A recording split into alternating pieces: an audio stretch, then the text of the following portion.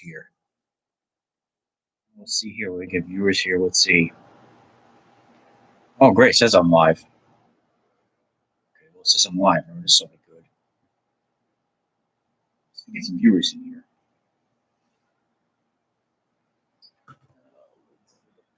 People roll it in. See notifications come in.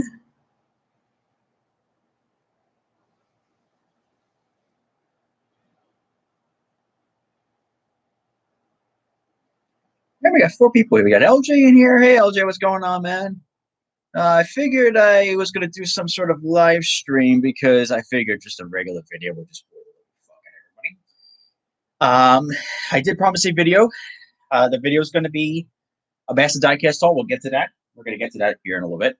I got Road America on the TV because I was out all day and I figured, well, it's going to have to be a must watch. Counting down until this race is coming up. Can't wait for the friggin' 500 to come on. But those are very excited to have Diecast. We'll get that for you. I just want to say hi to everybody. You know, this is going to be one of the only few times I'll be able to do this summer. This summer is going to be a very busy, compact schedule. What a shocker. It's a complete 180 of what the pandemic was all about. When everybody was all sitting home in their houses, not doing anything. Now it's about time we all got started bracking things up again. This is going to be a great summer for you guys. I'm excited for you guys because you guys are going to be in for a real treat. Expect some lots of good material because while I'm out enjoying myself at places like I should be there, I'm fucking jealous of David being at Road America right now. While I'm enjoying myself at the racetrack, you guys are going to be enjoying yourselves right there with all the stuff there. So hopefully we'll be able to get some cool content for you. Yeah, Joseph Newgarden on the pole, but we all know who won the race. But anyways, I'm going to explain this video here. So the reason I'm doing a live stream is, well, yeah, Joe, I figured out the live stream. I'm doing it based on Facecam. I'm not doing it on OBS Studio. Forget that. But this video is going to be kind of just a way to interact with the audience, kind of also to go over what I got from Jax. So I'll explain to you what went on today. So I needed video ideas. I actually got inspired from a friend of mine because I was like, you know, over the summer, I'm not really going to be doing many videos. I'm going to be very, very busy. There's no secret to that. And he said, well, you're one of my favorite YouTubers. You know, I look forward to all your videos and everything. So while I was just sitting there laying in bed, I'm like, I got to come up with some content for these guys. Because, yeah, I'm like, yeah, I know, like, the new releases come out. I'm not going to be able to do that. I'm not going to stop what I'm doing to make a video. Just time won't allow that. So I said, I got to come up with a game plan. I said, I got to come up with a game plan. I got to have some strategic idea to get the audience involved, keep them around, because we got some cool ass material for the summertime. And I also got inspired by my buddy Diecast Buffet. Diecast Buffet and I are like brothers. You know, we're all very closely together. I got inspired by him. He did what's called the Summer of Diecast, which I call the Summer of George, being a Seinfeld fan myself. I'm like, you know, I should do something.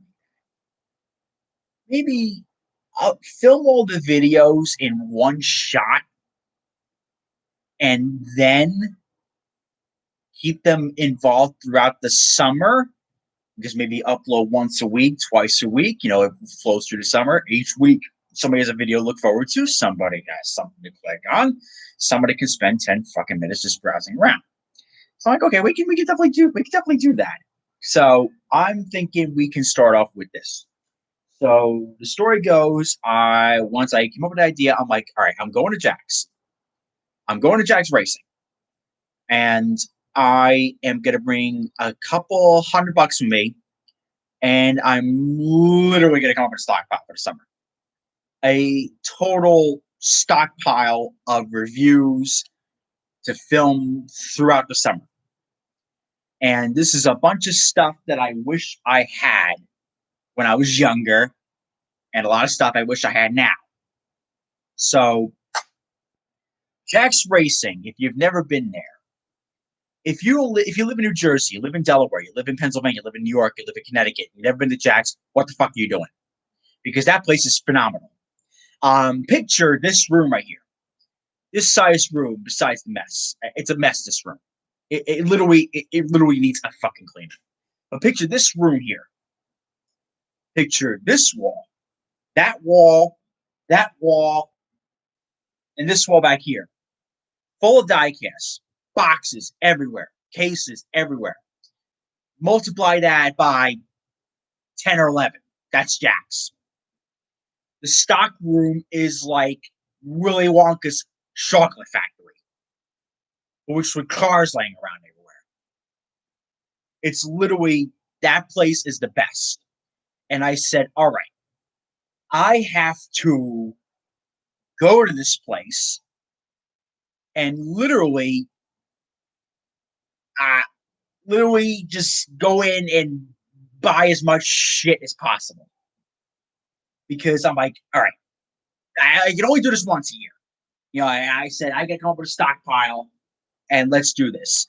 So for all the people watching this video right now, I hope to God you keep your pants on during this video, because if you love old diecasts, this is going to be a wet dream for you. Because I'll also explain it. I walked out of that store thinking somebody like Diecast Buffet is gonna jizz his fucking pants, getting to change of underwear afterwards. There's a lot of good stuff in here. I should start with the examples, but yes, give them support. They're wonderful, wonderful people. I've shopped from there numerous times throughout the years, and they're just nice, nice guys. In fact, Jack actually gave me some old tapes. And I gotta ask somebody how to do this, because I don't know how to do it. Me being a technical person, I should know how to do this, but I don't. He gave me a bunch of old tapes, and one of the tapes had a race that I taped myself as a kid, but it got lost when we moved. I'm trying to figure out a way to to rip it to digital and upload it to YouTube. Because we have races from '99. There's a 2000 Bristol race me and Rusty fan I freaking loved. I'm going to upload that. I want to rip the video into MP4 and put it on YouTube. That's what I want to do. But I don't have a VCR converter yet. Dave and I discussed that. We wanted VCR converters. We could convert old races to digital and then put them on YouTube. We don't know how to do that yet. So that would be kind of great if somebody can show me how to do that. That would be wonderful, wonderful. But gave me a bunch of old tapes for free, literally, because I spent like $300 in that place. I've done so much shopping there that it was like, all right, for anybody that's looking for content over the summertime, you're covered. I think that this will take the cake. So we'll start with a couple. Here. I'm holding my hand in an old car here. I just whipped it all out there. But you know, they really have a broad selection. Like, if you go in that store, if you're a 124 collector, they'll have everything in there. Fire engines. James Hinchcliffe being your pit reporter. That's wrong. He used to be in the car. But anyways, they have a whole great selection there. It was like I walked into each room, and you literally can find anything from 2001 forward. Maybe 2001 is a year. It's a random example. But wonderful place. This first one right here, Carl Edwards' 2010 subway car. I did not have this when I was a kid. I had the Scott's Turf Builder car, which that is in storage, and that's probably somewhere laying around. But I was looking at, he had a couple cases. And I'm like, dude, I want to get one of these things. And I went through one of the cases had a whole bunch of old stuff. I'm like, okay, that's great. I'm like, this is the old stuff they got. No, it wasn't. They had a whole bunch of new ones inside another case. Yeah, Cole, McLaren did Hinchcliffe dirty. Damn. I just gave the finger on YouTube. Well, I hope they don't demonetize me for that. But fuck McLaren. Excuse my language. Meanwhile, I have a Paddle War diecast. Paddle's kind of cute, so I'll give him a break on that one. But anyways, this is Carl Edwards' subway car. And the subway car, was in a different case. I'm like, all right, I found one case. Then I go to the next one. I'm like, son of a bitch, they have more of this shit. They had this one. Not only that, they had a whole bunch of others. So we'll put this kind of in view so we can pull that over. I did not have this one either when I was a kid, but they had it. We're going to give Brian a little surprise here. This is Carl Edwards' Aflac car. No, Eric, I'm an SQ fan. I'm just not a fan of McLaren. I was a fan of McLaren in Formula One, but I'm Italian, so I got to go for Ferrari. Ferrari is a shitbox this year. They really, they fucked Seb. They really did. I'm sorry. Excuse my language. No, Ryan, I wanted a Red Bull car, but I did not find a Red Bull car in there. But this car, I believe, if you call Jax, they have a number on the websites or the their Google search, whatever. You call the number up, and these cars are $5 with tax, of course. But $5 for a 2010 Carl Edwards Aflac car is something that I really appreciate. I did get F1 2020. It's a great game. If you loved, I'm going to cater to the NASCAR audience for a second. If you loved 04 and 06 with its good career mode, this will be a wet dream for you. F1 2020 is a fucking great game. It's awesome. I played that game for hours on Wednesday because I got the Schumacher edition. Because I wanted the Jordan, I wanted the Ferrari, I wanted the Benetton, and I was like, I got to get the Schumacher edition. I bought it early. It does have some bugs to it. I'll admit that. It does have some bugs to it, but overall, fantastic game. It's unbelievable. But the Schumacher edition is definitely worth the money. I was blown away by it. The attention to detail, like it's kind of like 04, kind of like 04 and 06. You purchase your team, and then you control everything in its grandmother. You control who you hire. You can control what development of your car. You can control. You can hire a marketing team. You can invest in buildings. You can invest into an aero department. You can invest in the engine department. You can invest into the chassis department. It's a wonderful, wonderful game. I'm trying to show you that 2000 car. Oh, I envy your soul. That is an eargasm. That game is that car, the 2000 Ferraris, 2004 Ferraris, friggin' eargasm. Beautiful cars.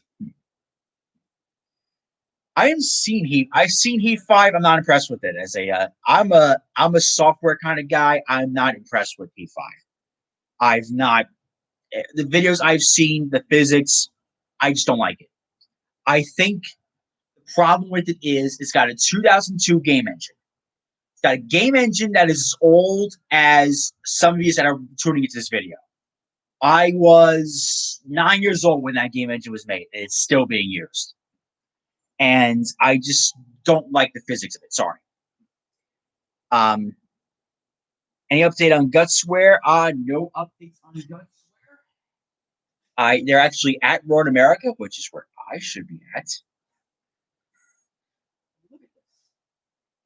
Those people I'm jealous of right there. They're at Road America, and I'm sitting here. Anyways, next car. Tony Stewart's Burger King car. Now, I wanted this so badly as a kid. I was like, oh, please, I need this car. Then when I finally got off my ass and got a friggin' job, I got the car, and it was a 2011 edition, and it was orange. The orange absolutely killed it for me. Let me see some comments here. Yes, the IndyCar race is a doubleheader this weekend. They ran today, and they're running tomorrow at noon on NBC. I'm going to watch the race. Let's see here. This is recorded, by the way. This is NBCSN. This was on a couple hours ago. A new garden stalled it in the friggin' pits. I couldn't believe that new garden. He stalled it, and then the engine shut off. Who won? Scott Dixon. And seeing the IndyCar race on Road America, it just makes me so pumped up for Mid Ohio, which is coming up beginning of August. Personally, I'll explain again why I'm doing this video schedule. The reason why I got stuff like this is to create a big stockpile, because once the summer hits, I'm just not going to have much time to film videos. So I kind of want to do it all at once and upload it periodically throughout the summer. And one of the key reasons is because next month I got Mid Ohio. Mid Ohio is on the 7th or the 9th. Then you got the 500 qualifying, which is the week after that. Then, of course, the weekend of the 22nd and 23rd, that's the Indy 500. I got my tickets already. I will be there at the 500. They cut off 50% capacity. I don't know where I'm sitting at because they're going to move people around. So for all we know, I might be in turn one. If I get penthouse tickets, I might just die in that grandstand, because that is a beautiful grandstand. Penthouse in turn one at the Speedway. But yeah, I'll be at the 500. This will be my 6th Indy 500 attending in person. And the following weekend after Indy is Ferrari Challenge at Watkins Glen. Now, I know what you're thinking. It's just a Ferrari spec series. No, they bring the old Ferrari F1 cars there. My life will not be complete until I hear an F2004 car. Somebody went off here. My life won't be complete until I hear a 2004 Ferrari in person. I might just die to hear a Ferrari car. And let's see here. Marco's surgery car. Oh, I don't know when that's coming out. That's going to be a beautiful car. That was Rossi that went off. That was Rossi, and he collected Renus Nike with him too. And Marco was carrying the whole banner. Marco got the shit end of the stick on that one. Where is the best place to sit at Indy for somebody who doesn't have the money? We like our seats in turn 3. We like our seats over in turn 3. They're pretty good, but they're about $109. If you go lower, they might be 85. I mean, tickets go as low as $55. But, anywhere you go, you're not going to see the whole place. That's just the way Indy was built. You're going to see only certain parts of the racetrack. Like, for example, if you're in turn 4, you're going to see parts of a little bit of the backstretch coming into turn 3 through the short chute through 4, going into the front straightaway. So, if you really think about it, inside of where the pit lane is, that's probably the best seat for your money, because you got a bunch of video boards in front of you this year. So that might be the best way to do that.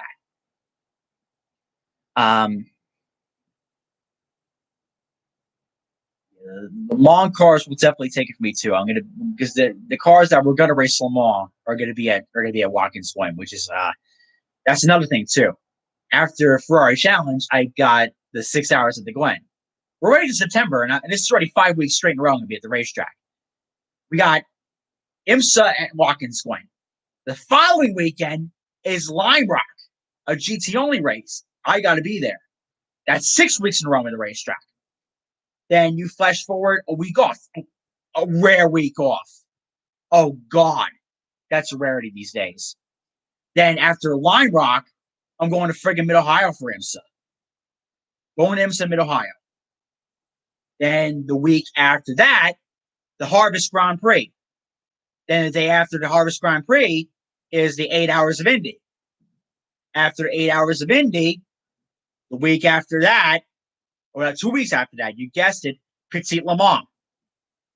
Then after Petit Le Mans, like literally the week after Petit Le Mans, I got to hop on a plane again to go to St. Petersburg. Then after St. Petersburg, I'm going to historic 24th Daytona. Then to wrap it all up again, all this craziness, the 12 hours of Sebring. Huge hallelujah chorus. I love Sebring. Because Sebring is a beautiful racetrack. 8 hours of Indy is an SRO race, Ian.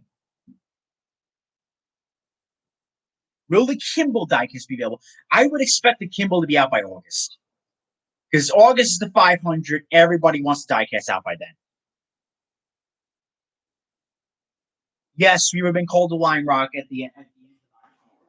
But I wanted it in October because October 31st, my dad would have been 58 years old. My dad died 15 years ago. He died in 05. And it's always depressing Halloween. Halloween just is absolutely terrible for us. We don't go out. We don't do nothing because we're like, oh my God, we wish he was here. So that race would have been perfect for me to go. These would have been a perfect escape. But anyways, we got a cool diecast here. This is another one. This is another one I wanted as a kid. This is Mark Martin's CarQuest car. This is the 2010 edition. This is the 2010 edition, and this car, let's just say Mr. Noonan kind of wanted as a kid, but guess what? He didn't get a job until late 2010 and never bought it. So this is one that I crossed off the list, and I'm like, all right, we got to do a review on this one. This is going to be a perfect review. This is not the only Mark Martin car I purchased at the store. We got a couple of these. And we're up to 4 guys. This is going to be a pretty long video because the bill at that store was not cheap. I went in with a couple $100. I think it only came out with 20. I think that's and this video will be available for you afterwards if you miss any parts of it, so you can definitely tune into that. But I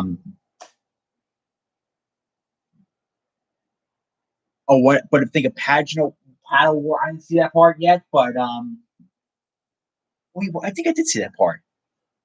The paddle went in wide, and then paddle wiped out daily. Paddle wiped out daily afterwards, which that was kind of a little bit shitty. I mean, yeah, you go. I know you go wide open in that kink, man, but you have to take the bastard out. Anyways, might as well make Brian jizz his pants a little bit because we got another Carl Everett's car here. This is the 2010 edition of the Carl Everett's car. I have the 2009 edition. I believe I reviewed the 2009 edition, but we have the 2010 edition now in hand, and I figured that this was the perfect time to review this over the course of the summer, of course. And, we can definitely do something along the lines of that. So we have this car, and it's a beautiful car, believe me. I absolutely love this thing. And Pato basically moved Pageant from position. Ugh. I did not expect anything less than a McLaren driver. I did not expect anything less of a friggin' McLaren driver. I loved McLaren. Don't get me wrong. Like I mentioned earlier, I loved McLaren. But when they fucked over Hinchcliffe, I couldn't respect them no more. And of course, McLaren burned ties with Honda, so they got to go to Chevrolet. That screwed over Hinchcliffe because has a Honda sponsorship. And that really screwed over a lot of people. And Hinch shouldn't be on TV. That's something right there. He should be in the car. Yes, Norris is not on my Christmas card list either. I like Lando, don't get me wrong, but Yeah, not at the same time. But anyways, so we got that sucker. I figured I might save the big ones, big surprises for last. So we'll save that for last. But here's another sucker that I liked. Jeff Burton's 2010 Caterpillar car. What a beauty this was. I was amazed by the detail of this car. Who's my least favorite driver in IndyCar? I don't have a least favorite because I like everybody. I like everybody respectfully. Everybody's cool. The paddock area is wonderful. Everybody's just genuinely nice. So I don't dislike anybody. There's nobody I dislike in an IndyCar. But this car right here is freaking beauty. I really love this car. And more importantly, I really think that in the 2010 era, because this is before Lionel took over, it seemed like that even though the overall casting was non-opening parts or anything like that, this was an era where quality kind of mattered. And when somebody puts quality, tender love and care into their products, then you get reviewers like me who are very happy with the product. They're going to want to promote the product. They're actually going to promote it with a straight face on their face. So that's awesome that they have it. We got that. We got plenty of cars here. This is a. If you're just tuning in, this is literally my stockpile for the summer. This is literally all the cars will be filming over the summer. And I'm excited to do those because it not only will give you content for the summer, it'll give me the chance to go out and venture off into the racetracks, which I'm going to do. And oh, Eric, I did not see the fight between those two. I actually, I actually fell asleep during the race, not because it was boring, but I was exhausted. I sat on this bed, and that was the end of it. And yes, Winter Circle. Here's Pato going by an hour. I'm literally rewatching this race as if I didn't watch it already. I was literally sitting at a diner on the phone, flipping through the race. Agil's P13, of course. That sucks. And okay, so we'll get more involved with.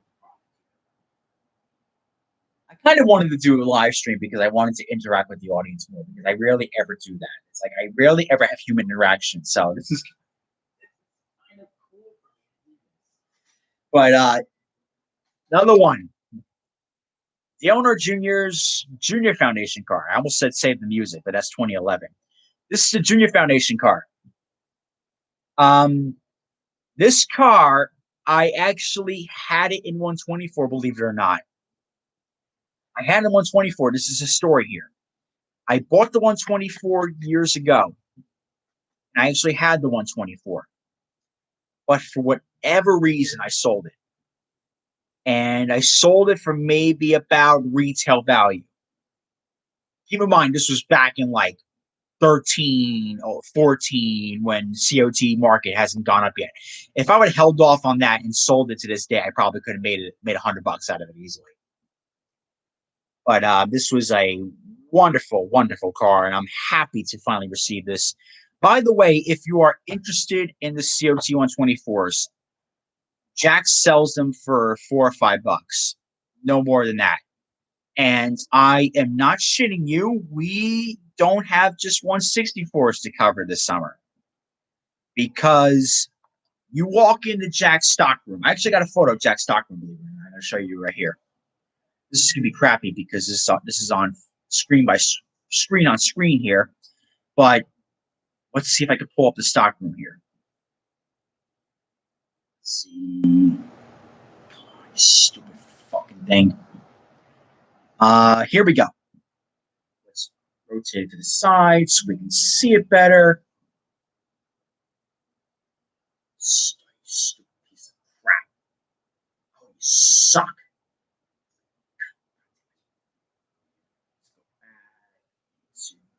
Yesteryear. I have a photo of it. I'm just gonna look for it right now.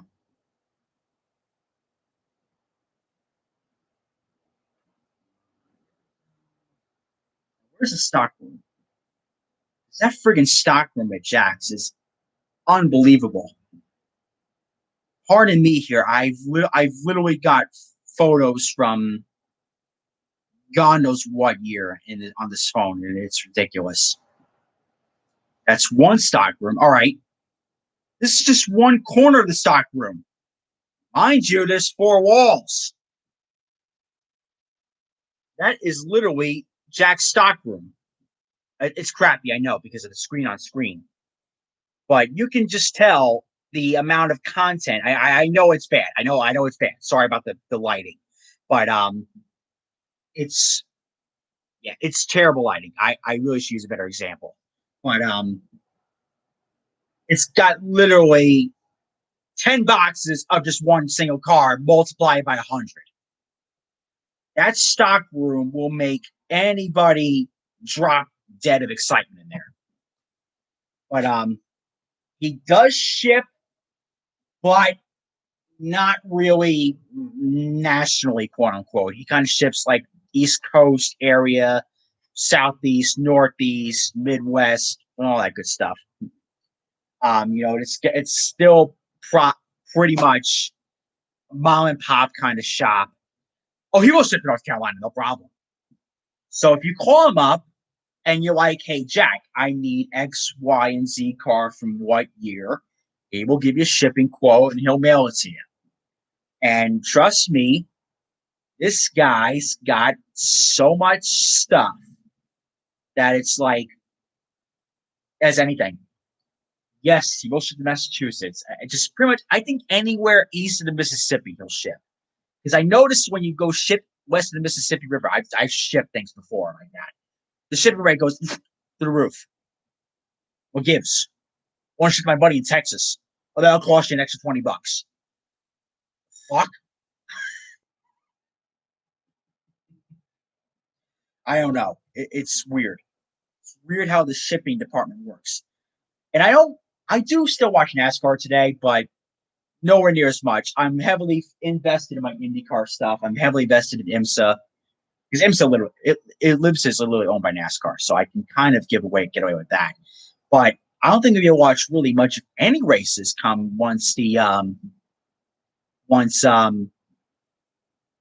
August hits, because once August hits, you have a fucking racetrack every fucking week. I just give you my schedule. Starting in Mid Ohio, it's like I'm gonna be in Mid Ohio. Okay, the following 2 weeks I'm at Indy. Then I'm at Watkins Glen. Then I'm at Lime Rock. Then I'm at Sebring. Then I'm at Mid Ohio again. Where am I at time to watch these races? You bend over and kiss a little ass, Ryan. Then you'll get in. You'll get him into it. 2003, 38 M&Ms. Um,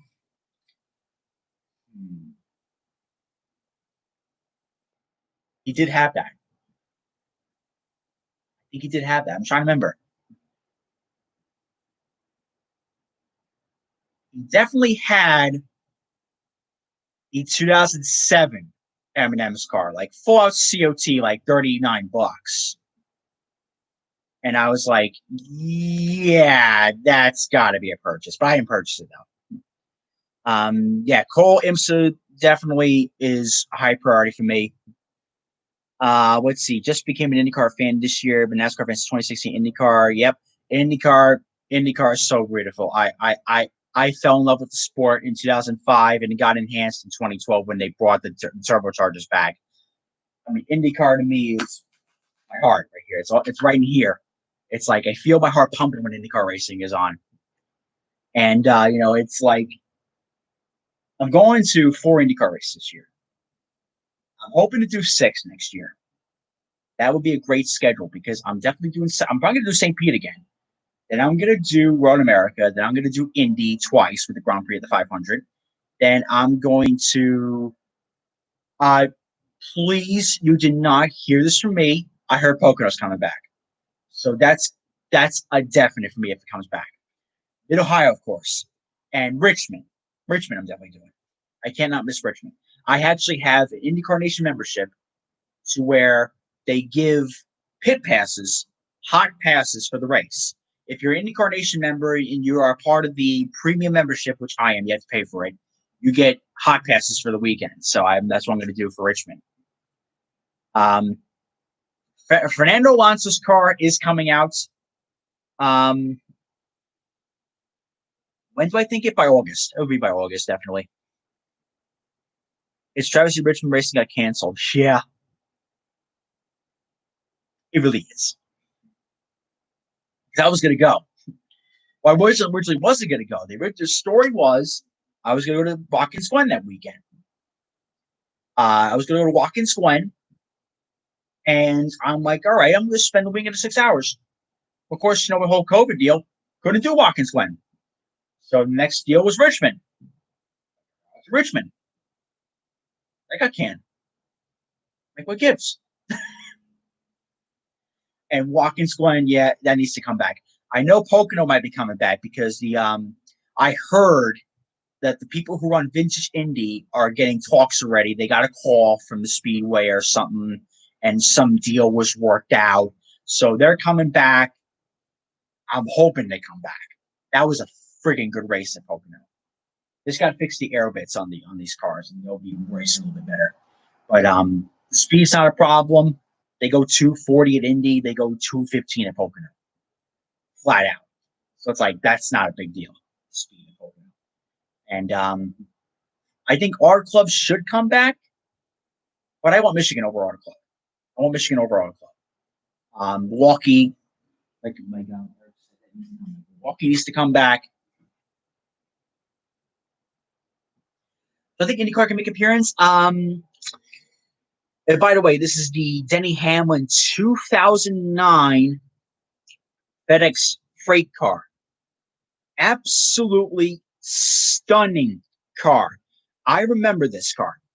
This car was purchased when I had a doctor's appointment. I literally skipped school that day, and I went to the NASCAR store afterwards, and I bought the Denny Hamlin set they had. This was 2009, keep in mind, and for these cars, I only paid $495 for them.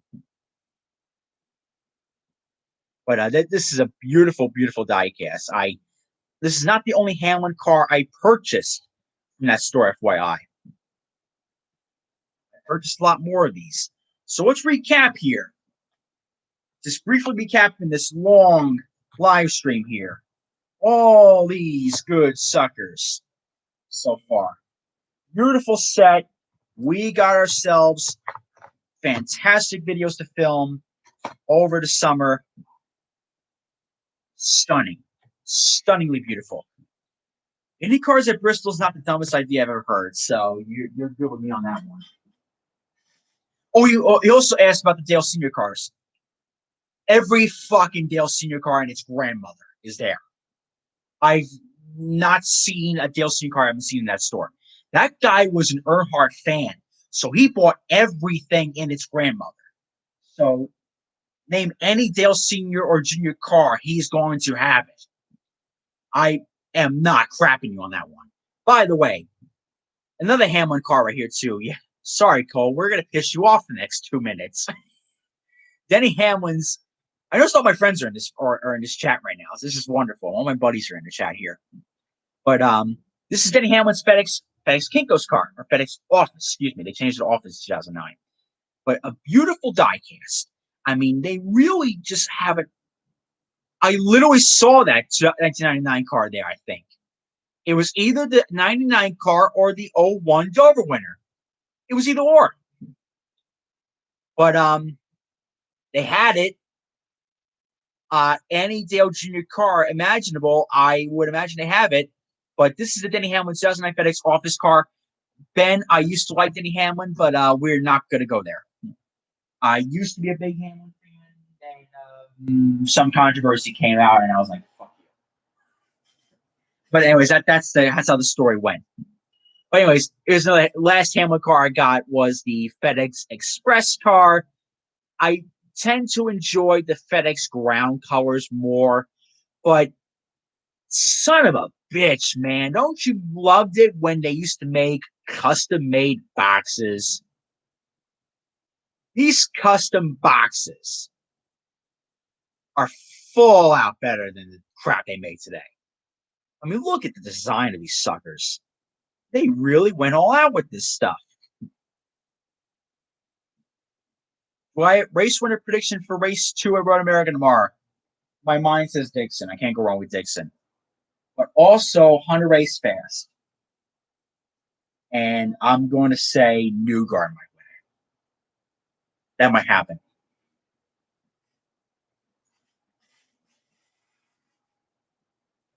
I was at Martin. Oh, you were there when he dumped him? Oh my God, that's horrible. Where's Circle clamshells? He had quite a few of them. He had quite a few of those. Those were beautiful, but I hate the fact you can't reopen those. Custom boxes were good. Yes, custom boxes were good. Speaking of custom boxes, but this is a car that I'm like, all right, we have 3 separate years of this. What am I gonna do? We got the Casey Kane censored Budweiser car. This is literally the 2008 edition of the Casey Kane Budweiser car. Now, I would have loved to have gotten the 164 Budweiser car. I should have gotten the 124 Budweiser car because, yes, COT 124s, $25. $25, brand new, unopened, never seen the light of day since 2008 when they unboxed that shit, and $25 for 124. It's like you are flat out robbing him. But this is the Casey Kane censored Budweiser car.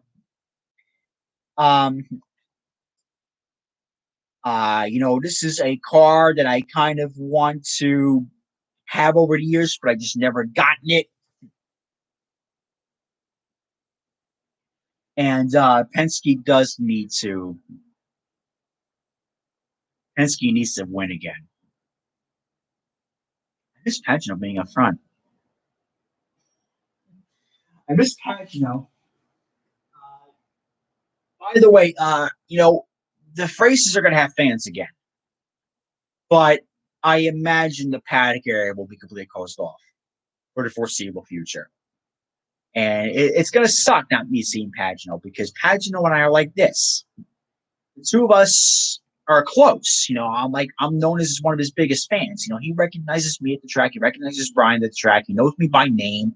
It's going to be tough, but we have to get through this. And in 2021, I'm going to see him again, and I'll be saying hi, of course. And that's the way it goes. Oh, by the way, Brandon, I just mentioned earlier, I don't know if you were on the video earlier, but you did not hear this from me. I think Pocono's coming back next year for IndyCar.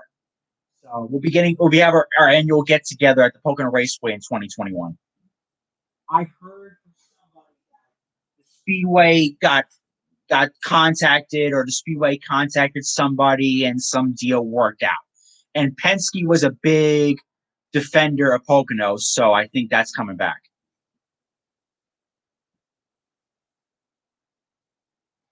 IMSA paddock, I think they would follow the same guidelines, but there are some places where I think you'll be closed off. I don't expect Line Rock to be closed off because of how good they're doing over there, but I think it's going to be tough to say how we're going to have access to the paddock this year. I think the IMSA paddock area might be closed. I think that's probably going to be it's probably the best case scenario for everybody to close off the paddock area this year, because the last thing I want to do is, God heaven forbid, I'm a COVID carrier. I carry it to Pagano, or I carry it to Patrick Pile, or I carry it to the Corvette team. I don't want to do that. But let's see. I heard a rumor of having another car crash in the past 2 years. Yeah, I'm praying to God that doesn't happen either too. But it happens all the time. Like I go to Indy every year. There's always a hard crash at Indy. So I mean, Pocono has always been kind of shitty with their track updates.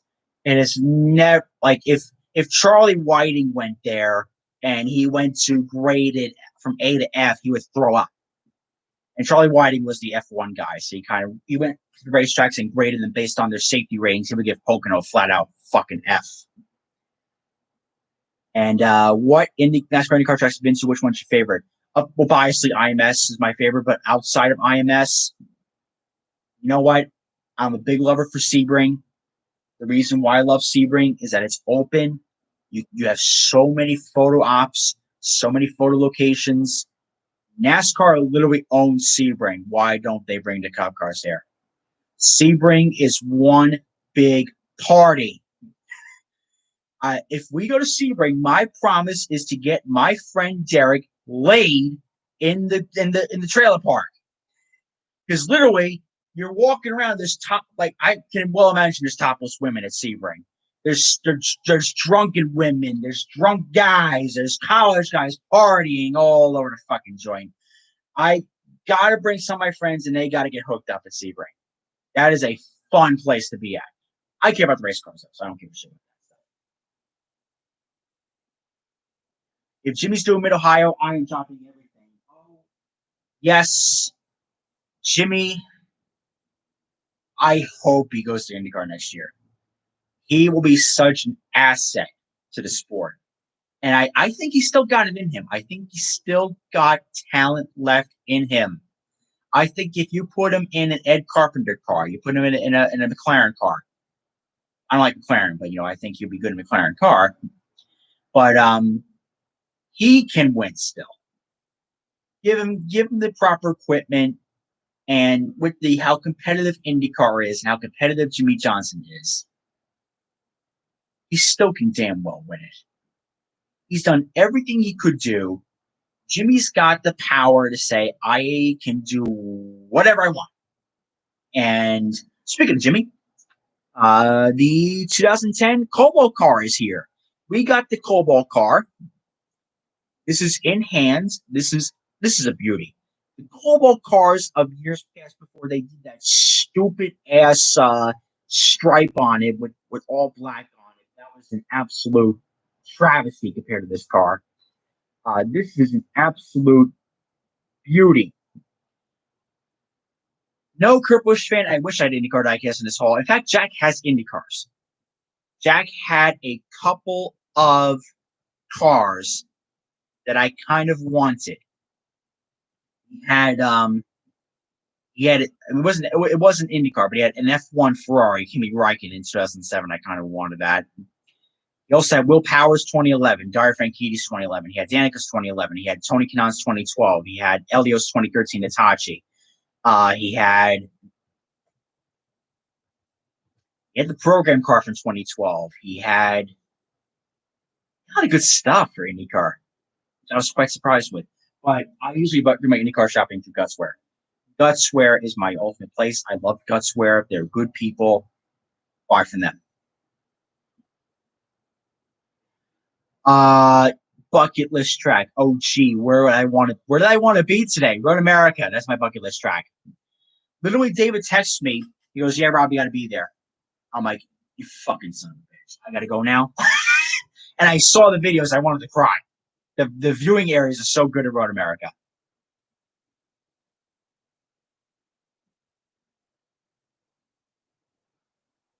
Yeah, he did hit Dale Senior level championships. It seems like once he hits 7, though, kind of downhill from there.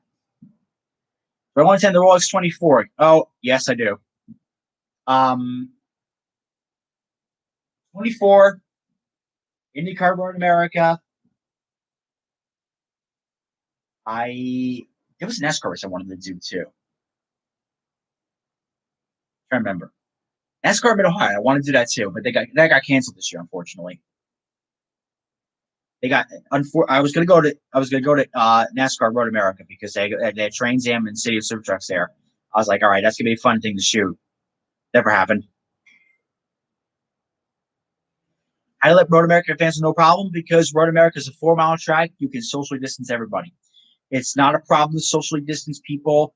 I don't see a problem with outdoor crowds. Um, this is my personal issue with society. You got group one. We're gonna call asshole number one. See this? That's an asshole. Asshole number one. Asshole number one is a guy who doesn't play by the rules, doesn't wear a mask, says that masks intrigue my personal rights. Yeah, get a load of these assholes. Then you got asshole number two. Asshole number two is a total fucking Karen. They read the headline articles off CNN and they see a crowd of 10 people, they have a fucking panic attack. You got these two assholes. Then you got the poor schmuck right here, who's asshole number three, who's sick and tired of asshole number one and asshole number two, who just wants to play by the rules, who wants to go to the track, mind his own fucking business, but these two Karens are going at each other. If I had these two morons together, I fucking smash their faces in and let them sit there. I'm sick of them. I I don't like people to begin with. This pandemic really infuriated my hatred for society because don't get me started with the Bubba Wallace deal. Oh my god, there was literally people that's I believe some people have said that if you don't like Bubba Wallace, you're racist or whatnot. My response is, sir, I'm not racist. I hate everyone. I like Bubba, but I just hate society in general. I If the black person is nice and they're good people, I'm gonna hang out with them. But if somebody's an asshole, they're an asshole. I treat everybody with the same dignity and respect. Everybody is a friend of mine. If I don't like you, get lost. Oh, hopefully they return back to the Mexican road course. Oh, Autodromo Hernandez Rodriguez. That's a good road course. I love that place. But let's just say Herman Tilke destroyed it. Herman Tilke got into the place. Herman Tilke is the kind of big cheese in designing F1 tracks. He took a perfectly good parabolic turn, puts it through the fucking baseball stadium, ruins the whole track. It is literally garbage now. So I hope if they come back, they don't use the F1 layout. Because the F1 layout's horrible. I mean, I like Bubba, don't get me wrong, but they really have publicized the hell out of him, and I'm just sick and tired of hearing it. I like him he's a good guy. I like him. He's a nice guy. I really like people like Bubba. They're nice, honest people. But yeah, I hate everybody equally. I was going to go to the All-Star race, but didn't want to risk it. Yeah, if you're 6 feet apart away from somebody, it's perfectly fine. I've been to Mid Ohio. I'm going to all these races, man. I'm gonna wear a mask in front of everybody. It's gonna be nice. Take the chance. It's worth it. I would say just protect yourself. Have hand sanitizer on you. Don't shake people's hands. Social distance. I was a king of this social distance crap before it was cool. You can ask Brian this story. When I am photographing, I do not want people 6 feet away from me in general, let alone this pandemic. Oh yeah, I can get it. I get it. Yeah, grandma's living. Yeah, I totally understand that. I completely get you now because my grandmother. This is something my grandmother did. My grandma had. So my grandmother, she wound up passing away in 2012. She died of lung cancer, unfortunately. Horrible, horrible thing. We think she died because of this pill we gave her when she had a heart attack. She had a heart attack. She's on a respirator for a number of months, number of weeks. But we eventually got her off of it. But they gave her this medicine, and now 5 years later, we're learning that it gives you lung cancer, and we were like, "What the fuck?" But anyways, she died in 2012. But her house was literally 6 blocks away from this hospital in Borough Park, Brooklyn. And Borough Park, Brooklyn, in the month of March and April, was the world epicenter. Like, my grandmother could have gone out and gone to the grocery store. She couldn't have gotten COVID within a heartbeat. I would have been so sick if she was still alive because because that hospital was 6 blocks away, and that was the COVID epicenter when that was going on. No, of course, handshakes meant something, Brandon. Let's see. They're selling what online now, Cole?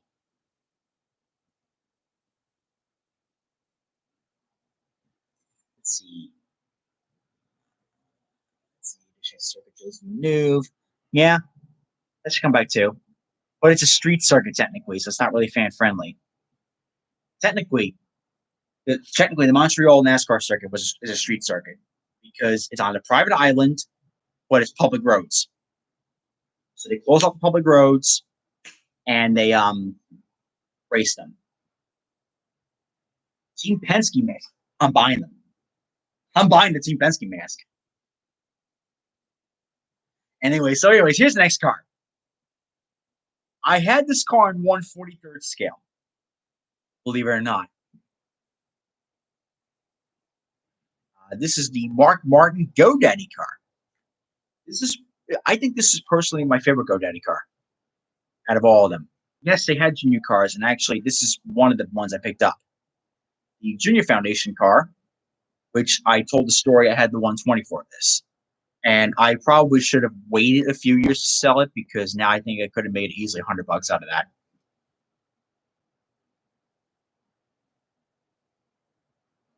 But anyways, this is the Mark Martin GoDaddy car. Personally, I am very impressed with it. I saw this in the second stand. Like, I saw this in the second case. I'm like, son of a bitch, I gotta freaking get it.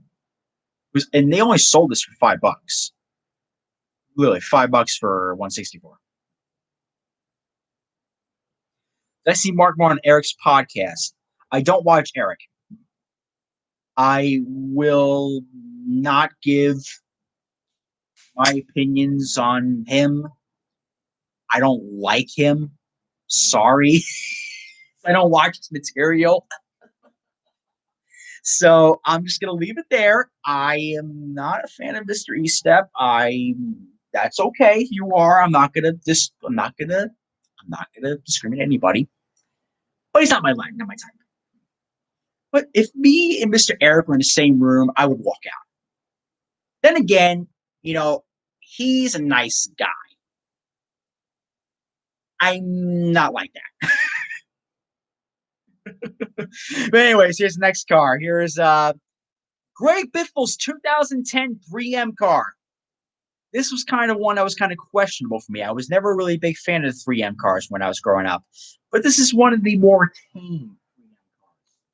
Yes, I do recommend the Elio Submarine car if you have not bought those yet. But this Greg Biffle car is absolutely spectacular compared to the 2011. The 2011 car was just absolutely all over the place. It absolutely just looked horrible.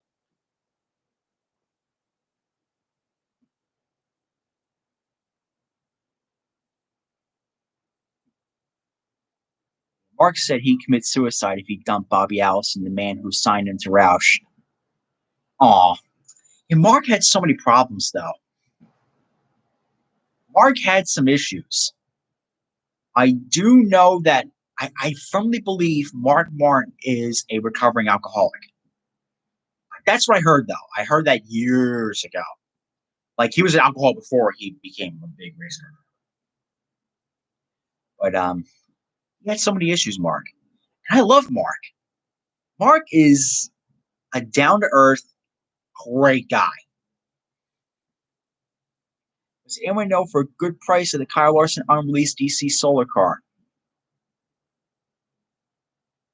I don't know if even Jax has it. He might have it. I don't even know. Get it with a Dalton Kellett. Oh, Dalton Kellett's gonna be Dalton Kellett's gonna be a nice purchase. Just saying. Night rentals car? Oh, it's downstairs. I'm gonna review pretty soon. I'm just to review the IndyCar content because that's still coming in regularly, and IndyCars don't get released as frequently, so it's kind of financially stable to do that. But anyways, somebody asked me about the junior cars. I just literally saw this one. I got the Dale Jr. 2010 Amp Energy car. I got the 2009 Amp Energy car. Now we're gonna review the 2010. It was only $5, so I was like, you know what? I might as well. I might as well do it. I might as well spend $5 on the community car because these cars, I love the this style of amp energy cars. These were beautiful. No, it's not released a K-line car. It's going to be released pretty soon.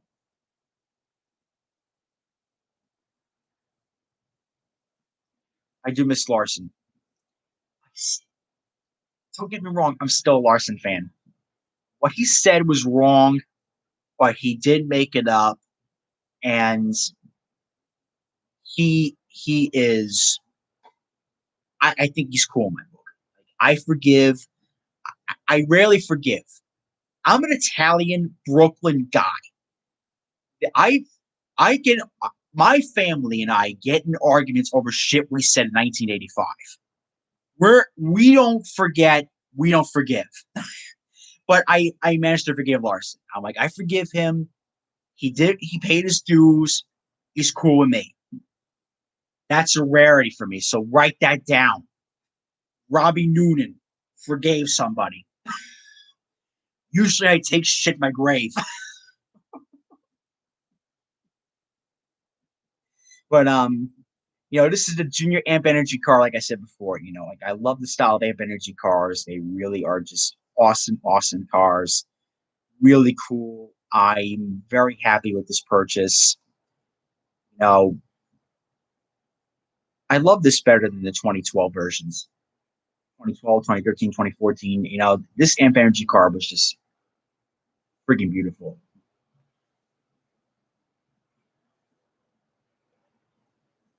That Daiju car was freaking beautiful. Kyle Larson in the car, probably not going to happen now.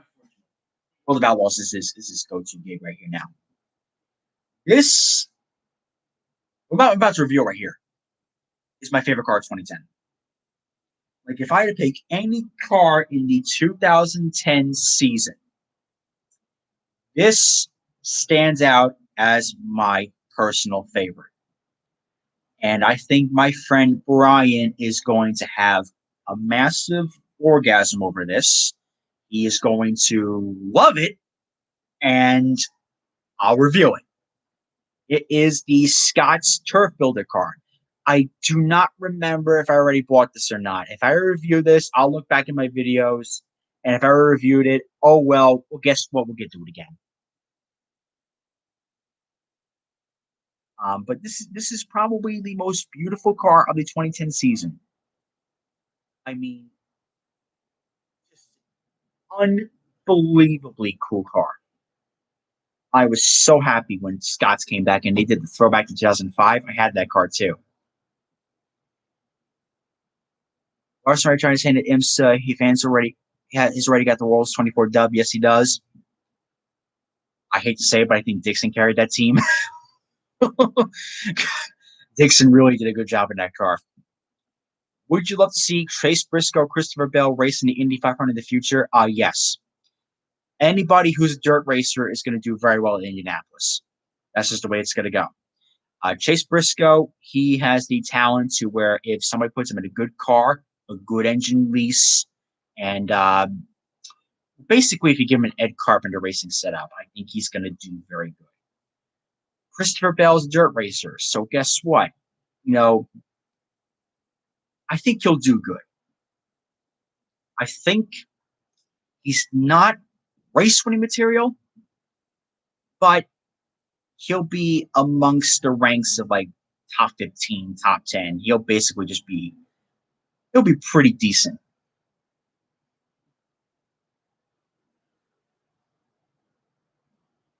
Let's see.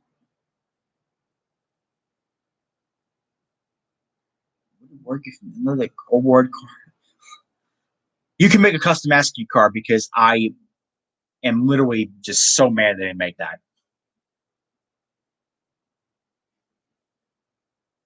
On the fence of purchasing 27 MTJ Championship or Chase Elliott Talladega winner. You know, I've seen that championship car. It's drying up. One that's drying up.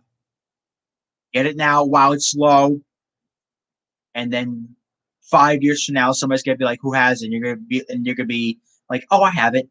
It'll be like flexing wealth. Let's see. I think you might do an ask you my second favorite driver to New Garden. That's gonna be cool. You should definitely do a custom. Well, here's the thing. Shall I vent for the next 5 minutes? I think you're doing for a vent. People want to blame the people for not pre-ordering the cars as the reason why they're getting canceled. On paper, that's the reason. I'm saying on paper for a reason. Because the common person doesn't have the money to put aside to purchase a car, to be guaranteed to be purchased a car, given the financial market that we have today, into a diecast. So what a lot of people did years ago was they relied on the vendors. When Jack opened his business in 1995, there were 2,000 licensed NASCAR distributors in the United States. Let's take this for example. 2,000 dealers ordering 10 124s or ordering 40 164s. You do the math, MOQ was not an issue. How many dealers there are today? 15. That is not a number I'm exaggerating. 15 distributors across the country. That is 1,985 people not ordering 10 124s, not ordering 40 164s. Back in those years, you used to be able to go to a store and purchase it from the vendor.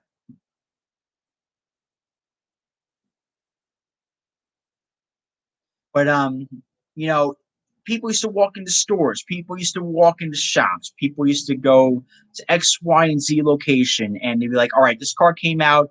Do you have it? Yes, come in, order it. Off topic here. Let's see. Oh, there's a new IMSA team. That's nice. Charlotte Road Course, no. Please, no. There's so many good road courses to go out there. IMSA has a short schedule that they got to go to a lot of good places. Endurance race in Road America needs to happen. Endurance race there. They also, where else can they go? Well, they go to Laguna. They go to Monster Race, same thing. They go to Daytona. They should go to Indianapolis. Roger Penske wants a race there. You know how they go to? They go to seem like a lot of good road courses these days. VIR they go to, but that needs to be a full prototype endurance field. But yeah, I just don't see the Charlotte road course being a valid road course to go to. That's just one person's opinion, by the way. I just don't think it's not enough runoff. I'm not a fan of it. Trying to think what other good road courses they can go to. They go to all the good ones.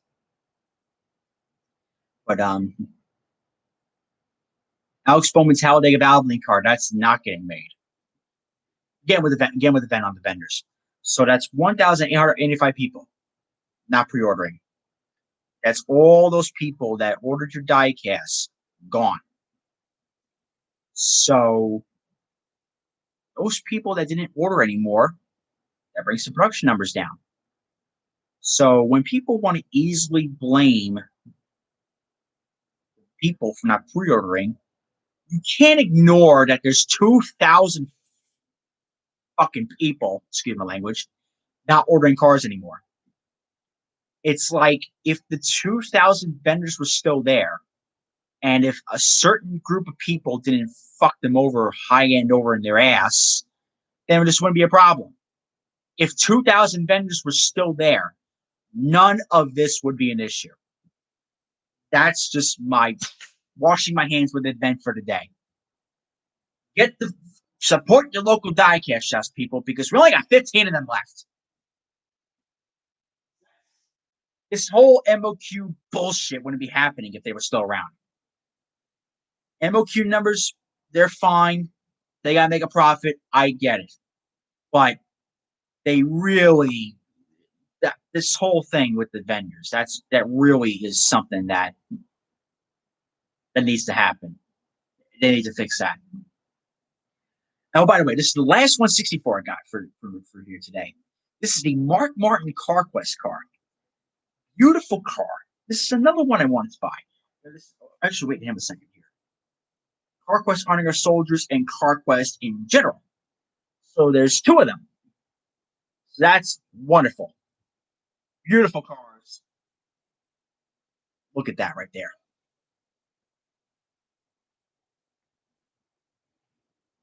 Let's see. Do you think IMSA should return to COTA? Hope they don't put it between May and September. Don't remind me how hot Lime Rock was last year.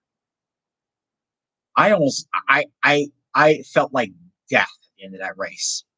It was 100 degrees with a dew point of 70 degrees, almost like 60% humidity. I could have died in that paddock area. I could have dropped dead. It was hot. But COTA is this is my problem with COTA. COTA is a nice facility. I will give it that. But it's not a fan-friendly track. COTA is not a fan-friendly track. You're not allowed to bring your own food or drink in, one. That nearly alone made me fall off my chair. And two, there's no spectator mounts. There's no viewing areas. You're up to buy a fence the whole time. So, as a photographer, I like places like Sebring, Road America. I like places like Watkins Glen. I like places like I like places like Road Atlanta, Laguna. Places like that offer nice viewing areas with just a small fence that goes up my waistline. This way, I can see the race and view for photos. You can't do that at COTA, unfortunately. You bought the Andretti Tribute car, you got yourself a good deal.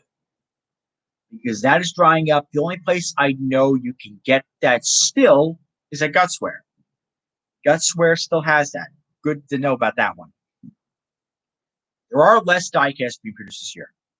Well, let alone one because of the global pandemic. That shifted everybody's priorities. That shifted everybody's work shifts. Things will be getting delayed. Things are not. The pandemic screwed everything over. So that's not Lionel's fault. But cars are getting canned. People again want to blame the people for not pre-ordering. Well, guess what? People got laid off. People don't have jobs anymore. People, have the same economic status they used to.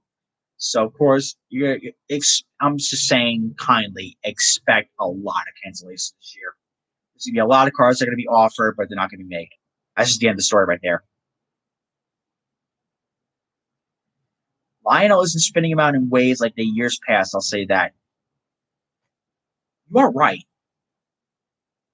Because when Lionel first took over, it was like one big batch.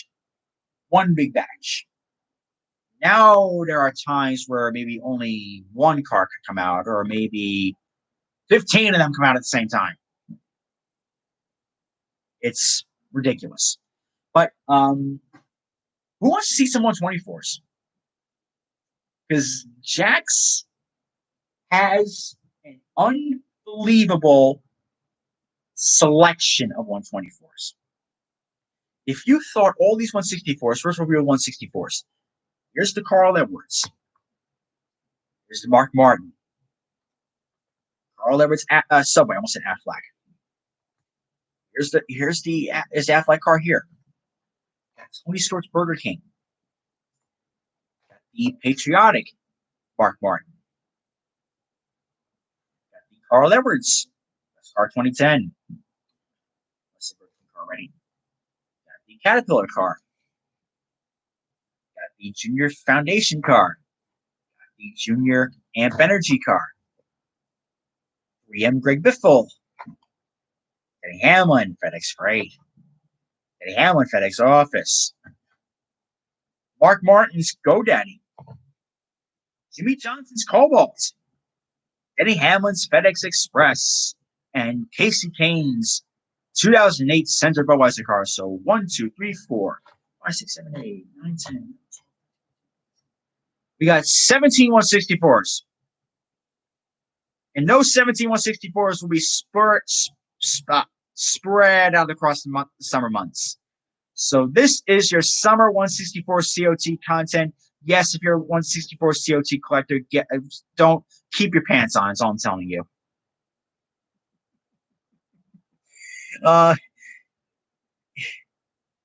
It says the opportunity to create a schedule. Yes, we need doubleheader weekends. Yes, we do. But about the 124s here, people. If you thought this 164 haul was good, Jack's 124 selection, pre-economic crash diecast, as I call it. You can find literally everything and its grandmother, except for the Red Bulls. I couldn't find any Red Bulls, unfortunately. Used to have Red Bulls, but yes, episode these need to go across borders again. That needs to happen. Oh, by the way, Mossport. I want to go back to Mossport again. Canadian Tires, everybody. I call Mossport. Mossport needs to come back next year. Also, go to Monterey or go to Mexico City. That would be great.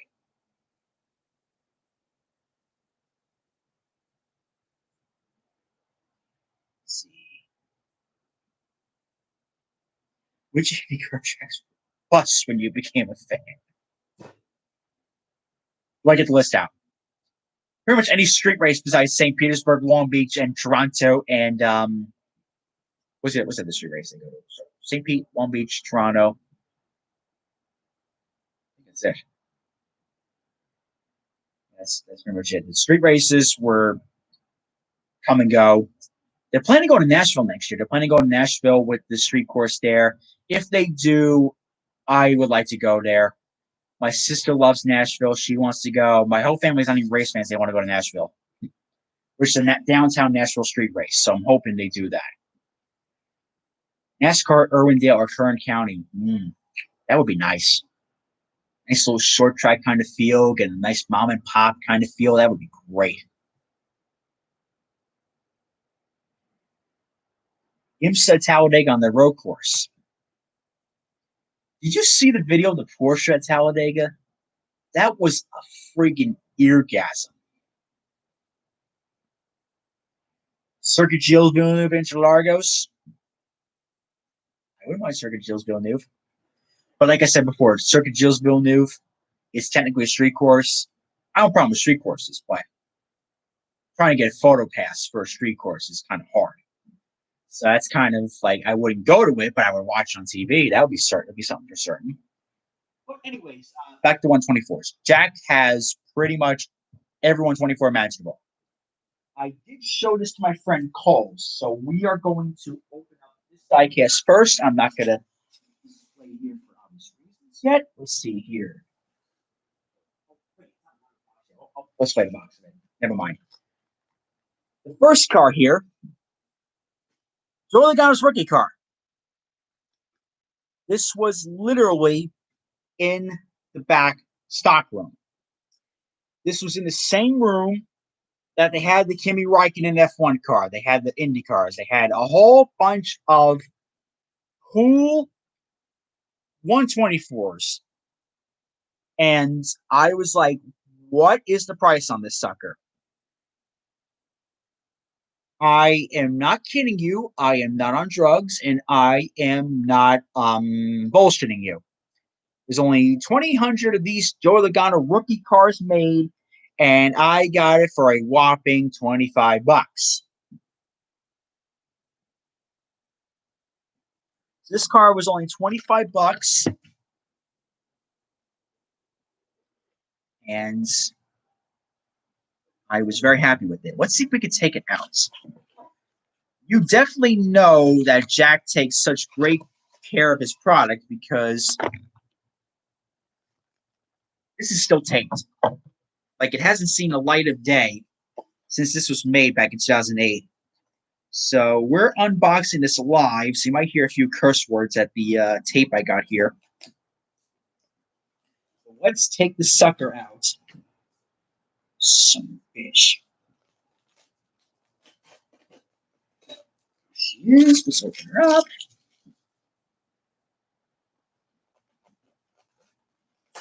All right. Take that off. Stupid things. All righty. Here she is. Get a load of that sucker. I am just... It's freaking cool.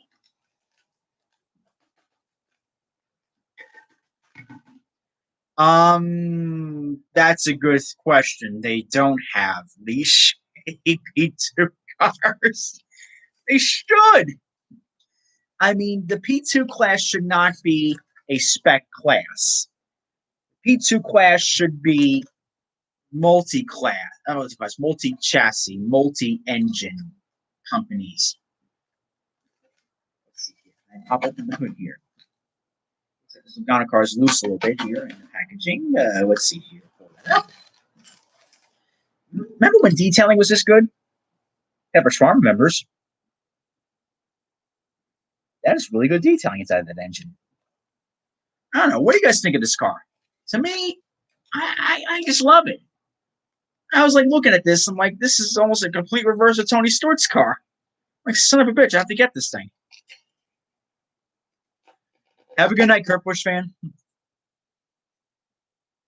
Yes, too many Orica cars in the P2 class. They had a, was it a Riley or was it shit? What was the Rick Ware racing car? It was a Multimatic, I think. I think the Rick Ware was a Multimatic. Here's the thing about Rick Ware. Rick Ware bought a P2 car because they have the Asian Le Mans program. They had the old generation P2 car. They bought a new generation Multimatic O'Reilly for the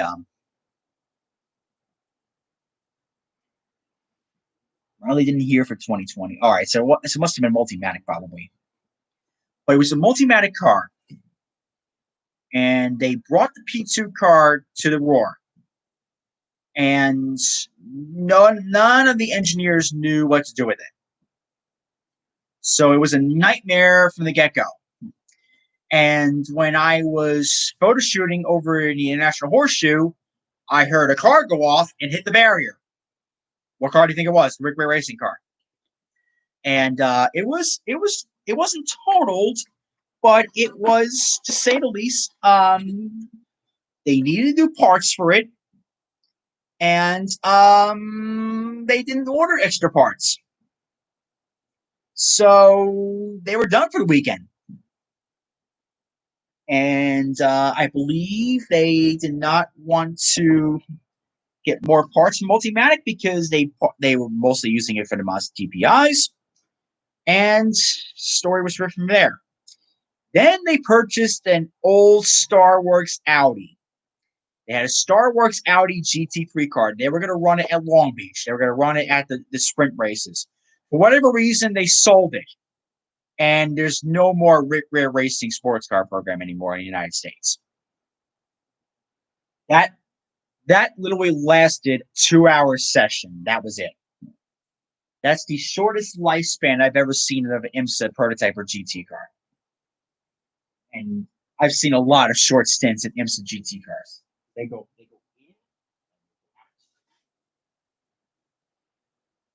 Yes, pole, straight heat.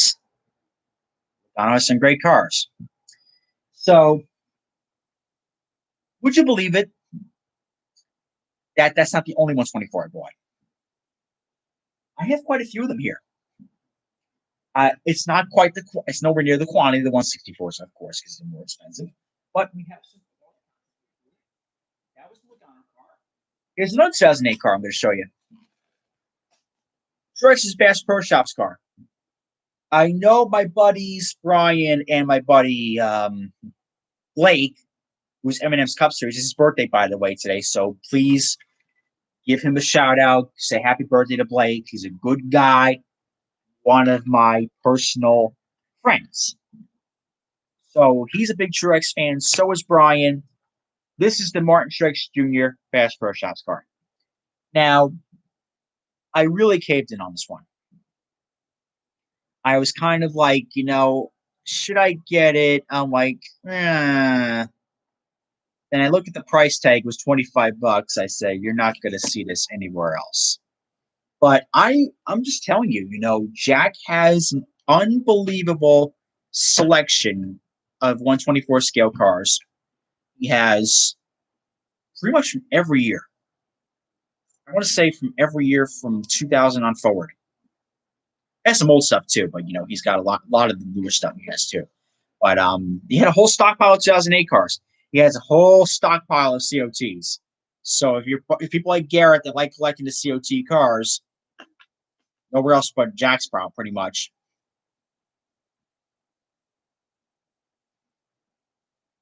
That's good. We need more GT3 cars. Because I was upset at the GT3 grid at Daytona for the spring race. I don't know what's the intro this like for Sebring, because I know some people are coming back for Sebring. I don't think Reese will be back. They're the GTE cars, and somebody was coming back for Sebring. I knew that. Somebody was coming back for Sebring. It was somebody in GT3. I don't know who it was. I really think the Land Audi should come back. That's something that I've been vocal about. Up to 29 with LMP2 entries. Oh, thank God. Wasn't it 29 though with the Daytona race though? It's weird. But sorry, my thread's going off there. Sorry about this. I had a little moment there. But anyways, this is the Truex car. We'll take it out. Yeah, believe me, I wanted to go to Sebring. I wanted to go to the Cadillac Grand Prix, but I think tickets are limited to Florida residents only. And if you go to Florida, you have to quarantine for 14 days around here, and I'm just not putting up with that bullshit. So I said, screw it, I'm not going to do it.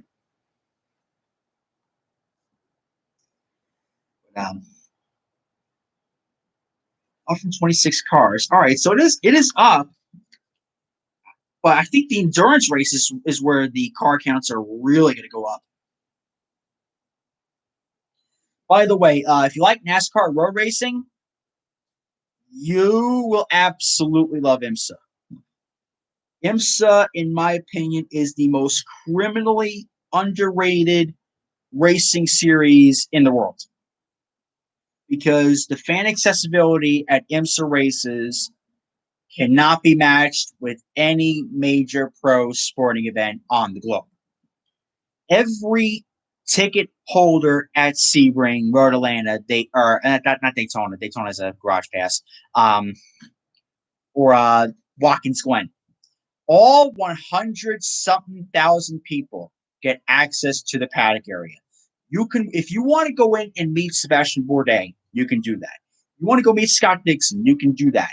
You want to go meet Patrick Pilet, the Porsche people, want to go meet Jordan Taylor, you can do that. Every ticket holder gets access to the paddock area.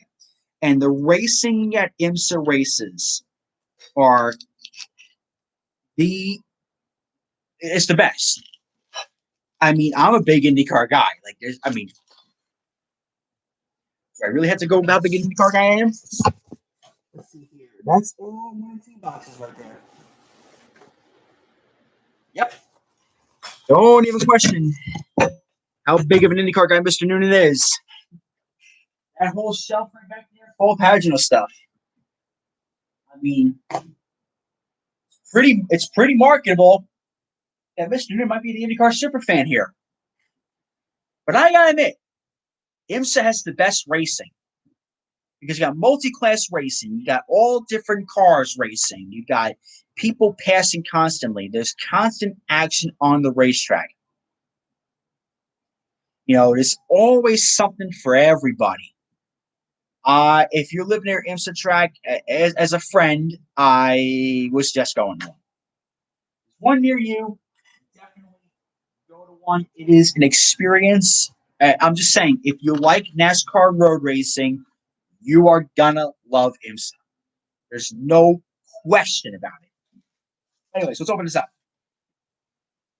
I like how these things come up with little personal protective things here. That's pretty cool.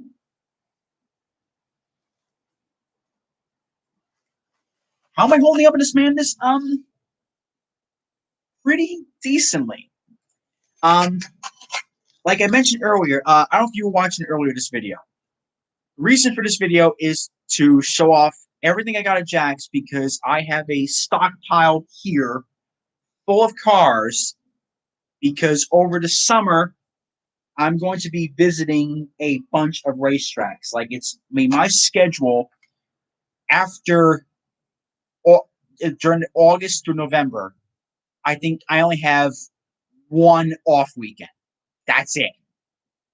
Every other weekend is going to be me at a track, and during the week, it's going to be editing photographs, editing video, editing different kinds of things when I'm at the track.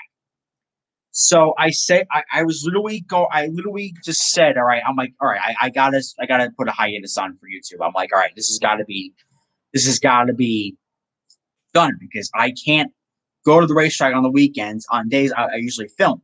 So I'm like, all right, I got to do something.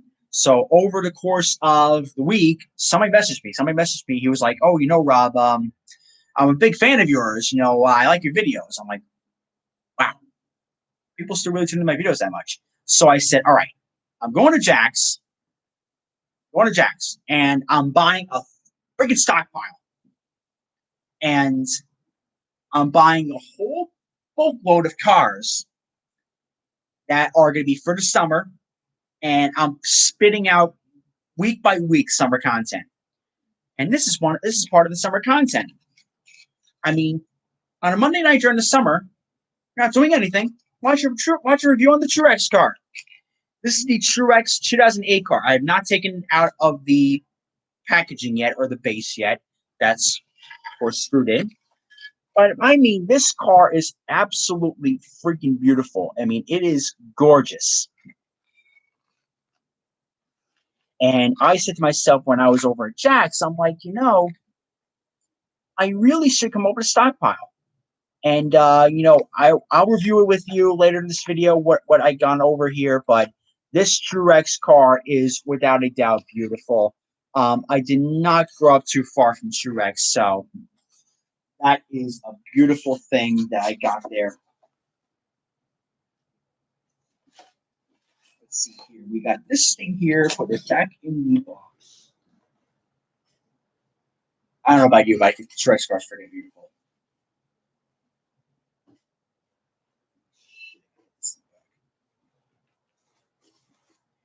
Ryan, you starting to get jealous over there? I know Blake would want this stuff. Blake would be all over this room right now. And Blake, Garrett, Diecast Buffet, he'll be all over this room. Because we got a whole bunch of COTs here, and I believe everything's COT related. So that's your preview there. Okay, so which one do I go over first? I'm going to make people handpick. There's 2 Toyotas and there's 1 Chevrolet. Which one I go with? I'm not hinting what other ones they are. We're gonna play. We're gonna have some fun with you guys. We're gonna do a preview here. 3 cars left. Which one to do first? Yeah, Blake would definitely be jealous. Blake would be all over this room right now. I knew Cole was gonna go for Chevrolet. Why did I not think that? It was a Porsche car too. But anyways, yeah, let's do the Chevrolet here. This is a car that Garrett will probably piss his pants over. Jeff Burton Proseco 2C car. This is a beautiful car in general. I saw this at the back room. And keep in mind, this back room, like I mentioned earlier, has got a whole bunch of cool stuff. They have Indy cars. They have the F1 cars there. They have a whole bunch of old NASCAR cars. I'm not kidding you. If you really love old diecasts, if you really like this kind of product, Jax has these 124s for $25. I think I paid $30 for this one because it was marked up as $29.95. But most of these things are marked up as $25. $25 for a COT. You can't go wrong with this. I think Jeff Burton killed a bird with this thing. Was this the car he ran at Indy where he nailed and killed a bird? What's with birds and IMS being killed? First, Jeff Burton killed a bird. Then Fernando Alonso killed a bird off of turn 1. Then Jordan King killed a bird. It's like every bird that's suicidal comes to IMS and gets killed. Like, really. I think this car nailed and killed a bird. Because it was Jeff Burton, I knew that. I knew Fernando killed the bird. And I knew Jordan King killed the bird. I think Ray Hall killed the bird too. No, Power killed the bird. Power killed the bird with the aeroscreen. First aeroscreen test, the bird goes bye-bye birdie right in the aeroscreen. Kills it. Oh, shit. Drop that.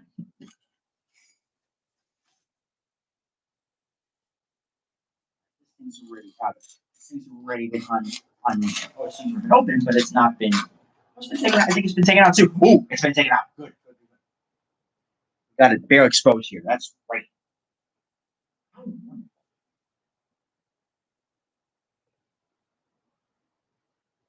Yeah, don't allow birds on the track. But I look at these cars, and there's just something about. I mean, I was not a fan of the COT when it debuted. I was not a fan of the car itself, and quite frankly, I'm still not a fan of the way the car drove. I'm not a big fan of how the cars performed, how they handled. The Gen 4 cars were a driver's dream. But the diecasts were beautiful. I mean, you had problems with these wings because these wings are not molded onto the chassis. And that is a problem. When on the 164s, they're molded onto it. These are separate parts. Whenever you involve separate parts with a diecast, that 95% of the time never ends well. Connor Daly, yeah, he just ate the wall because Pat O'Rourke just took him out. The streak's been on for that long. They're around 14 laps to go with the fucking North America race. Holy fuck. I talk too much. Beautiful car. Absolutely gorgeous. Comment below, what's been your favorite car so far out of this entire set? Joe, I really should do a stream with Indy cars. I really have to. Because I think I could probably show you here. I mean, you know what? Let's do a quick recap. Let's do this. Just to satisfy my open wheel people here. We got this review coming up here pretty soon. Colton Herta. Fun fact with Colton Herta. The 88, it is based off a Junior's car. Because Mike Harding, the guy who owns the team before they went to Andretti, he is a big Dale Jr. fan. Huge Dale Jr. fan. So he originally had an 88 as a tribute to Junior originally. It was original font. And when he announced his retirement, they took the font off the 88 and put it on this car. I think it's okay because I never seen any kind of suit or anything like that. But yes, your eyes are not deceiving you. It is literally based off of Junior's car. And I knew he was a Junior fan because when he had Hato as a second car for Harding Racing back in Sonoma, when they had two cars, it was number 8. And also, fun fact, the number 88 changed with this. Remember when Junior had that little grid pattern on his 88? So did Colton. So did Gabby Chavez. They all had that too. And then when they went to the Alex Bowman font, well, son of a bitch, they took it. Never been a problem. I never seen anybody have a problem with it. Yes, I did a review on the 164. Yes. And here's another one. Felix Rosenquist. Oh, but somebody should link him the video to the Colton Herta 164. I reviewed that already. I think I reviewed that back in May, I believe. But here's the Felix Rosenquist. And this son of a bitch right here is a freaking beauty. Like, I am staring at this and I'm going, holy crap, this thing is beautiful. That's next up on the review station. And everything else has been reviewed, I believe. I think everything else has been covered. But there is a couple that I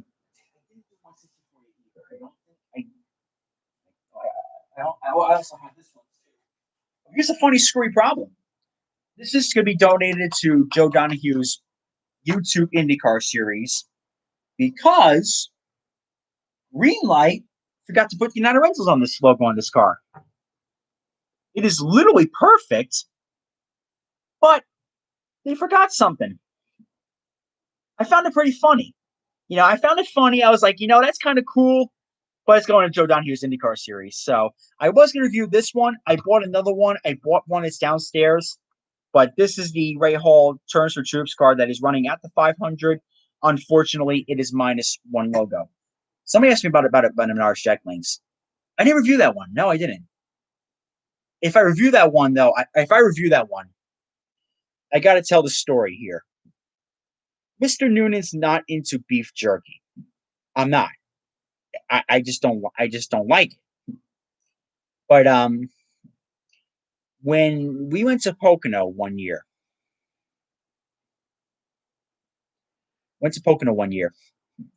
and we went to this little shop, a little gas station nearby the track. I said, I'm getting a little breakfast. I'm getting a granola bar because I don't eat that much when I go to the track. David decides to order either Jack Link's beef jerky or some sort of other beef jerky. The smell in my car was so friggin' good, I wanted to kill him because it got me so fucking hungry. I smelled the beef jerky and my mouth was watering. Son of a bitch, you're eating friggin' beef jerky in my car? I got to eat it now. I almost wanted to turn back and get some, but I never got it. But I don't eat beef jerky because you really think about it. I just don't want it. I don't want to have it because of the amount of salt that's in it.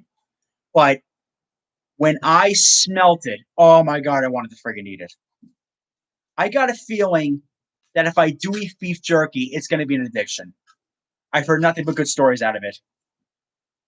But I probably should stay away from it. But David decided to eat it. And I was like, you son of a bitch.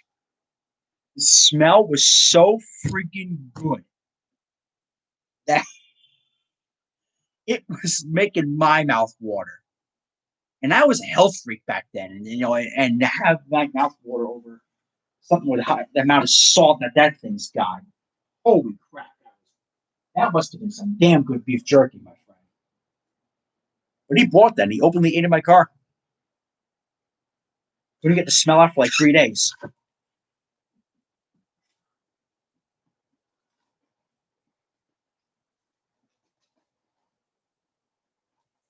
Let's see here. Let's put this back.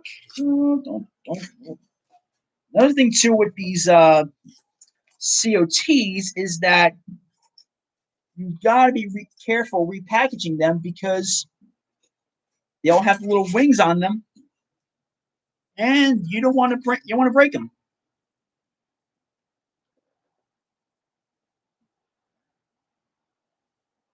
I don't know what David's light favorite is. I hang out with David so much, and I've never asked him what his favorite car was.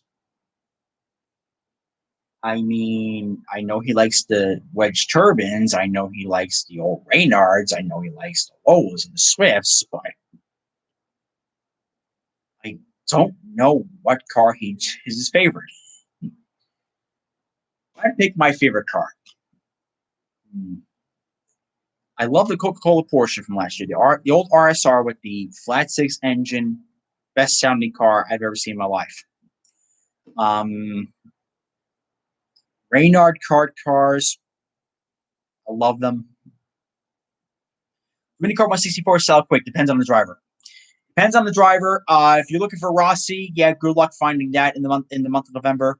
I would get those immediately. I would also want to say the junior iRacing car. Once the junior fans get hold of that, good luck with that. You'll never find it again. There's a couple others too that are really big rarities. They're kind of like big sellers. Cohen Hurd is a big seller. He's gonna be a big seller this year. Connor Daly's a big seller. Dixon, you'll find Dixon's a big seller. Those PNC cars, man.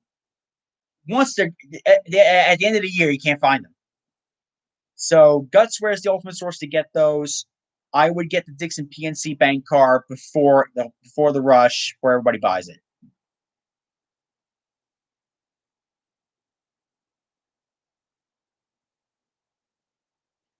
Yeah, I don't know who it was. Was it Dalton Keller? I think it was. Oh, we got a caution.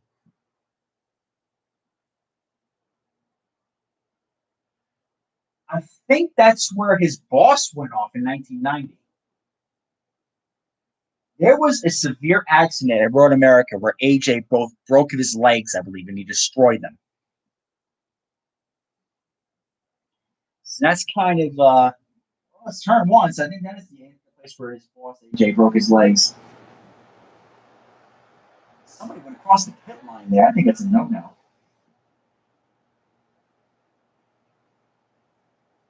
It's Alex. Oh.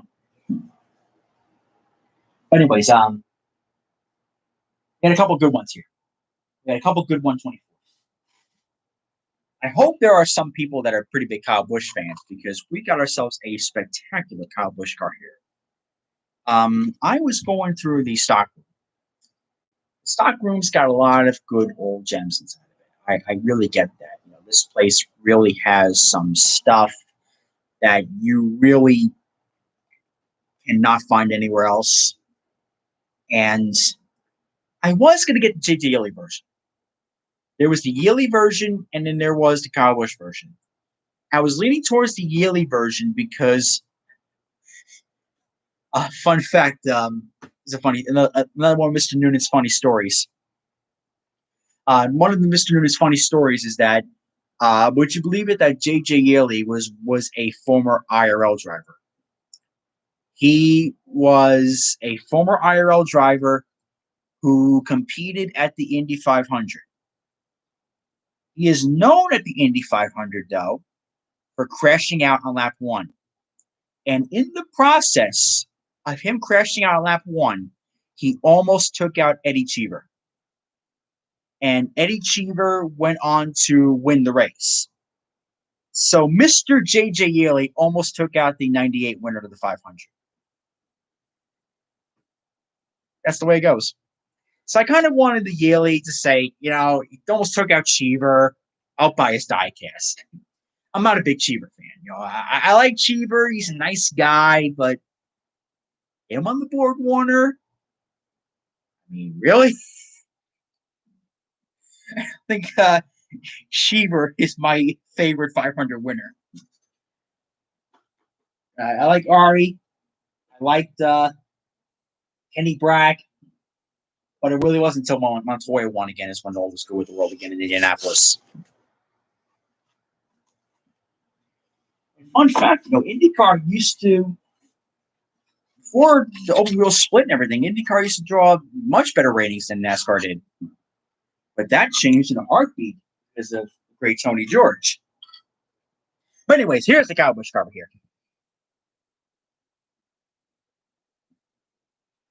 He's a Malaysian driver from F1, his drive back in Champ Car in 2000.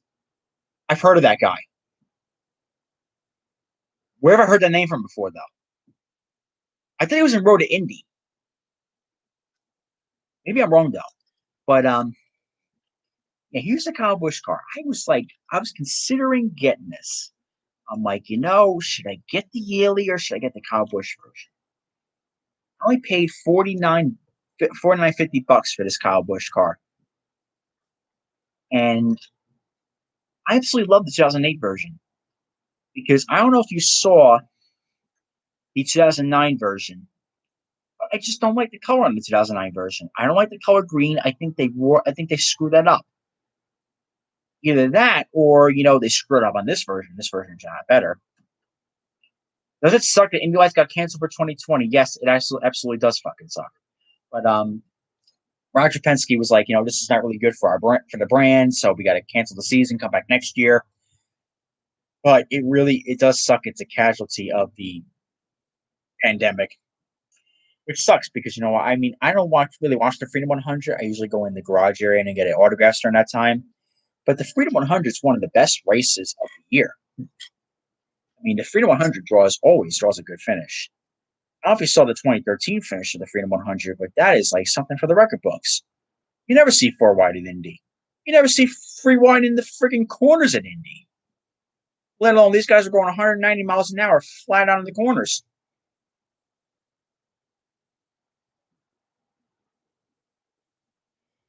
Also, Tony Stewart with Toyota. Oh, do I have a story about that?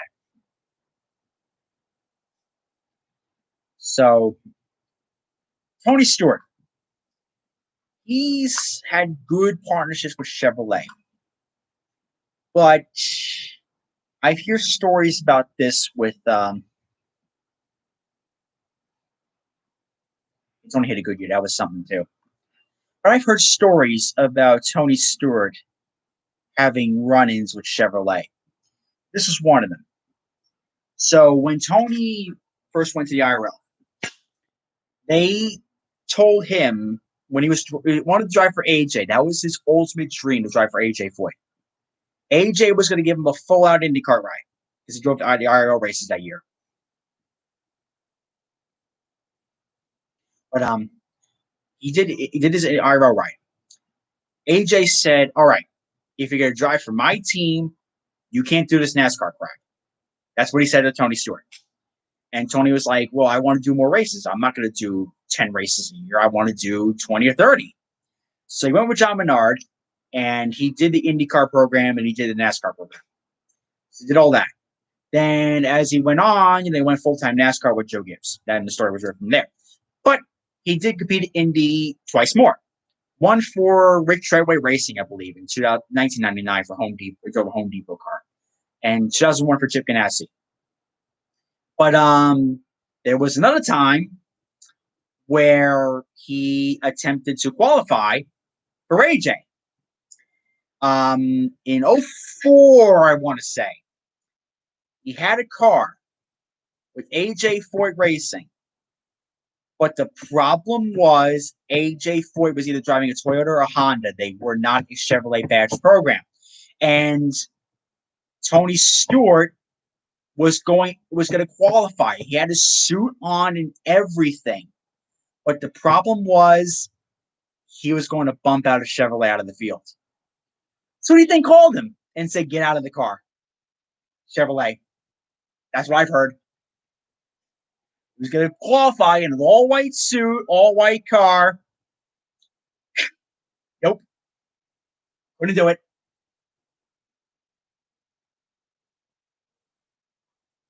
And Dragon Speed from WC and ELMS. Yes, Dragon Speed's an awesome team. I missed their P1 program though. I missed their P1 program with their and that was a cool car. I managed to get photos of it at Sebring. That was a great car. Tony drove for Target. Yes, for Target was Chip Ganassi though. People are kind of skeptical about with Target and Chip Ganassi racing. The reason why Chip Ganassi lost his sponsorship with Target was because of the CEO change. The old CEO of Target was dear friends with Chip Ganassi. That's why they funded literally everything in his grandmother. But when the CEO retired and they changed the CEO, the new CEO wasn't as big of friends with Chip Ganassi. You get the story from there. So they cut funding, and long story short, it just wasn't meant to be. But they cut that program, and it was history. 25 years of Target and all that, all out the window. They could have gone to. They went to like at least 29 all the years of Target they had. That's the Kyle Busch car.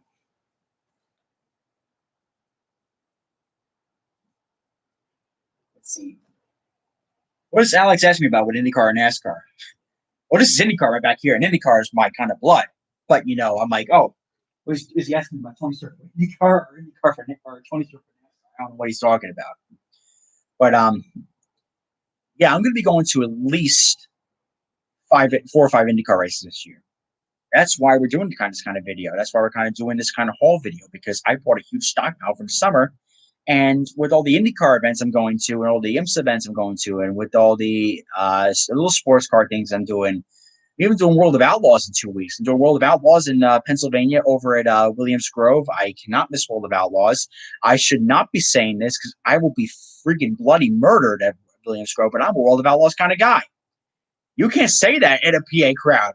If you go to PA posse race and you say you're an Outlaws guy, they'll fucking kill you. So I got to keep my mouth shut the whole weekend because I'm a big Outlaw guy. Like I love, I love people like Donnie Schatz. I love people like, Steve Kinzer. I like people, he's retired now. But I also like Darren Pittman, I like Brad Sweet. I like Kyle Larson. I like all those guys. I love the PA guys, don't get me wrong, but I'm an Outlaw kind of guy, and you say, if you go to Williams Grove and you say I'm a World of Outlaws fan, they'll fucking kill you. The Penske helmet in the back, that is a commemorative helmet. I don't want to move it because it's going to be an avalanche of things falling if I move it. So that is really that's a commemoration helmet of all the Indy 500 winners. And I specifically said, when I bought that car, I bought the helmet, I said it because it was all the Indy 500 winners up to Will Power in 2018. I said, I hope to God, I am buying this in hopes that it becomes outdated by the end of this race. Pagano won the race. How crazy of a Pagano fan am I? When Tattoo Powers open up again, right here, Simon Pagano, 2019 champion with the car on it, getting inked. I've never gotten a tattoo in my life, but that I said, if Pagano wins the 500, I will get that tattooed on me. I'm going to do that. Ryan has a big old IMS thing right here. Ryan on his arm has a big old IMS tattoo. I'm going to have a big old Pagano one right there. I'm going to show it to him. I'm going to show it to him at Sebring. It's going to be like, it's like, whoa, man. But, Pagano's a good guy.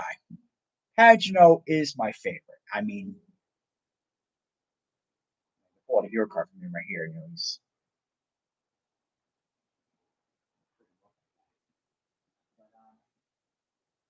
many, many good stories with him. It's just been one pleasurable experience after another. When he won the 500, that literally was the best day of my life when he won the 500. It was like the perfect day because they were going to call for 100% chance of rain race morning. 100% chance of rain. There's no way in hell the 500 is going to go run. The storm moved due north of the speedway. We got the full race in. Friggin' Pagano won it. It was the best day ever. And that is something that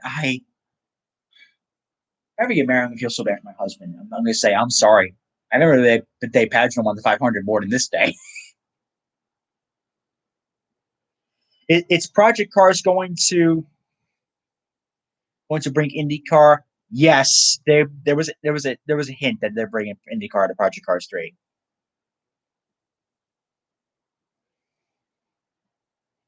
And Cole, you're gonna love Pagano because if you go to well, he's not gonna be a walk-in Gwen, but if you go to well, I'm gonna say Pocono's coming back next year. If you go to Pocono next year, if it comes back, Pagano's a hell of a nice guy. I've yet to see his dog though. I want to see Norman. I am a big cat person. I'm a diehard cat person, but I'm a Norman person.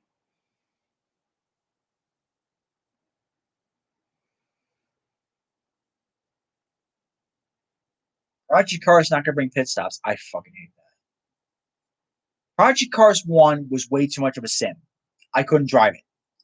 Project Cars 2 was okay. David gave me a setup. I was able to play it. Project Cars 3, too arcadish for me.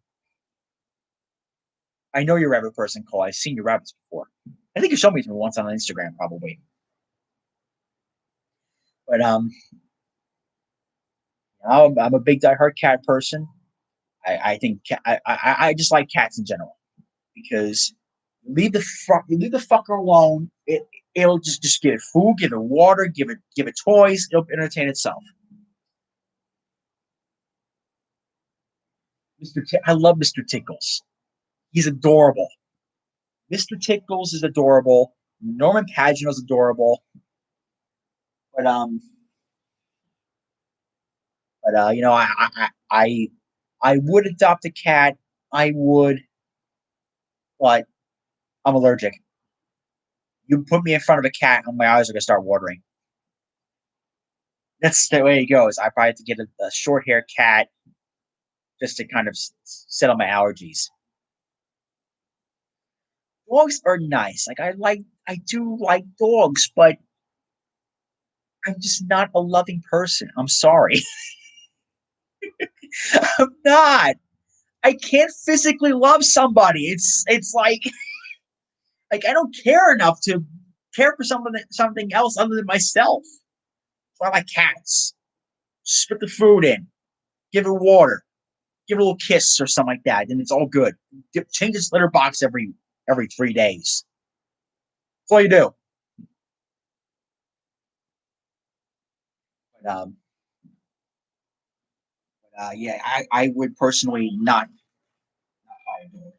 But anyways, here's the last car of the set here, and I looked at this for a solid 5 minutes. I was contemplating on getting this car. I was looking at it, just looking at it, looking at it. I'm like, is this really going to be worth it? Do I really want to cave in and throw another $60 at Jack's way? Well, I caved in and I bought it. This is the 2008 Michael Waltrip Napa car. It was the last one they had. And I looked at this car and I said, well, I am never going to see this again. So when I went to Jack's and I went to the back room, I was like, thinking about it, because you know what? They have a whole bunch of obscure 2008 cars there. And I'm talking stuff that you would not expect. And I caved in. I said, I'm buying it. Not only did I buy it, but when I purchased the car, Jack took $20 off of it. So instead of paying 70, I paid 50 for it.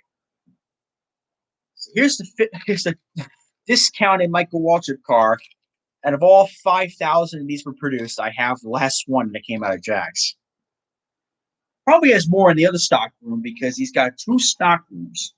He's got one stock room full of older 124s, and he's got literally another stock room filled to the bone with COTs and Gen 6 cars.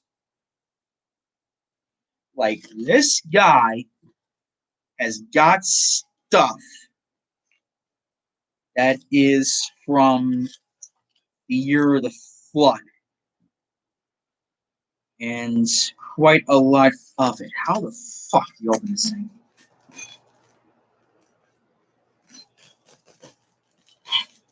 Let's see here. Let's take a look. Some bitch.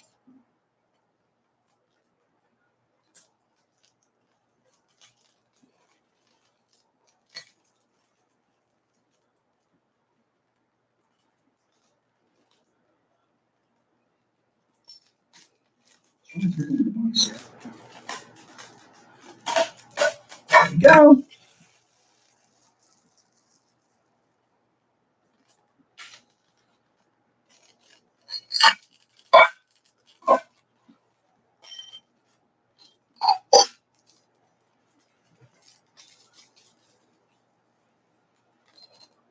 How cool is that? A 2008 COT car in its original packaging. That is freaking cool.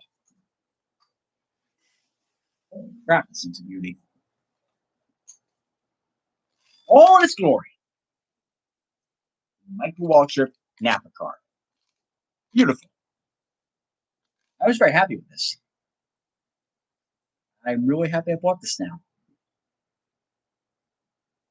Think about it. This thing's been in its box since 2008.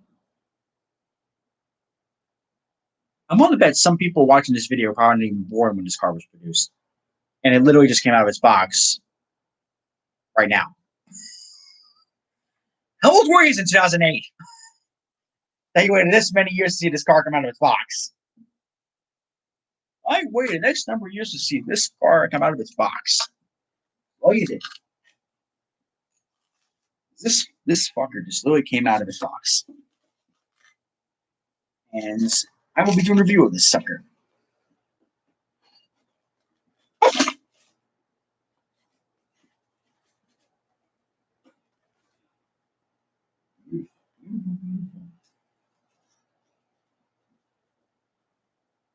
I was only 6, 7 years old. Oh, Jesus. Thanks for making me feel old.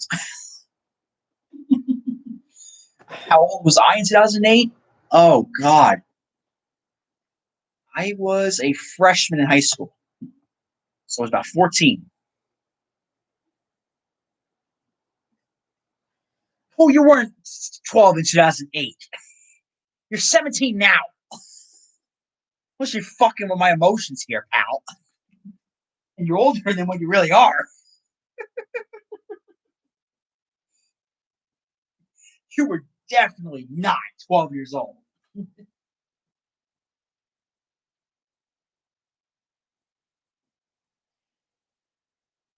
He's a time traveler.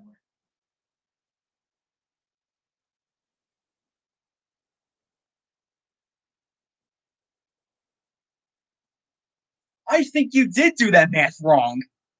I'm starting to question how long have you been up for that you got the math that wrong? I was 6. Yeah, thanks a lot. Thanks a lot, Ryan. I was 3. Oh, Jesus Christ. Am I an old man? I mean, literally. I have bald spots growing here. I had gray hairs about a couple months ago. And I'm 27. I'm falling apart. Like, my life is flashing before my eyes. Like, I hit my midlife crisis, and I'm only in my 20s.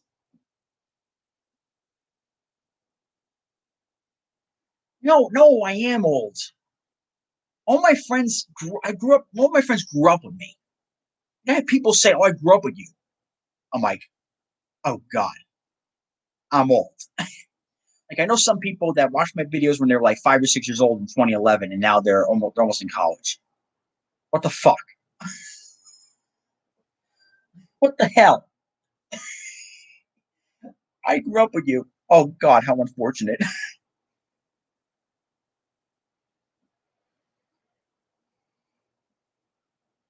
No, I don't want a wig, Eric. I don't want a hairpiece like Trump. That's a, that's a bad motherfucking hairpiece. I'll tell you that. So to kind of go over to kind of go over what I got here. So here's the Great Biffle 2010 car. I got that. Got the 2010 Denny Hamlin FedEx office car. That is a beautiful, beautiful car. Got the Dale Jr. 2010 Amp Energy. That's a gorgeous car. Dale Jr. 2010 Junior Foundation car.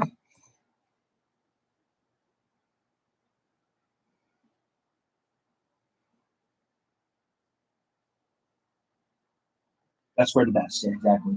No, I do not want hairspray either because I don't think I shouldn't believe that red goes gray. But I've begged to differ. I've gotten gray specs before. It's bad.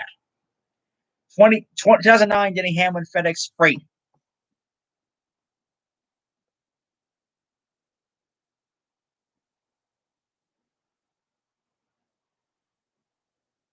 Let's see. Here we go. We got the 2010 Carl Everett Subway. That's 2010 Aflac. Beautiful. 2010 Caterpillar. Very detailed. Very detailed. Here's one of the personal favorites. Tony Stewart's Burger King card. That is an awesome looking diecast. Martin's Go Daddy.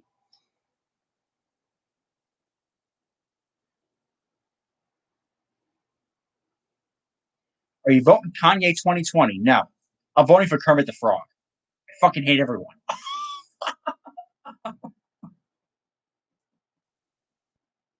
Like my sister and I discussed this when we were at dinner the other day, and we were like, I fucking hate everybody. I do too.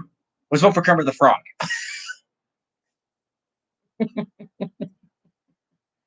Denny Hamlin's FedEx Express. Um, Nicole's been watching my videos since 2014, and I've been personal friends with him since 2017. I remember I became personal friends with him because it was after Dover 2017. Chase Elliott lost, and he did a live stream of his disappointment, and I was just sitting there almost consoling him, and he's never left ever since then. Just kidding. I want you in my life, Cole. It was Jimmy Johnson's 2010 Cobalt Tools car.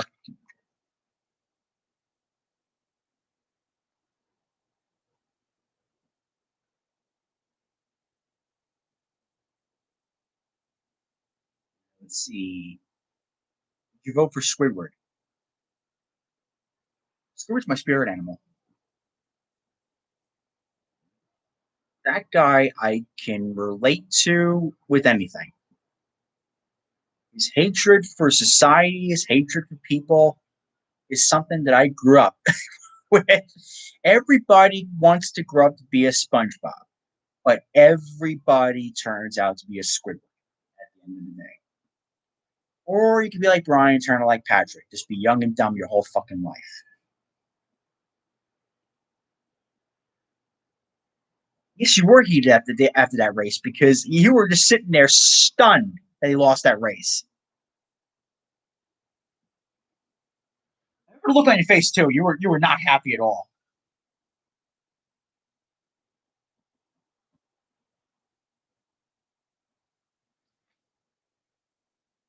This is a program.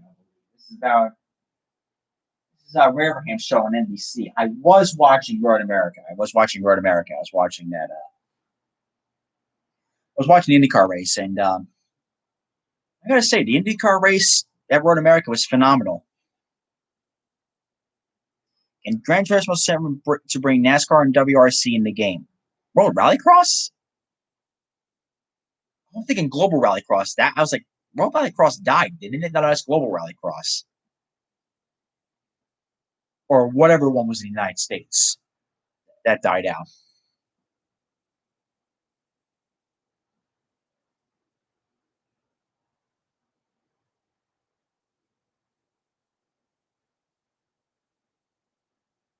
Only time I got upset after the race was when Mid Ohio 2018 when Cindric lost it. Yeah,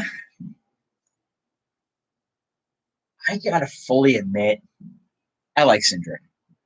Mainly because of his connections with Penske and Tim Cindric. He's Tim Cindric's kid. Yeah, I don't mind him. I think he's a nice guy.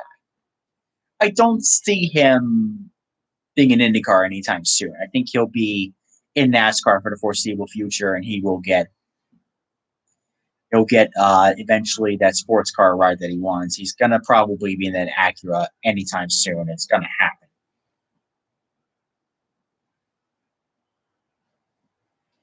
I followed him the Brad Keselowski days. Right before that, I knew him when he was in Road to Indy. Believe it or not, he was in the Mazda Road to Indy before he came to NASCAR. He was in Pro Mazda, and I was rooting for him at Pro Mazda. So that's a little fun history lesson for you. He was in the Road to Indy, then all of a sudden he just shifted gears like that. But there's the Casey Kane 2008 censored Budweiser car. Here's the Carl Edwards Turf Builder car, which this is without a doubt the best car of 2010, I must say.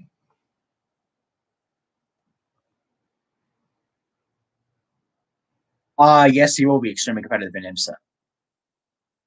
I think genuinely, Cindric is a great driver on the road courses. He's phenomenal. He's now just starting to master the ovals, but he's a little too aggressive. I think if he could just lay off the bumper a little bit, maybe give a little more patience, a little more give or take during the race, he'll be a championship winning driver anytime soon.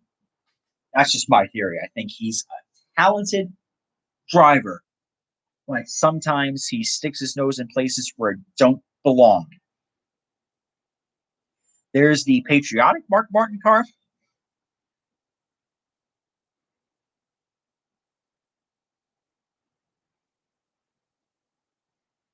What video games do I play? I'm not a gamer, to be honest with you. I have an Xbox here. I play games like Project Cars. I play games like F1. I play games like, Grand Theft Auto and Red Dead. First of all, Red Dead's the best fucking game ever. Red Dead is an absolute friggin' masterpiece. When I bought Red Dead, this is a true story. When I bought Red Dead, I sat on this screen right here on that TV, and I only came out of my room twice in 4 days because I was playing that game literally around the clock. And when I beat the game, I could have cried. It was such a great story. They need to make the Red Dead Redemption series into a movie or a Netflix series because that would be Oscar winning material. It is so freaking good. No, I originally liked Red Dead.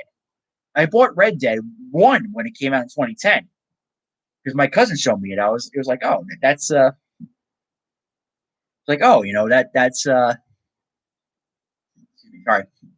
It's like Grand Theft Auto. He's like, it's all Western Grand Theft Auto. I'm like, son of a bitch, I love Grand Theft Auto. I might as well play this game. I bought it. I bought the original Red Dead. I was hooked on the original Red Dead. When he announced Red Dead 2, my mouth started drooling. That it was with John Marston. It was with Arthur Morgan, Dutch. It was with Javier. It was with all the gang members. And if you haven't bought Red Dead 2 yet, I would recommend that over any video game ever. It's the best game ever played.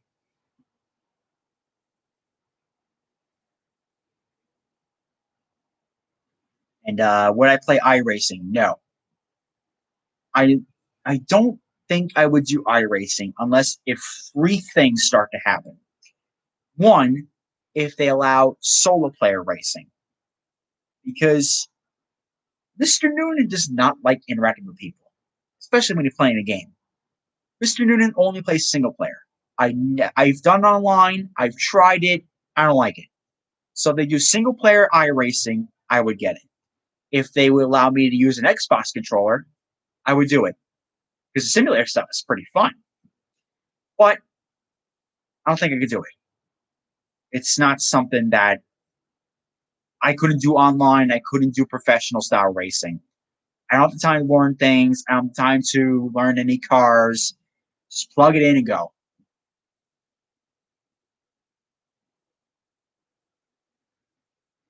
They add AI to it? Wow. I did not know they had AI racing. Oh, son of a bitch, I might have to change that. Because if they really do full out AI racing, that's something I would invest in. Like, I would invest in it. Then if I had to get a wheel and everything too, which that's a pain in the ass. Oh, it was a recent addition. That's why. Okay, I probably must have never heard about it then. I knew they were gonna do it, but I was like, are they really gonna do it? Is it really gonna happen? So I wish they did it. So thank the Lord. Because don't you just hate it when you slightly tap somebody and then they start bitching up a fucking storm? It's like I hate that.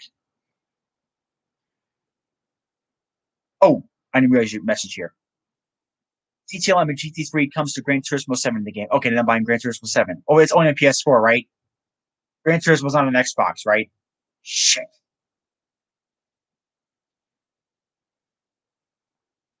Watch Gran Turismo 7 gameplay for PS5.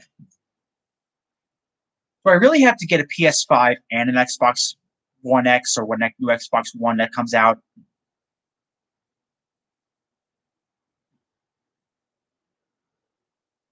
Well, if you want to connect your controller, all you got to do is have a USB cord, I think. I did it with F1 2019. I did with F1 when I bought it off of Steam. So really, it could really be an awesome effect. I would do it if I could connect my controller. Maybe I'll research it. I would do it then. I would get the IndyCars, of course. I like the IndyCar racing on the iRacing. I like to do that. I like to get some of the ovals.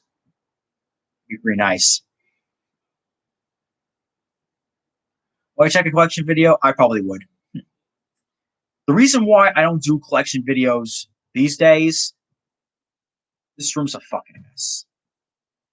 You can't hang up anything on the walls.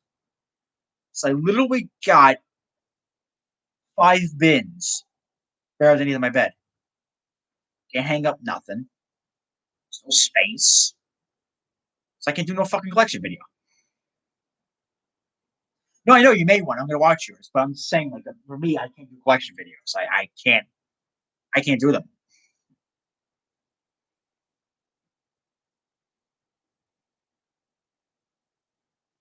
Wait for Forza Motorsport 8 trailer. What is coming up in Forza Motorsports 8 that I would like? Are they gonna have the newest GT free cars? Are they gonna have the newest GTE cars? Are they gonna have the new Indy cars? Are they gonna have some old prototypes? Are they gonna have new prototypes? Are they gonna have DPI cars? That's something I would like.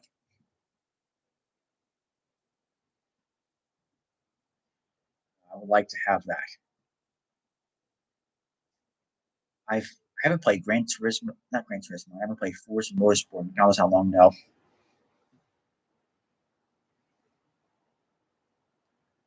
What big stuff you have planned for Line Rock, Cole? I'm assuming since I'm coming with you, I'm gonna be a major part of those plans. Are you freaking kidding me? The LMP1 Toyota is coming to Forza Motorsport 8. Don't play with my emotions like that. I love those P1 cars.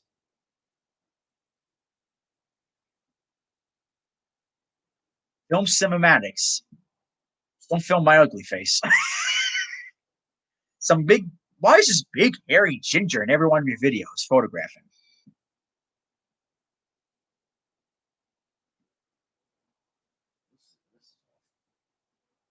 The All Star Race. That's at Bristol this year. When is that? Next Wednesday or this Wednesday? I lost track when it was at. Yes, you are old. You are you are 3 cameras old.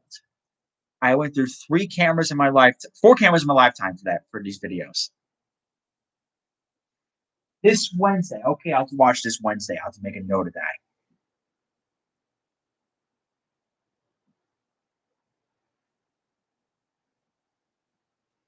like a Nelk Boys video just for race cars. I don't have a fucking clue what a Nelk video boys video is. I don't watch many videos, so I guess I have to show me at Weimar Park what they're like. You open the All Star race. All right, so on Wednesday, I have to book it. I have to write that down. Write it down. It's the All Star race. Got to do it. I don't think this could be a 1 year deal they could do to Bristol though. I don't think it could do 1 year at Bristol's, and now it could be a rotating thing because I hate to be bluntly honest, but the air package they use at 1.5 mile ovals this year sucks asshole. I'm gonna be blunt. It sucks fucking asshole. I mean, you don't have the freedom to move anywhere. It's a train show. It sucks. They go underneath those cars is gonna be beast. I have a feeling that day glow would be a photographer's worst nightmare. Could you imagine me trying to point the camera at that car and all it is getting a reaction from the light? That would piss me off. It's good on TV, but I wouldn't like that in person.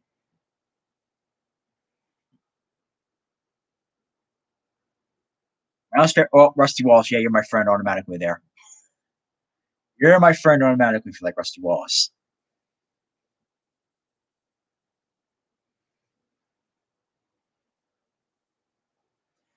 When is the Gutsworth site going to be up?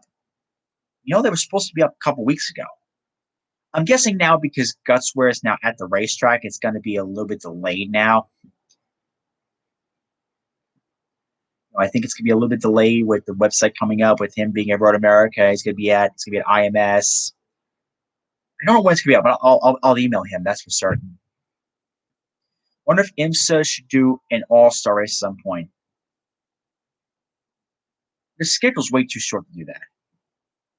I think if they had like a longer schedule and they had like a all big payout race, it would be very successful. But I don't think it's happening.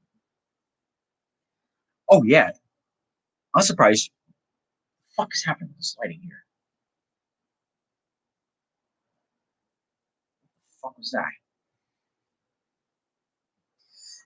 But anyways, yeah, actually, it's pretty funny that you've been a fan of mine for this long. And you have no idea I was a Rusty Wallace fan. I thought I had actually thought I pretty much mentioned that. But yes, I am a big Rusty Wallace fan. Rusty Wallace is my childhood hero. Rusty was the man behind all this nonsense. He is the man who was behind my obsession for racing, and I adore the guy. He is my number one favorite driver of all time. That's just hands down. And I met him personally, and he's a hell of a nice guy.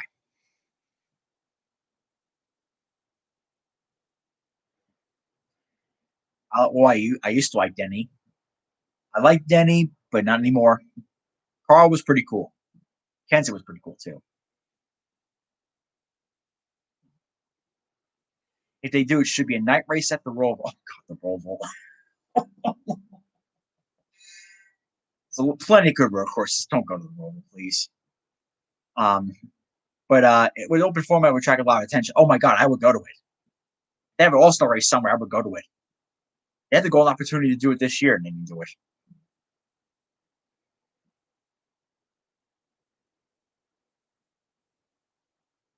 2029 to 2020 Formula E cars in Forza 8. God freaking damn it, I want that game. What's the status of Formula E anyways now? They really got screwed with the pandemic because it's all city street races and all the cities are canceling events. So I know they're having a Berlin E Prix somewhere, but it's the Formula E season is really dead now at this point. Yeah, it's Lugano car I got to show you here too. So let's see. I got to maybe pull it out. But, I think Formula E is just, they really got a lot of issues now with the whole pandemic and economic stuff they got going on, which is a shame because all the manufacturers went to Formula E. Porsche, Audi, Jaguar, BMW. List goes on. And what the fuck? And they leave IMSA?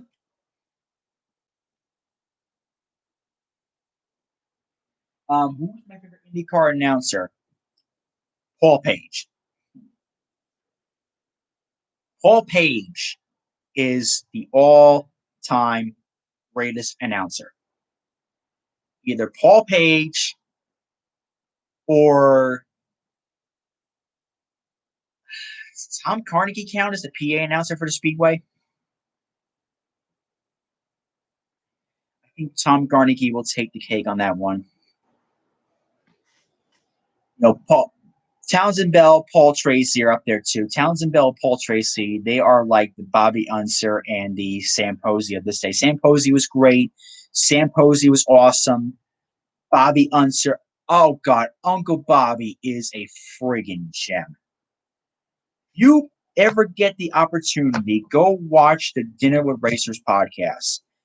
Bobby Unser tells stories of when he destroyed rental cars, how he put snakes in people's cars to scare them away, and how he purposely threw his friend into a ditch. It was funny. Freaking Bobby Unser is a gem. I'm gonna be so sad the day Bobby Unser dies. When I met him, he was a gem. I met him at a jewelry store of all places because he was friends with the people who owned the jewelry store. And so he walks up, and I go up to him. I'm like, "Oh, Bobby, you're one of my favorite IndyCar announcers." And he tells a story about how he used to party with all these girls over in the Turn Two suites. Like freaking Uncle Bobby's telling me these stories.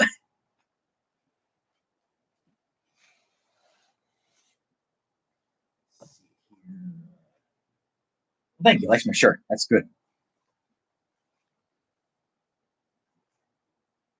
This is here. I actually love the Sagano card. It's his rookie card. This is the one where he made his NASCAR debut, and the history has proven ever since then. What is your all-time IndyCar diecast?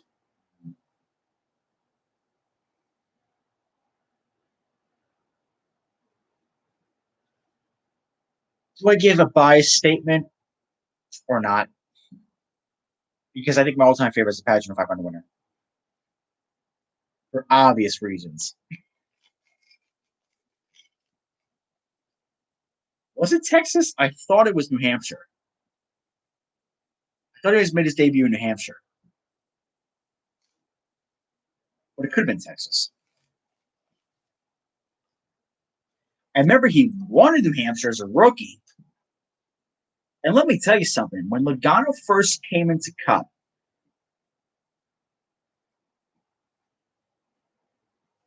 we first got into Cup Logano. So I'm reading the comments at the same time here. When he first got into Cup, he really was slow. He was slower to develop. He was rushed up way too quickly. Like in '08, he kind of looked like he was lost. He was kind of lost in his own shell. Like he just wasn't really there. Oh yeah, I knew he drove the '96 car, but I was like, oh, was that his debut?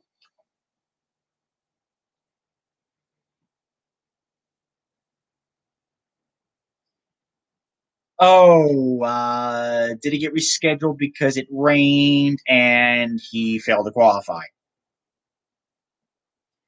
That's probably what happened. How many Daytona 500s have you been to? None. I have not been to any Daytona 500s. It is an event that I'm kind of looking to go to. It may be a bucket list to attend to. But for now, this year will be my 14, 15, 16.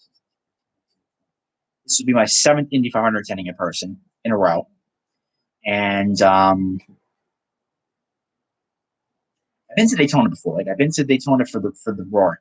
I want to do the Rolex though. The Rolex is a race I have to do next year.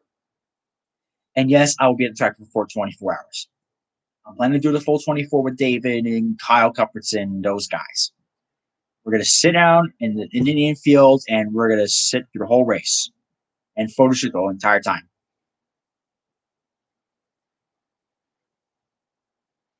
Oh, the one from Replicars? That is a beauty. I actually got the 143 on pre-order.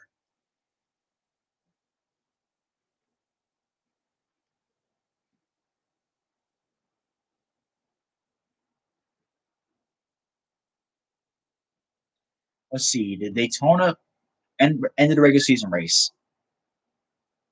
I think that I'm going to be over at Watkins Glen that weekend. Here's the thing. The reason why I'm going to Watkins Glen that weekend. They're bringing Ferrari Challenge. Watkins Glen. Ferrari Challenge, you would think, yeah, that's really no big deal. It's just a bunch of spec Ferraris and all that. Well, first of all, I like the Ferraris, one. And two, I'm like, all right, this is going to be a pretty cool event. What happens with the Ferrari Challenge is that they bring the old Ferrari F1 cars. I'm talking like Schumacher, Raikkonen, and Gerhard Berger like Ferraris. Those things, man, I cannot miss that Ferrari Challenge event. I will probably drop dead when I hear that F 2004 Ferrari. If I hear that 04 Ferrari screaming down the back stretch at Watkins Glen, I might just drop dead on the spot. I would attend the Gateway doubleheader, but one, I got to go to Ferrari Challenge. That's an event I have to attend to, and two, I don't want to fly this year. I mean, the whole flying system this year, no good. I want to wait till things kind of go back to normal, quote unquote, take it with a grain of salt before I start flying again. But you best gamble for sure. I'll be flying for Sebring and Road Atlanta. I'll tell you that. I love going to Sebring. I love going to Road Atlanta. So you best believe it. I'll sign that waiver to go on the flight in a heart. That's what's going to happen. But for something like Gateway, that can wait till next year. I probably might want to do Gateway because for the short ovals, I got Richmond next year, so I might just do Richmond.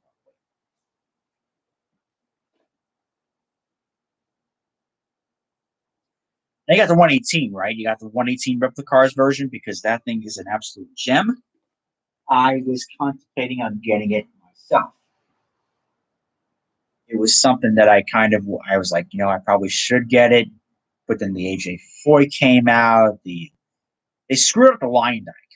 Like I wanted to get the Lion Dyke, but it's not a 1990 Lola. It's a 93 Lola. You can definitely tell because of the tub on it. And that kind of turned me off the car a little bit. Oh, yes. 100% Heat Gateway and Iowa night. Gateway at night, Iowa at night, and Texas at night. That's probably the only night race I should have. Because Richmond, I like better than the day. I think Richmond probably should be a day race. Then again, that's probably going to be a night too when it comes back. I don't mind because night races are pretty cool. You don't have to worry about the heat of the day. The Irish skin in me does not handle the heat very well. I do not do well in any sort of hot environment with a whole bunch of UV rays. UV rays and me don't go together very well. I had to put like layers of sunscreen on and everything, unless I burn. Although I do believe I was shocked last year when I actually had a farmer's tan. I've never gotten that in my life. That was a big shocker last year. So that about does it. I don't think I have anything else left to cover. Probably should end the stream at exactly at midnight just to say, hey, we've ended at midnight. Over 2 days straight here. So I'm going to probably film a short, abbreviated video of this version. I kind of wanted to do this just to interact with the fans a little bit. And then possibly we're going to have like a full reveal video and Yeah, the reason why I did this kind of video is because once August hits, this is my calendar. Mid Ohio Indy 500, Ferrari Challenge of the Glen, 6 hours of the Glen, IMSA Lime Rock, Mid Ohio IMSA. You got the Harvest Grand Prix with the IndyCar race. You got the 8 hours of Indy after that. You got the St. Petersburg Grand Prix. You got the Petit Le Mans. You got 12 hours Sebring and the 24 hours historic race. Literally 12 out of the next 13 or 14 weeks, starting in August, I'm going to get the track.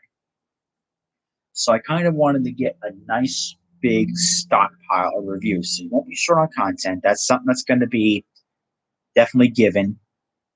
I'll definitely provide the content for you over the summer. Definitely tune into my buddy Diecast Buffet for all the new stuff and Original Big Bride. They are my brothers that came out of another mother. They're gonna do all the new stuff. They're doing a great job with that. Excellent people.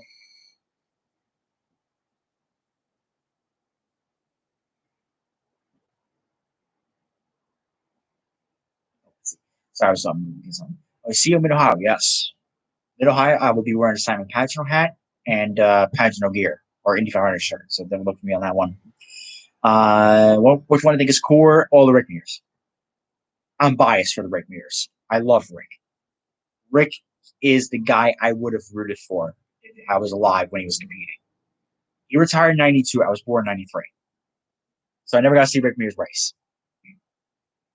Looking back at Rick Mears, I'm like,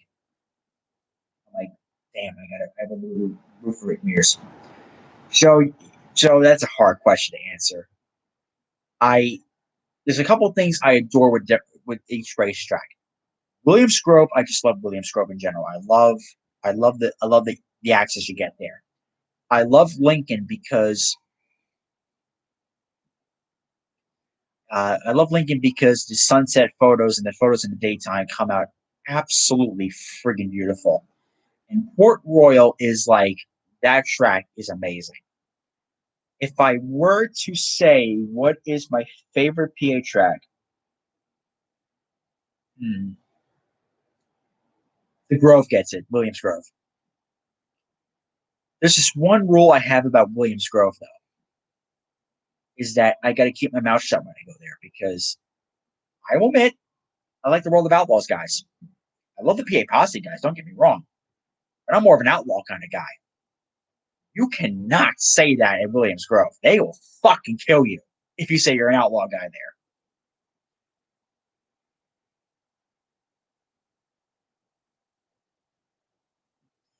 Port Royal was amazing, wasn't it, Joe? That. But you were in turn four with us. Like, how good was that view? That place was unbelievable. That was great, and I got a nice motion blur with the grandstands and everything. The photos came out beautiful. I got to post more of them. I know your dad wants to see more of the photos. I got to post more to Facebook and all that because your dad goes through my personal Facebook and he goes through every photo and likes all of them or most of them, and I wake up to like 40 notifications on Facebook. Says this. Your dad likes the photos. Your dad likes the photos. Your dad likes the photo. Your dad likes the photo. I'm like, God. I love the support though. I love the support of the photographs though. We head to toe in Colton Herta gear. That's awesome.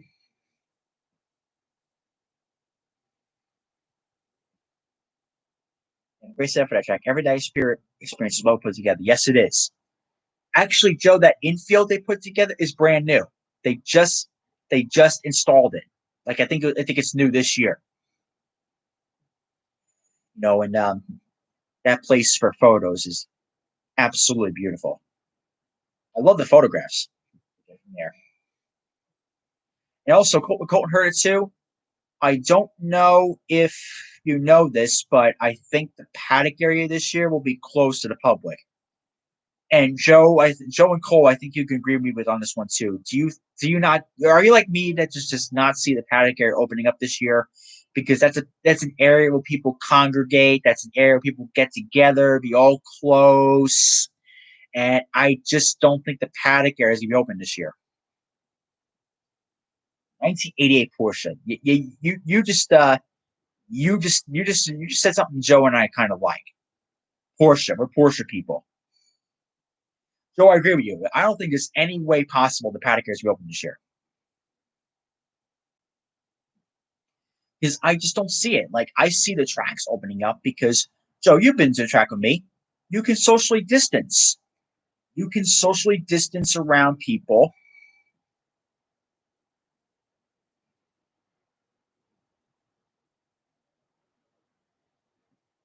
Yeah, I don't think I've heard that insight. I know Indy's going to have fans, but I don't think, I'm not sure about Mid Ohio yet. I'm not sure about, of course, St. Petersburg still on the schedule, but I don't know if that the ticket sales haven't gone up yet. And I don't know if much of a jigger. What's that I'm looking for? I know Iowa's having fans. I will have fans. I know Indy will. I don't know if Mid Ohio will, but I'm hoping they will. I don't. I know Gateway's having fans. Gateway actually announced they have fans.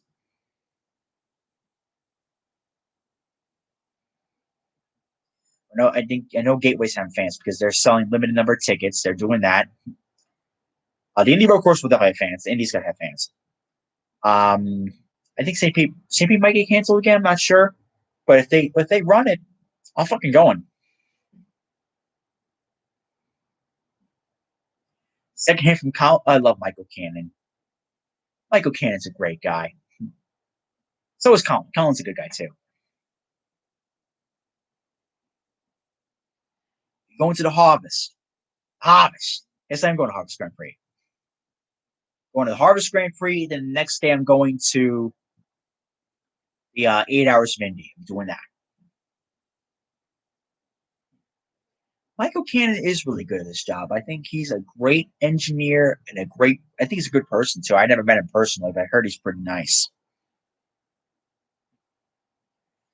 But yeah, I know Indy, Gateway, Iowa, Road America, and what am I missing? Those are gonna have fans.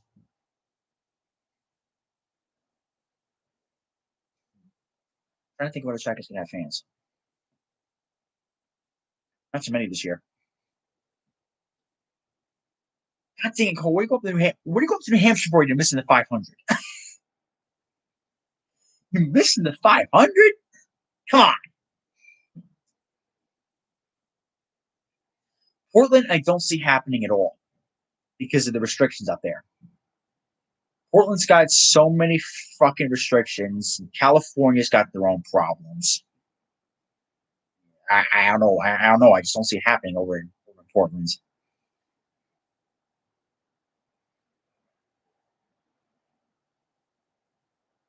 She goes like, dude. Oh, what could you possibly miss the Indy 500 for? If somebody were to say, "Oh, gee, Rob, I'm getting married the day of the 500, or I'm getting married the weekend of Memorial Day," I would start writing up that sick list. I'd be like, "Dear so and so, I have unfortunately come down with the yearly flu, and the doctor said it's so contagious that I can literally infect anybody within the church. So it is my best interest that I stay home for the weekend and not post anything on social media because they'll know I'm at the fucking 500."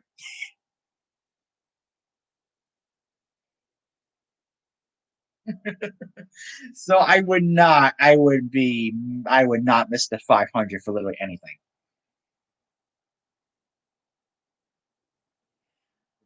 It's the 500.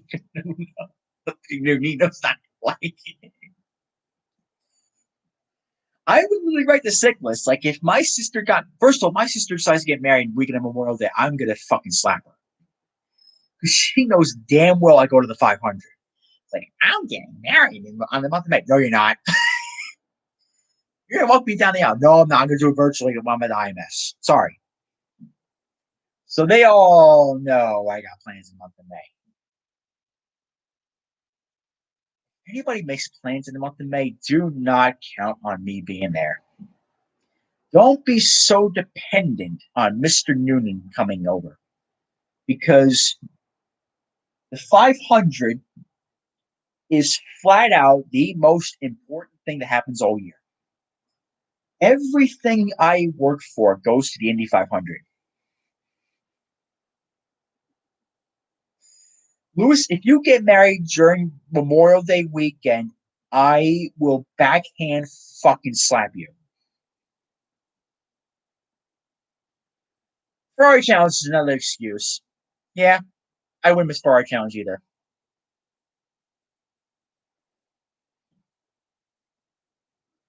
Imagine somebody got married during the Indy 500. Well, some people proposed. Like I know Joe's dad proposed at the 500. That's awesome. That's never happening with me because I'm never getting fucking married. I like a lot of men. Don't get me wrong. Like I find a lot of men attractive, but I don't love anybody enough to marry them. Like if you think I'm going to commit to somebody for 40 fucking years, I can't stand living with somebody for 40 fucking minutes, let alone 40 years. I'm sorry. No.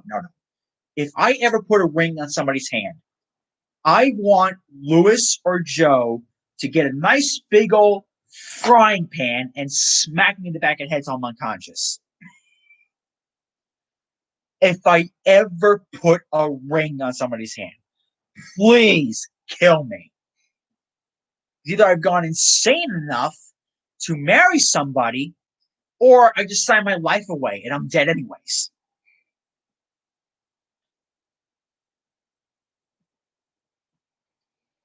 It's on Memorial Day. Yes, I will take it to 500. Hooters. Oh, that's another story. Brian wants to go there. Lewis wants to go there. I don't get anything out of it. You got the one gay guy looking at the menu, and Lewis and Brian are looking at the women. Yeah, so Lewis, what do you want to order? What, Rob? What? Yeah, the food. I'm like, what are you guys here for? I'm here to eat. Like, we're not here to eat, Rob.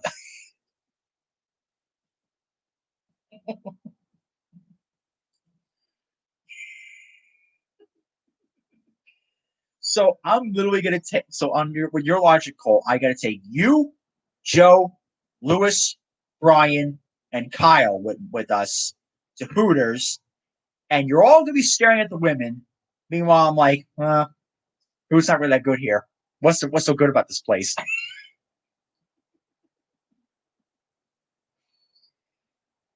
don't know if you noticed this. This is something somebody told me. Did you know that on the Hooters logo, the O's are boobs? Not kidding.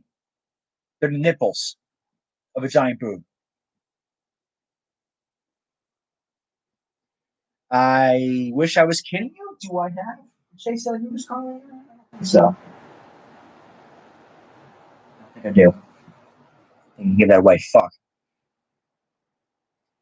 Why take David Land to Hooters? No,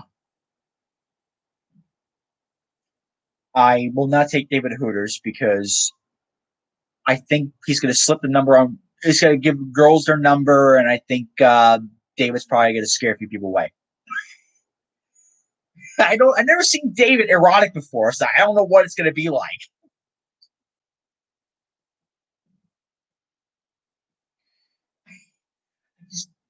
I think David's like me. Like I just don't give a fuck.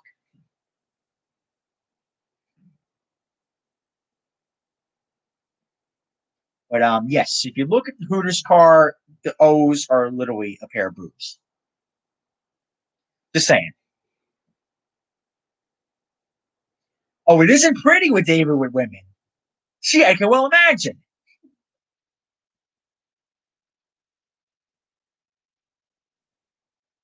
Lewis, if you get laid before I do, I swear to God. I couldn't believe our friend Drew got laid years before we did. Here I am, 27 years old. I haven't sucked at anybody yet. This fucker goes out and gets women.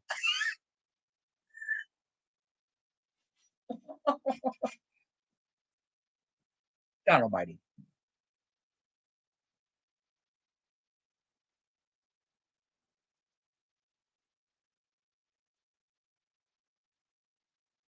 Cole also well, I told Joe, are you in with me on this one? Are you in with me on this one?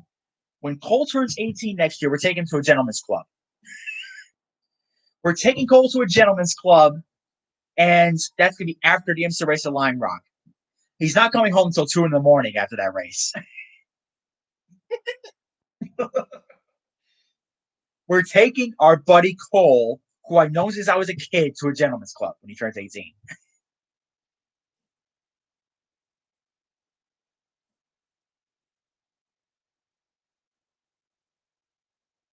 Joe, you never been either? Well, actually, believe it or not, this is the neighborhood I live in. I've I pass by 3 strip clubs every day going to work, and within a mile of my house.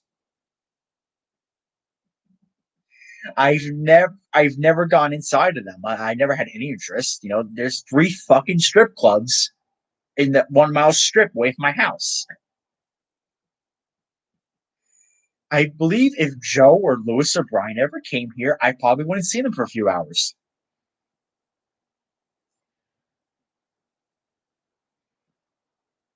Let's see. Did I ever do prom? No. I didn't like the people I went to school with. I only liked maybe 4 or 5 people. That was it.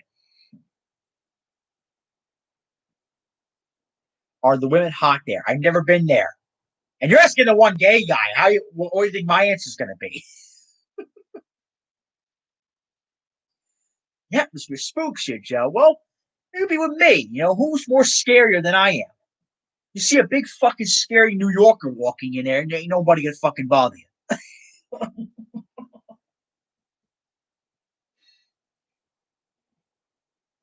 I gonna get the Night Owl car? Probably not. It's probably gonna be set. It's probably already almost sold out at this point. I want Cole to get it though, because Cole needs to get it.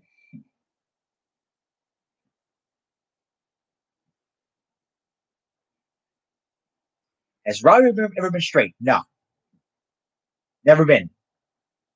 Your sexuality is genetic. You're born that way. As soon as I came out of the womb, never liked women. I couldn't. I couldn't physically couldn't. Like how Joe and Lewis and Brian fantasize over women, I just can't simply do it. It's like I can stare at all the pornos I want. I'll just be like, whatever. Should have won Homestead. Yes, I'm still streaming, Brandon, because all my friends are here, and I'm just interacting with everybody. This is literally turned into a stream where I'm just talking to people now.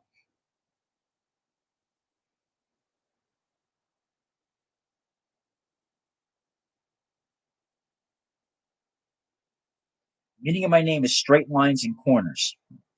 Oh yeah, Indy straight lines and corners. That's all it is. Got 2 strips going this way, 2 strips going this way.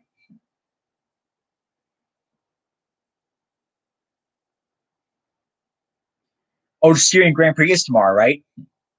I want to see that race.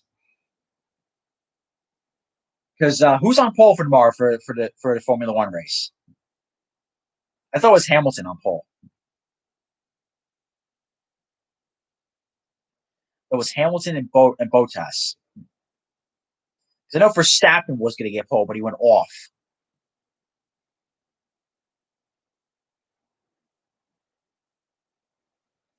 Because I know Austria's on tomorrow. I know that the Rev Group Grand Prix is on tomorrow. And F1 2020 is a good, yeah, it's fucking good. Not just good, I put an F bomb in it, so you know it's damn good. He puts this F bomb before the word good, you know it's good. Ask Joe.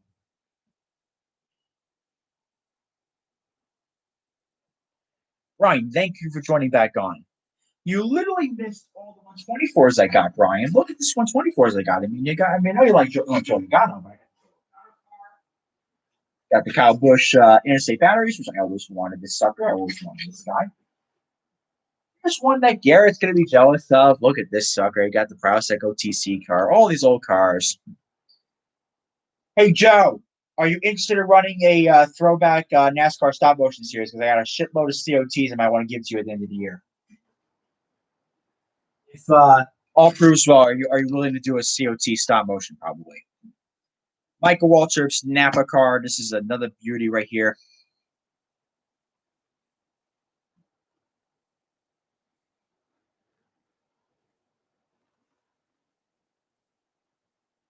We've been watching this whole. Really? Watching this whole video on Skype the whole time. You weren't commenting the whole time, Lewis?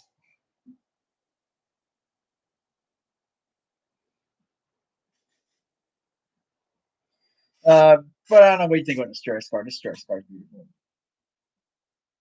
That's a beauty.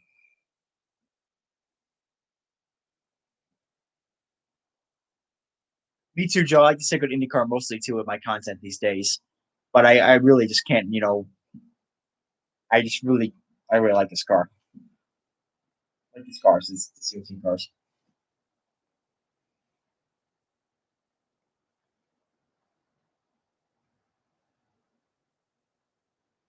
F1 2020 for Heat 5. Whoever said that, it's on my friends list now. NASCAR Heat 5. Where the fuck do I start with that game? All right. Here's the problem I have with Heat 5. The game engine on that game is from 2002. That game engine is older than Cole. It's older than Kyle. It's older than probably it's Joe was only 4 years old when this game engine was created. That game is straight up. I would like to, if I ran 704 games, I would buy a whole bunch of pink slips and tell everybody you're fired. Fire everybody. I mean, I'm a guy who loves graphics. I love uh alternate what's the word I'm looking for? AI. It's called artificial intelligence. I like that. Um and I also like realism. Like I like realism. I like it to adjust the cars. I like to have a realistic environment.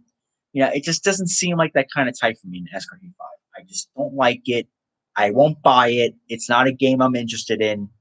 If they really updated a lot of the graphics, they updated a lot of the physics, because it's pretty sad when you tap the wall and you fly 50 feet in the fucking air. When has a cup car ever flown 50 feet in the air? I don't think so. I don't think so, beautiful. Got to redo that all over again.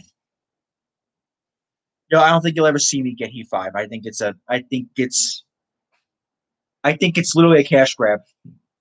It's like, oh, here's my $60. Let's throw in the fire. That's literally what it's like.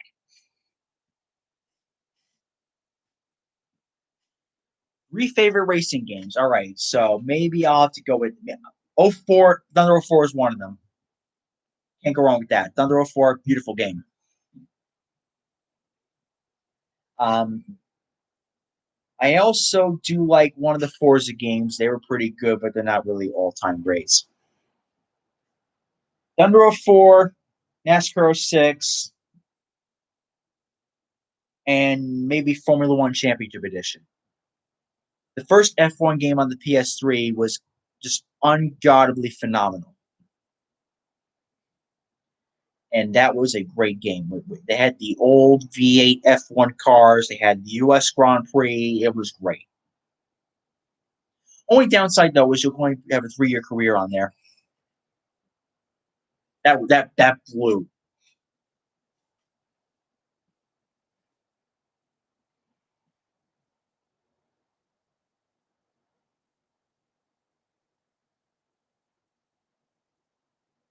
What is this thing you're planning? Oh, so it's a whole summer series of content. Like I just literally showed everybody back here, because I'm going to be heading up a lot of races this summer. If all goes to plan, everything has, all the fans come back and everything. Just I think the paddock area is gonna be closed off. I don't think any paddock area is gonna be open this summer or fall, either IMSA or IndyCar. There's going to be a whole bunch of events I'll be attending to. I'm going to have a full calendar. Everything is going to be booked until November. So this was all the content I'll be producing for the time being because Mr. Noonan just plain is not going to have the time over summertime. I didn't consider Enter 2003 a game because I considered it a simulator. I considered it as a sim almost. NASCAR NR 2003 is a freaking great game. Great game. That one race I did with Brian and Dom was freaking great. I have not done Selinsgrove yet. Everybody tells me to do it though. Nice local dirt track in PA, beautiful facility. I've heard nothing but good things about it.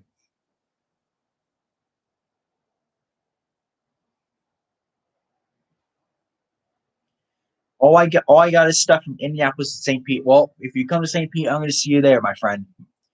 God fucking damn it! Hope St. Pete happens.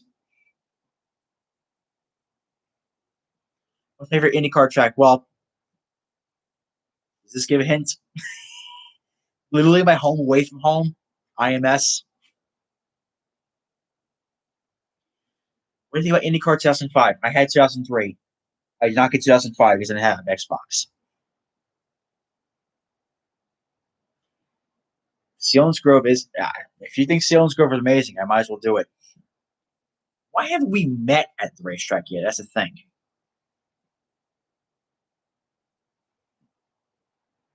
How exhausted I get by Thanksgiving? I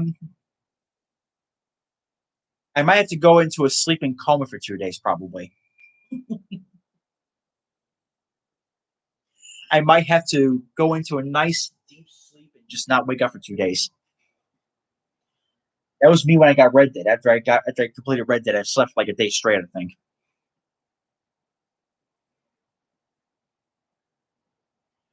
James got in here, so let's recap it for him. All right, James. This is all the content for the summer right here, my friend. We got a lot of good stuff here. First, Junior's 2010 car. Sorry, I gotta go over the stuff with him because he came in the stream here. Make an IndyCar '05 backwards compatible in August. What do you mean by that? Carl Edwards' subway car. Got the Denny Hamlin FedEx freight car. Got the Dale Jr. Foundation car. And keep in mind, this is going to be spread out throughout the course of the summertime.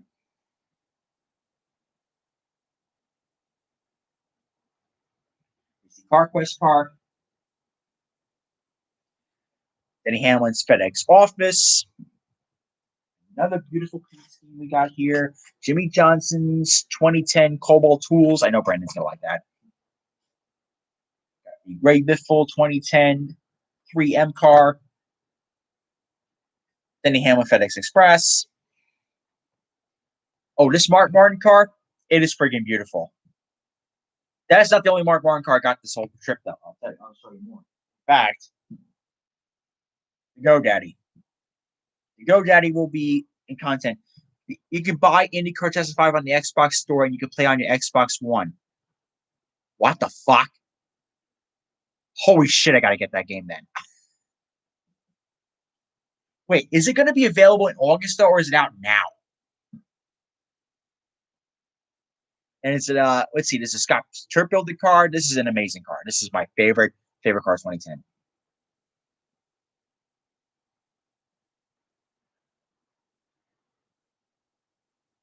Here we go.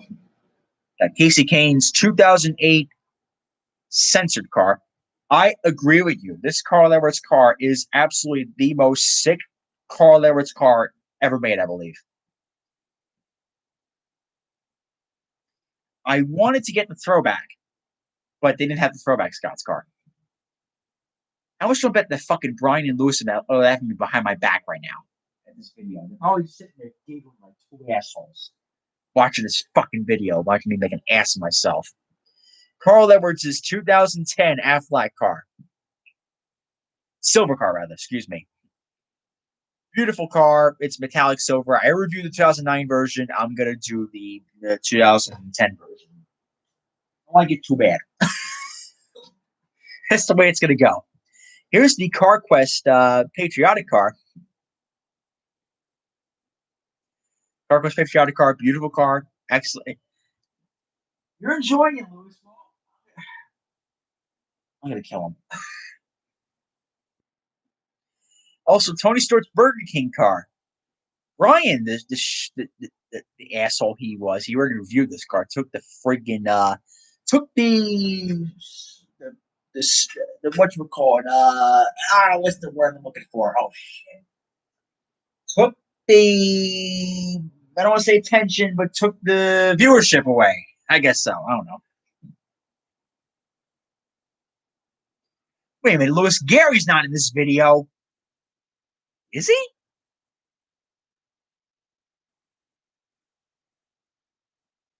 Gary's here.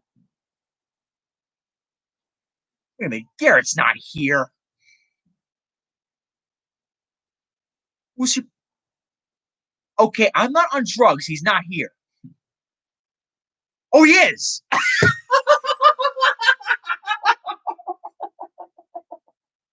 Oh, he is here. I'm like, he's not here. I'm looking for his Instagram profile picture. I couldn't fucking see him.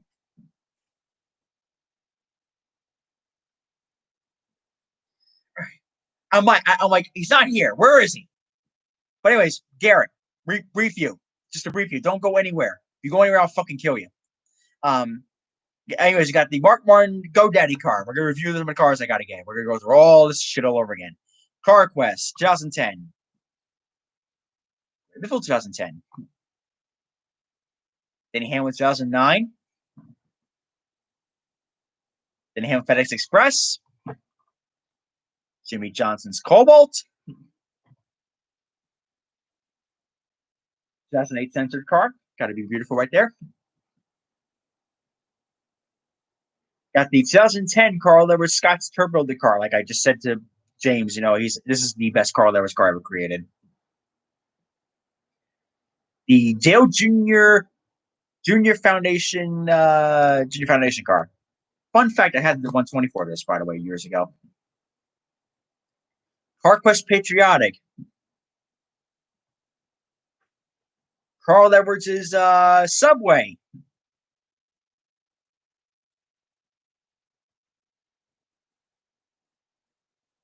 Denny Hamlin FedEx Freight. Absolute beauty. Dale Jr. 2010 Amp Energy. 2010 Carl Edwards Aflac Silver car. 2010 Tony Stewart Burger King. I almost said Office Depot. What the fuck? Here's one that you're going to jizz your pants over. This one. Yeah, I got a feeling that there's going to be it's going to be some cleanup on Gary's side after looking at this car. If he already doesn't have it already. But this is the Jeff Burton 2010 Caterpillar car.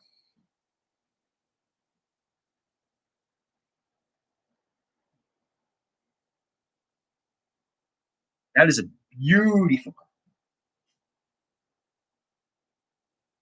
There's also Carl Edwards' 2010 Aflac car, which I was very happy with. I was kind of defensive buying it, but I was like, you know what? And believe me, Garrett, all these cars right here. Let's see if we pull this in shot here. I hope I don't break anything. All these cars were $5 a piece. Weston fucking Miller watching this video? What the hell, man? Oh my god, man, it's been forever. What's happening, bro? Are you racing tonight? You have a sprint car. I wonder if you're racing tonight. But yeah, Garrett, James, all these cars were $5 a pop. Literally $5. That's not all, though. Not all. Oh, rained out. That's why you're tuning into this, sorry, schmuck. I see how it is. Just kidding.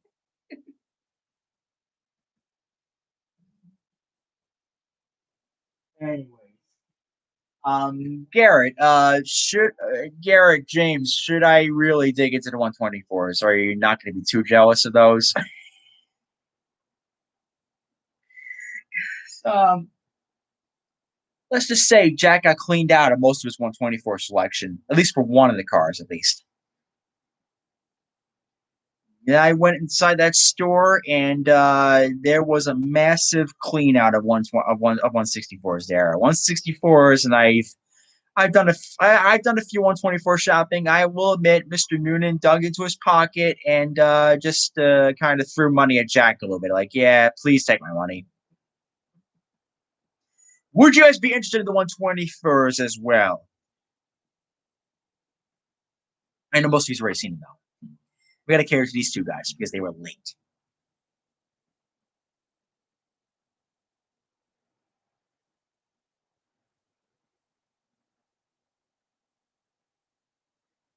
Go to bed, Eric. I don't expect you to be up at 12:30 in the morning watching me over here. Well, here's the thing. I will tell James and Garrett this right now. If you are looking for some old COT 124 164s, this guy, Jack, has everything in its grandmother. Like, I'm talking like if you want the obscure 2008 Michael Waltrip cars or the obscure '08 Greg Biffle cars, he fucking has them.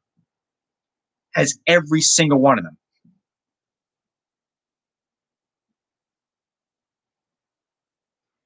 But yes, Gary, if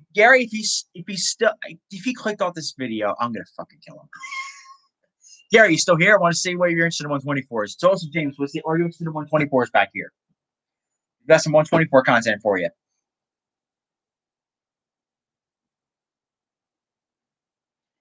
These were literally $5 a pop. I was very, very happy with these 164s. They were very nice. All right, you're still here. So what do I start with? I think I'm gonna start with this one. Literally, the Joey Logano rookie car. Yes, $5 a pop is a hell of a deal, considering that these things on eBay go for a lot of money. Brandon, I don't know what the hell you're doing, but you got a license now. Come to Jersey.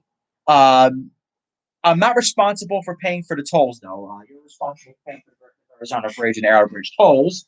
But you can come here and we can do some diecast shopping, but don't expect me to pay the bill for it, though. He knows what I'm talking about. That bridge is fucking expensive. But yes, the Joey Logano 2008 rookie car. This is the car he was scheduled to run at Texas, I believe. It got rained out or whatever.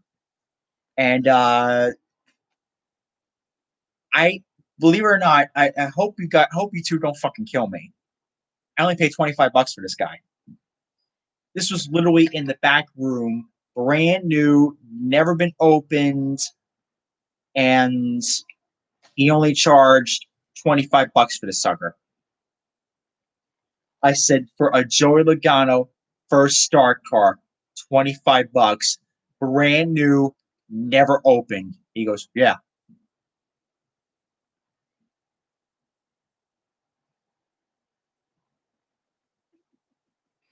So let's take this sucker out.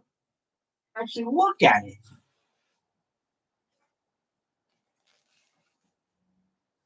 And you'll have to admit, this sucker is pretty damn cool. Yes, that is flat out robbery. I mean, this is flat out beautiful. Yeah, Brandon, I'm not really doing anything. So if you let me know, I'll probably be there. I don't have anything planned next weekend. I was supposed to be at Lime Rock. That got canned thanks to our friend COVID-19. I got moved to the September, so I'll have to wait till then. But yeah, let me know. So I'll probably be there. Yeah, I think James, I think I flat out robbed that guy. Oh, don't spoil what we got for other. Don't spoil the rest of the surprise now, Pit Stop. We got some other stuff to review here.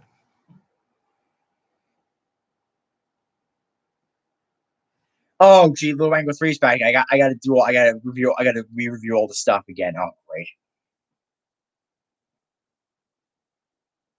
But yes, this is one of the cars. I did show Little Wrangler this. Gary, there was a little talking behind your back. I was talking to Little Wrangler 3, and I said, "Is Gary going to jizz himself during this video?" He said, "Yeah." So there was a little talk, a little crap talking, but you know, it's all in good fun, my friend.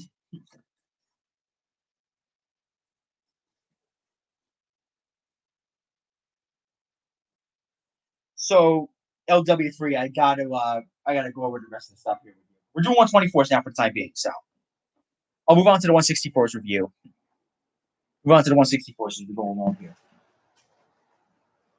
Now this sucker, I got a story about this sucker right here. I looked at this and I was like, all right, I kind of wanted this when I was younger. I liked the interstate batteries cars, but not really was into Kyle. I'm still not really a big Kyle guy. But I looked at this and I was like, God fucking damn it, I gotta pick it up. And this was, I believe, the last one they had. And believe me, they had a stock room with like cars like these, all COTs, FYI, mostly COTs. A whole fucking store row full of them, boxes after boxes after boxes after boxes, full of COT 124s.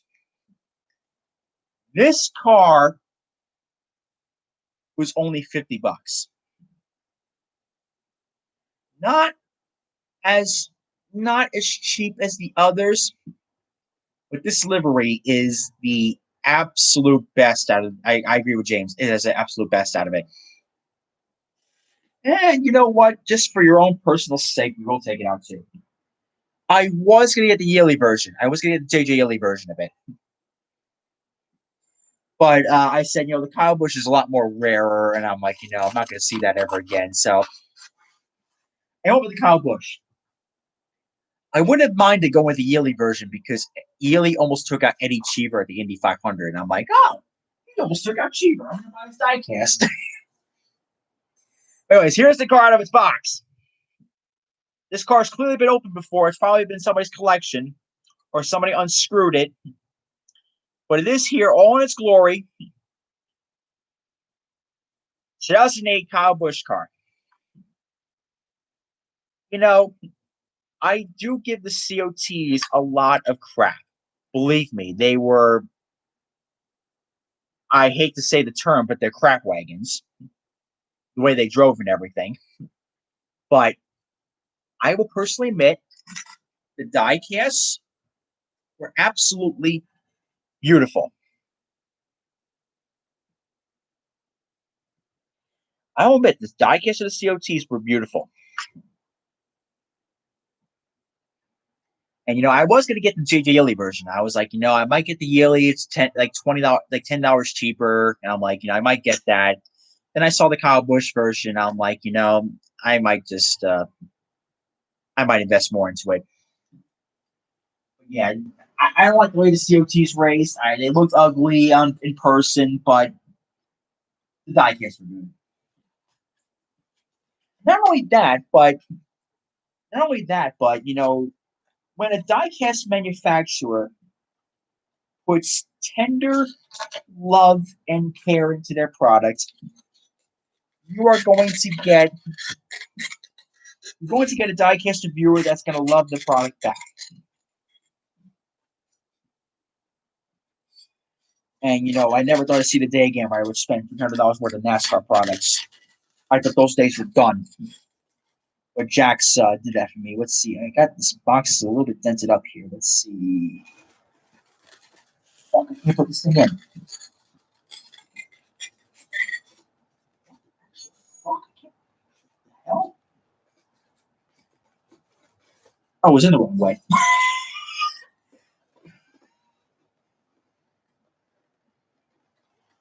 Ryan and Lewis are probably laughing behind my back that I can't put a diecast together. Let alone let alone I'm a software engineer and I can't put a box together. Let's refrain from telling my company that. Anyways, this is the next one. This is the Martin Truex Jr. 2008 car. I remember being that one schmucked by so many COTs when everyone was selling them dirt cheap in 2013. Now they're overpriced. This wasn't overpriced. um, this is not the double win. This is the 2008 Martin Truex Jr. car. This is the standard 2008 car. Jax had like a whole shelf full of these. And when I went to go purchase this, I'm like, okay, you know, how much is it? Because I do like Truex a little bit. I'm like, this is gonna be a nice car to have. Um, Little Wrangler 3, Garrett and James are going to jizz themselves when I tell them I only paid $25 for this car. $25 was all I charged. That's it. But this is a very nice car for the price I paid for it. I absolutely love it. It's beautiful. I mean, it really is. Yes, I only paid $25 for this thing. And I'm talking like brand new out of its box. People saw this car being exposed for the first time in its life. It was all taped up and everything.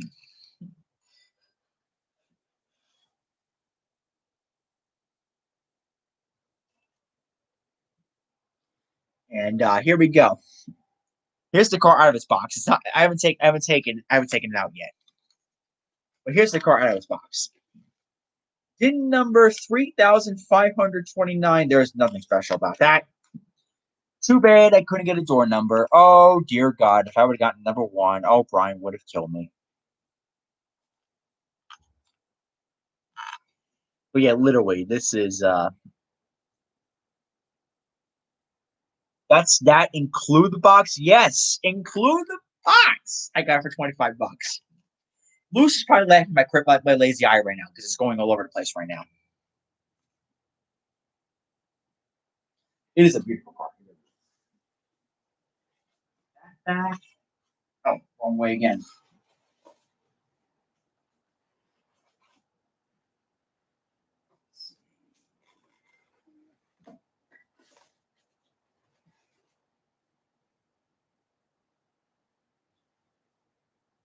I thought Pissed Off was singing Blackbird earlier for a second. I'm like, in a dark black night. I got the Beatles stuck in my head.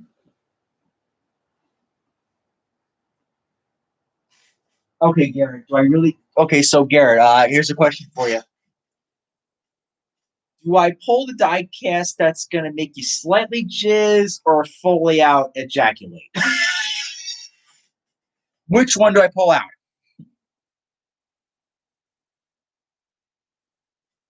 Do I get the one that's going to make you go, I'm excited, to the one that's going to go, oh my God, my heart's going to stop?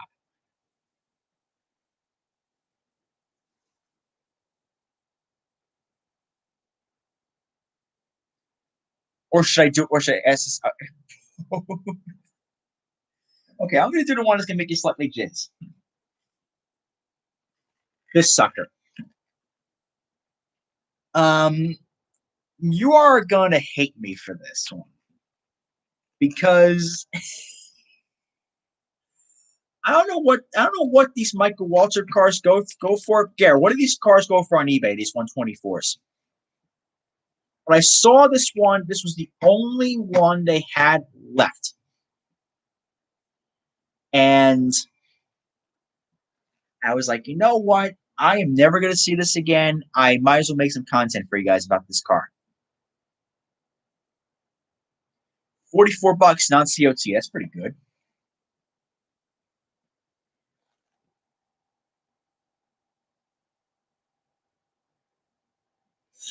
He's going all crazy over this one. I'm waiting for Garrett to see I'm not revealing the price till Garrett tells me what this market goes for. 40 plus shipping for 124.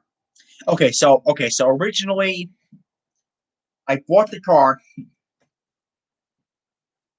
and it was originally retail price of $69. Try not to laugh. And I'm like, all right, it's 69 bucks. I said it's probably gonna go for a little more on eBay, probably. I'm like, all right, I might as well do it. Jack walks in, he goes, oh, this '08 car, I'm not charging you $69. I'm taking $20 off of it.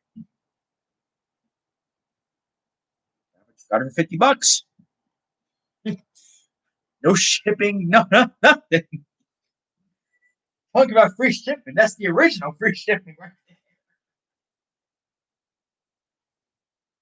there. Oh, let's see here. He's trying to kill me. But here she is, all in her glory.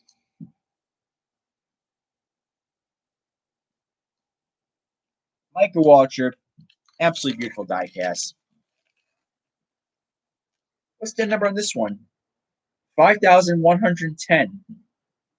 Holy shit, it's one of his old numbers, 51.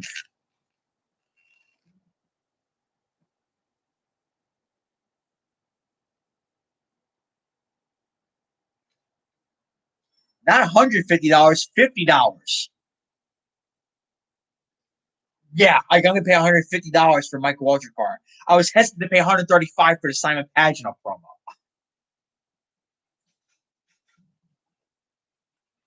$150 for the Pagino promo. I was like, yeah, no. I talked down to like 124. Little did I know that Brian works with Snap-on dealers. Was gonna get it. Was fighting going for me. Thanks.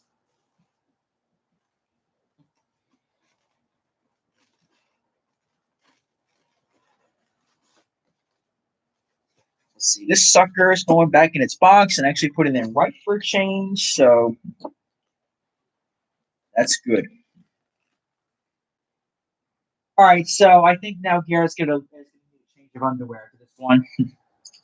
I think Garrett's probably gonna need a change of underwear. Probably he's gonna need a box of tissues with it too, probably because he's gonna fucking jizz himself over this one. Where's guts were located outside of turn one. But the people who have seen this car before without spoiling it, on a scale of 1 to 10, how much do you think his heart's gonna stop over this car? Grand reveal.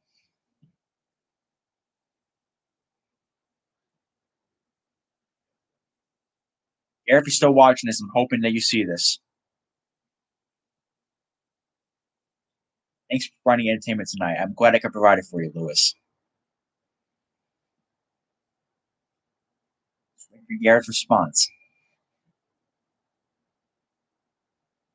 I know James seen all my cars right now before, so I wonder what he thinks of all these cars.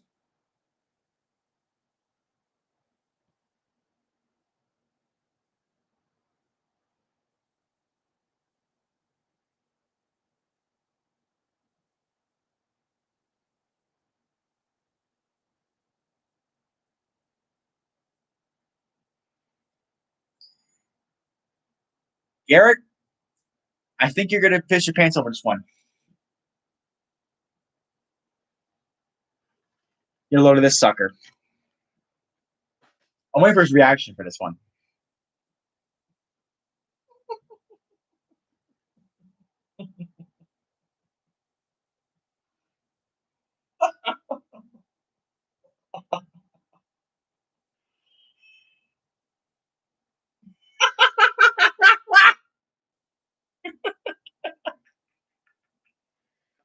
You would fucking love this one.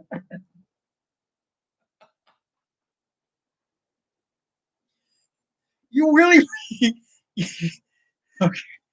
Do I admit the price? Do I admit the price? I only paid $30 for this sucker.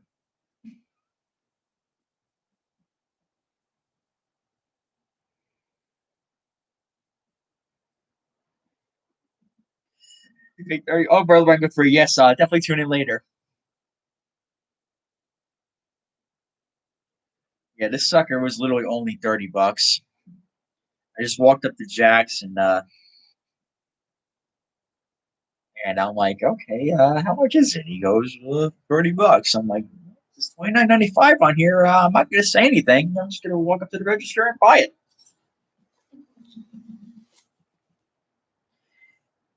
Okay, here's another thing. Do I dare take it out of its box? Suck out of its box. This sucker is absolutely beautiful.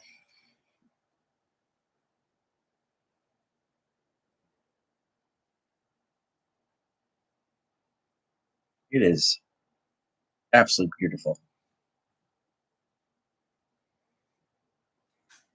Uh James, if you saw the 164s I paid for, I think I robbed that guy 20 times. Because you got suckers like these that go for a lot of money. I only paid $4.95 for this guy.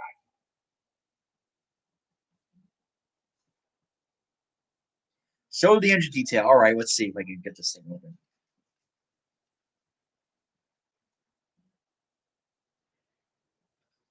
Gary, if I'm not correct, he killed a bird with this at IMS, right?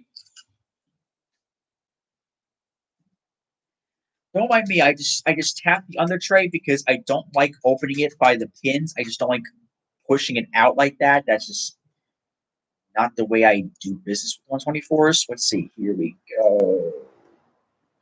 That way. There we go.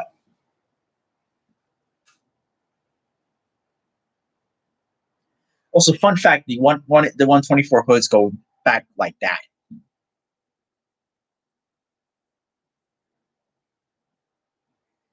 The engine detail in this car is absolutely incredible. Don't break anything. There you go.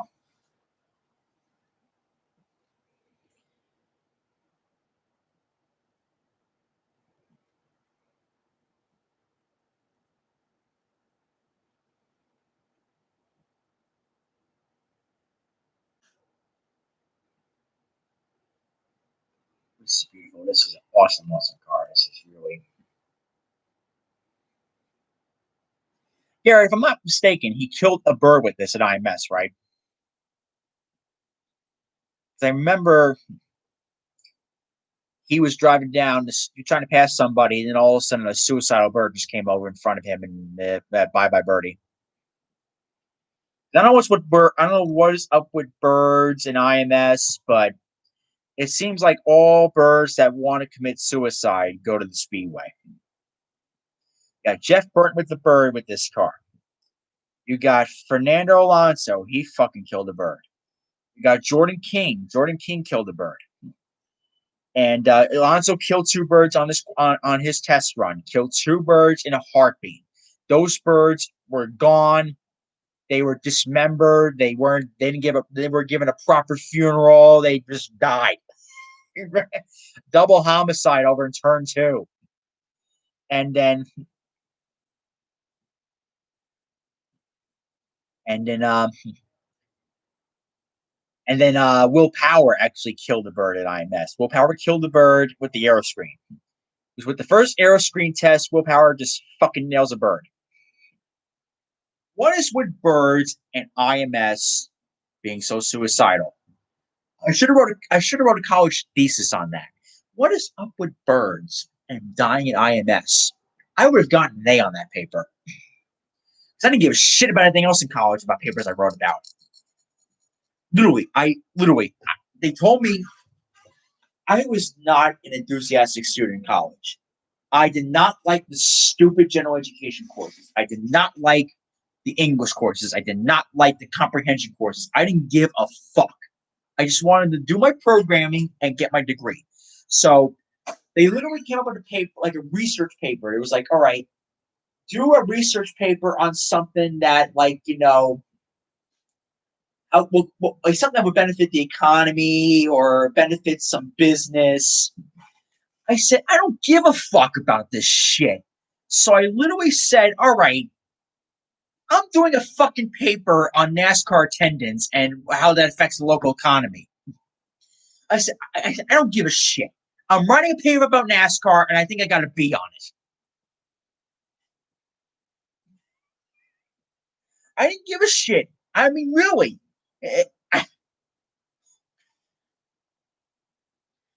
Don't get me started on college because the general education courses they suck asshole.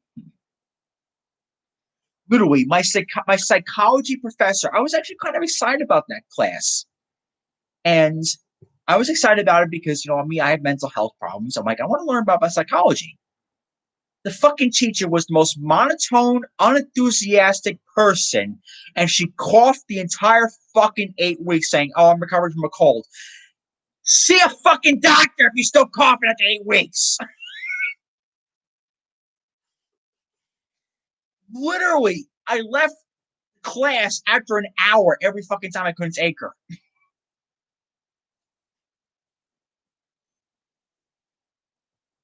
Another professor wanted to start with me about being late. I said, "Listen, bitch, it's 8 o'clock in the fucking morning. You fucking start with me. I'm gonna fucking end it."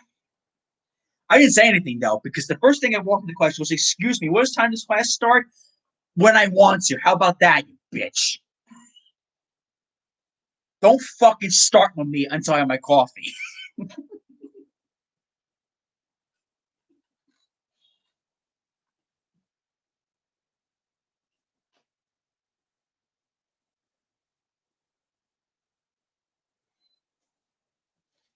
Where else I'll start with college? Oh yeah. How about the first class I ever had in my life? I had a stroke victim of a teacher. Literally comes in like this. We're gonna do coding work on paper. Okay, I'm gonna write a function of how to put "hello world" on a piece of fucking paper. Yeah, tell me again how you're qualified, professor.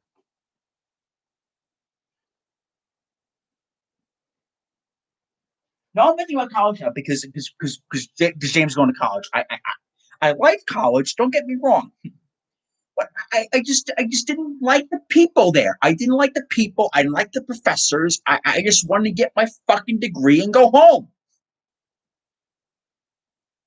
Like literally, one time we had a motivation speaker. One time that came to our classrooms, and first of all, if there's one fucking thing this country needs less of is motivation.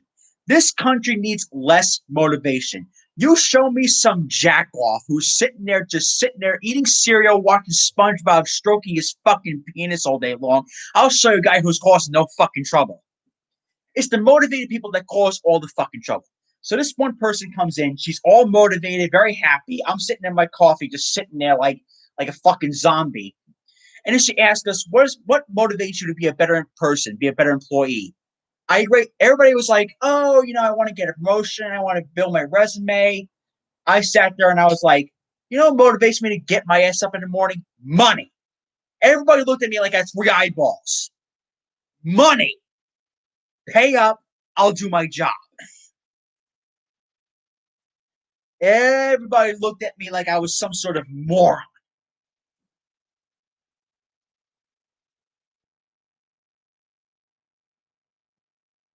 I gotta think of another one. I gotta think of another funny story of how I hated people in college.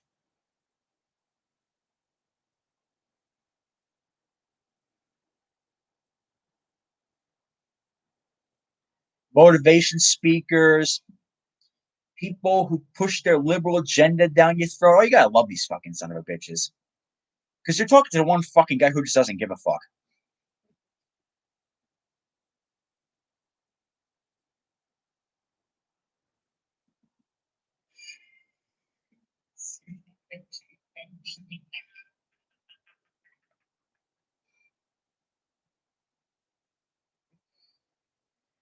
I think another one was like I'm trying to think now. I try to forget my college years because I fucking hated everything about that place. There was one professor I liked, and that was about it.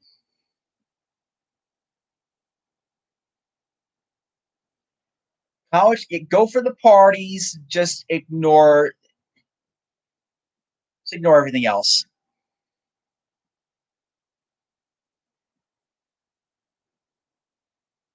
Pardon me, I'm just trying to come up with stories now because I got to scar James and I got to scar Cole before they go to college because this is it's not what people think it is. I went to a different college. I went to a different college for I went to get my degree. I went to go get my programming degree, which I love programming. Like I'm a software engineer. I love what I do. It's a great job. I love my job. I love getting up in the morning, getting paid. But the extra bullshit I had to deal with in college, all the extra curriculum courses, I wanted to fucking kill myself.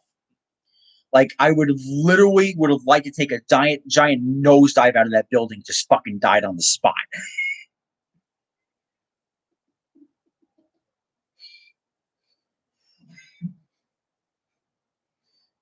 Like one time, oh, this is funny. This is funny. Okay, so I had to make a video. I had not make a video. Excuse me. I had to make a college thesis paper on why sport hunting is bad. And I could have summed that up. I could have summed up a counter argument in 3 words. People want to eat deer. People want to hunt. Let them do what the fuck they want. That's my paper. Stop putting your fucking nose in people's business. All I wanted to do. But I had to make up some bullshit paper. And you know me, I don't bullshit. So I was grinding my fucking teeth as I was writing this paper. Oh, gee, the animals might get hurt. The animals have feelings. The animals feel pain. It scares them off. And I'm sitting here somewhere, what the fuck is this bullshit? I'm this close to writing, fuck you. Don't tell people what to do. Don't push your damn liberal agenda down people's throats. Signed, Robbie Noonan. I would fail that class in a heartbeat, probably.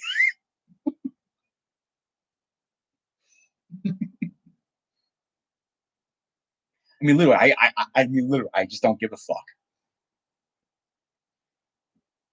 And everybody's got a fucking agenda. Everybody's got an opinion. Opinions are like assholes. Everybody's got them. Nobody wants to hear them.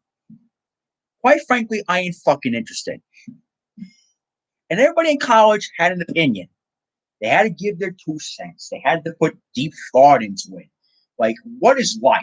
Like somebody, like I got sociology questions like, what is life?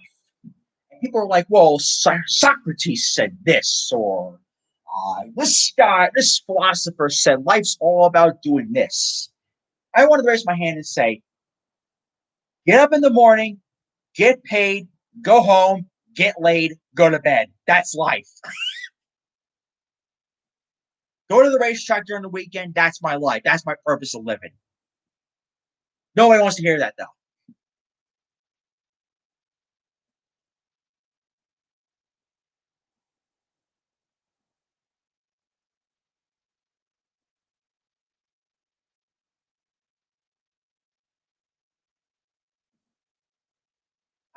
I'm just not. I'm just not a deep thinker. I'm more of a guy who people don't like me in colleges because I'm the type of guy where I'm like, all right, I believe this because I said so. This is the way I think. Don't like it too bad. I'm not telling you my. I'm not telling. I'm not explaining why. People freak out when I tell them that. And I'm saying people were snowflakes in college when I was growing up. I can only imagine now because oh my god, I gotta confess something. So these talk about people pushing liberal agendas, and again, I'm not one way or the other. I'm right directly in the middle. I don't give a fuck. Quite frankly, I'm voting for Kermit the Frog for president this year because I'm fucking sick of everybody. But but when I was in college, these 3 guys were all like, because we had to pick a project for our idols. We had to pick a project, and these 3 guys were all like, "I want Obama, I want Obama, I want Obama." I was sitting here like, "What the fuck? You're picking a political person?" And I raised my hand and say, "I like George Bush." Their, their faces went blank. They fucked their jaws dropped. You like George Bush? Yeah, I like George Bush. Sit down and shut up, you pricks.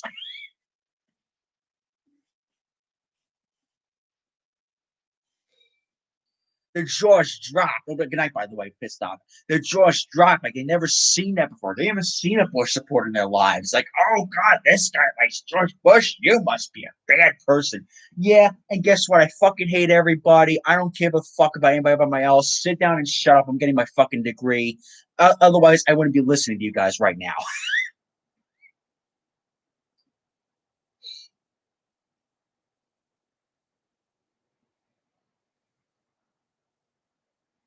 You know what? If I really was senioritis and I wanted to piss people off, I would have written a love letter about Donald Trump just to get everybody's reaction. I would have written a nice love letter telling how attractive he is. I love his hairpiece.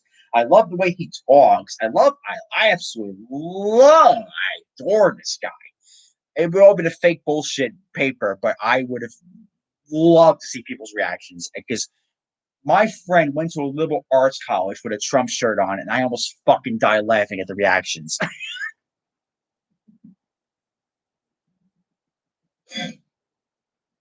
Go to liberal arts college with a Donald Trump shirt. That's not going to go well at all.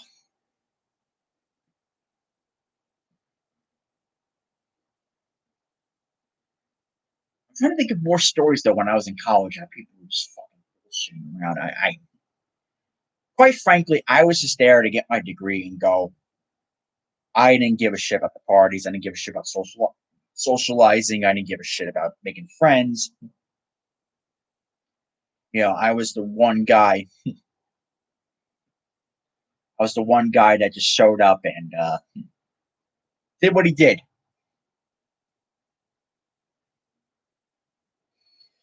The, okay, the best was in high school. The best was when I was in school. I think one time we had to say who our best friend was, and I'm not kidding you. This was on my mind. I wanted to write this, and I was a pretty young kid at the time. People were saying, "Oh, this person's my best friend. They're so nice. I like this person, like that person." I was almost writing down no one. I hate everyone.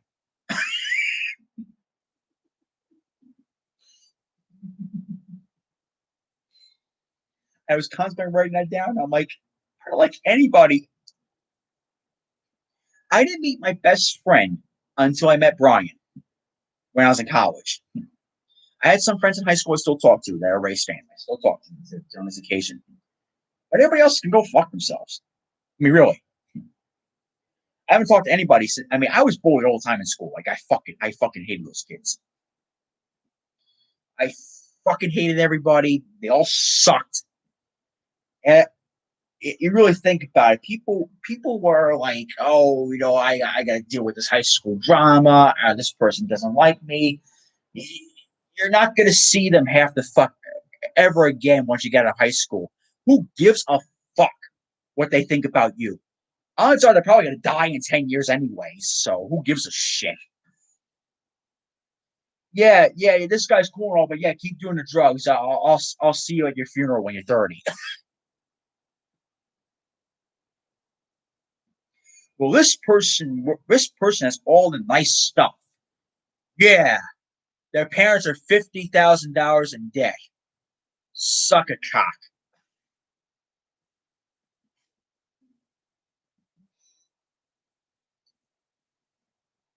Oh, gee, this person likes NASCAR. He spends his money on diecast. Let's make fun of him. Yeah, I spend $50 on a diecast. You're spending $50 on a bag of weed. Yeah, let's clap for the geniuses. Let's see what's gonna last longer. Oh, gee, Rob. This guy, he's quiet. He doesn't talk to anybody. He has no friends. Yeah, I don't put up with your bullshit. That's what I don't do either. Now get out of line.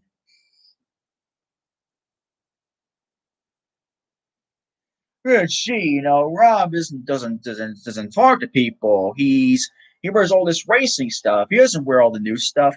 Yeah, My father died 10 years ago. We had no money. Get the fuck out of here. Oh, gee, this guy, he doesn't have the newest clothes. He just sits around all day. He just sits there, does his work. Yeah, 'cause I don't give a shit about any one of yous.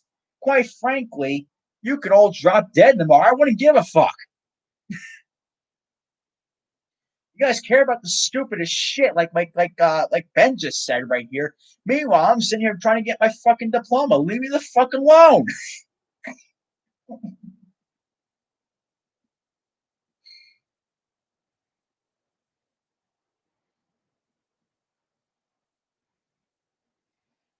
Quite frankly, I've had people approach me though they want to hang out with me, and I just flat out didn't like these people. And you know me, I don't have a filter. I don't bullshit around. The problems with school is that they try to censor everybody. You can do drugs, you could smoke in the bathroom, but heaven forbid you drop an F bomb. Everybody their fucking mouths drop like they never heard foul language before in their lives. You know how many times I want to drop F bombs in no class and say, hey, fuck this. I don't like this. Let's get out of here type of deal. You know, God, school was fucking horrible. I'm glad I graduated too. And James, sorry, I just want a piece of paper.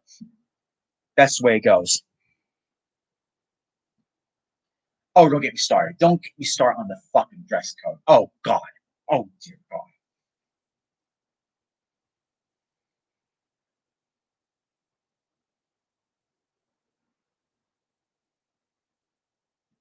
Oh, good night, guys. What was going on? Oh,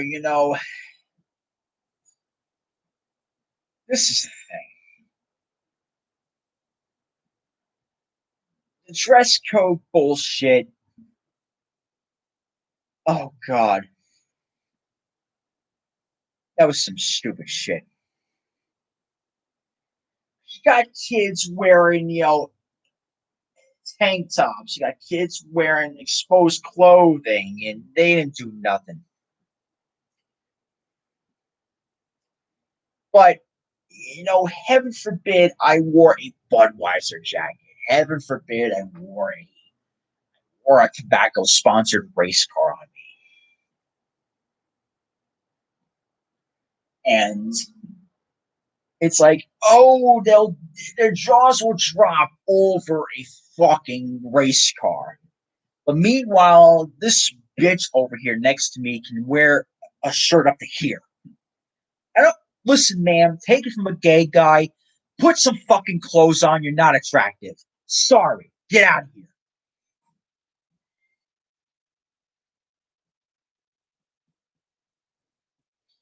Everybody's more chill in private school because I will admit they are way too sensitive. And there was this one time where I wanted to say it, but I didn't. Probably should have. But I remember one time I was like, I had to make a video one time or a speech saying, "What advice do you have for high schoolers coming in?" Now, of course, I gave a really polished speech. Of course, the last thing you want to do is leave a bad impression on people.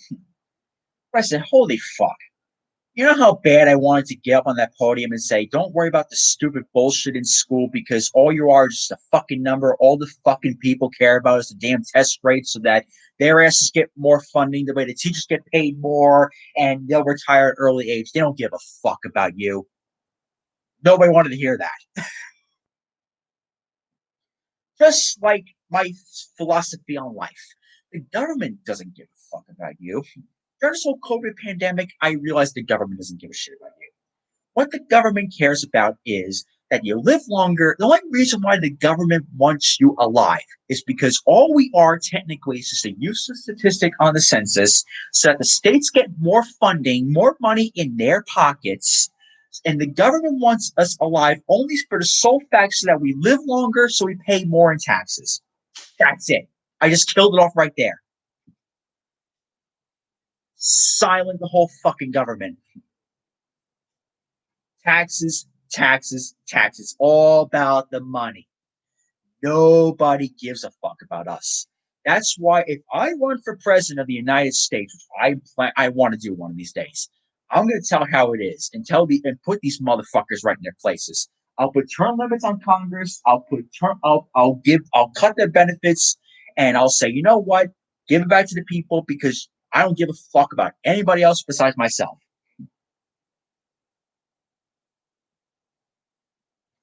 Quite true. You know, I mean, any politician that tells you they care about the people, they are so full of shit that they can't shit it on their own toilet bowls. They won't even be able to make it. Politicians, school districts. I'll admit that I got it. I got to admit here. I got to admit here. So apparently, there's drama in my old town. There's drama in my town. I grew up in Hazlet, New Jersey, which is the same town Ray Abraham grew up in. It is now becoming a crime hotspot. Becoming a crime hotspot because these punk kids break into cars, they break into people's houses. Nobody wants to talk about that, though. But the high school principal sent out a mass email just saying, all lives matter. And I get it. I think that's kind of a little bullshit, if you ask me. But everybody freaked out about it. I'm like, you got these no good fucking kids breaking into cars and you're worried about a fucking email. I would like to print out those emails, put them in the cotton balls, and shove it down people's throats. Like, yeah, that's your problem. Really, you're gonna bitch over fucking. How do you go through life if you bitch about a fucking email? How do you How do you deal with life problems? How do you deal with children having problems? How do you deal with getting married, marital problems if you're worried about a fucking email? Strap on a fucking pair of balls and grow up already.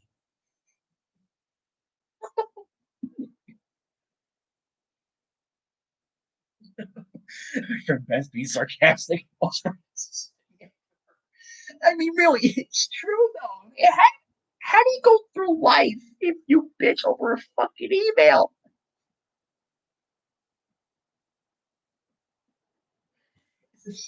I, I gotta tell you, people will get triggered over the stupidest shit. I'll say it again. I'm not on the far left, I'm on the far right. I see the far left do this. I see the far right do this. The guy in the middle wants me to do this. Take the motherfuckers, bash their heads together, and watch the fireworks go off.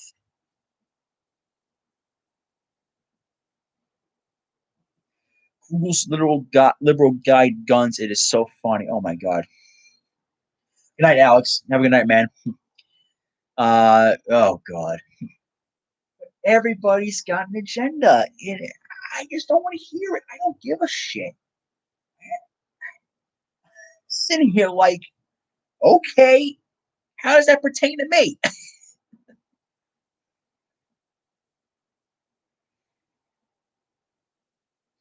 Bad people feel the make good people feel guilty. Yeah, yeah, they do. They literally make the good people look bad. They make my sorriness look bad. But here's the thing. Here's what I noticed. The motivated and triggered people, they preach, preach, preach, preach, preach, preach, preach, preach, bark shit out of their ass. But the same set of rules don't apply to them. Like, I'm going to name an example. During the pandemic, these motivated, triggered people were like, do not go out and get mass gatherings. But I see them same assholes at the fucking bar drinking away with their friends. Oh, that the same rules don't apply to you? I would like to take a nice big old glass of fucking poison and shove it down your throat. That's what I wanted to do with these people. Well, either that, or maybe, throw something at them, or maybe stick their head in the fucking toilet bowl. You never know. No, give them a little fucking misery. Really, the same set of rules don't apply to you? Huh? Oh, it's bad for me to go out, but heaven forbid if you don't go 5 fucking minutes without socializing with your friends. Don't get me started on that. That really pissed me off. I can only remotely imagine what college must have been like. I'm glad I graduated 5 years ago because I couldn't pump up the people. I like learning. Don't get me wrong. I like learning. It was very nice learning. I got my degree. It was very cool. People were fucking assholes.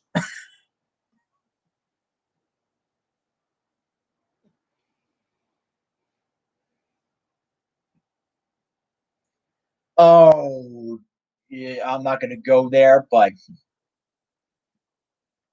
I will say, sorry, my threats going off here for a second. Sorry about this. I'm talking all day. I'm humming like crazy now. But again, Ben, there's a set of rules for one group of people, and there's a set of rules for another group of people. There's a set of rules if you vote blue. There's a set of rules if you vote red. Where do assholes like me float in? I guess anarchy.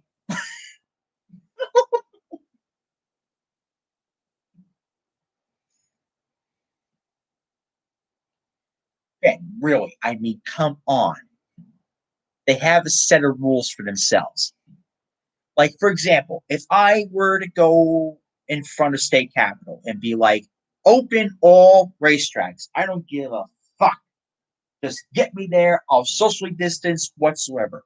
You'll have 1,000 fucking people saying, "Oh, I'm wrong," or "I'm a bad person," or "Oh, you're gonna get sick." I mean, I take it very seriously. I wear a mask everywhere I go. I wash my hands 20 times a day. I don't touch people. I don't go near people. I take it very seriously. It's a serious, serious issue. But these people make it think like it's the fucking bubonic plague. But when they go out, those rules don't apply to them. Oh, we're perfectly fine doing this. Oh, we can do that. And it's like, what the fuck? You're preaching this shit to people who are protesting 2 months ago, and yet you're doing the same shit and you think it's okay. In my opinion, both of you are fucking assholes. I love being in the middle where two sides tear apart, and while no one ever gets mad at me. I'm the same way, man. I don't give a fuck. I just sit there, watch the fireworks. I actually deleted Twitter. I deleted Twitter today because someone had a shit fit over fans gathering at Road America. Holy fuck.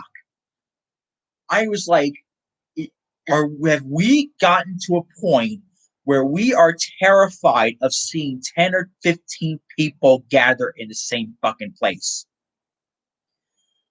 I was about to write a paragraph to him, but I just blocked his ass. And I just said, you know what? These are the type of motherfuckers where I'm not a violent person. I am not. I will not hurt a fly.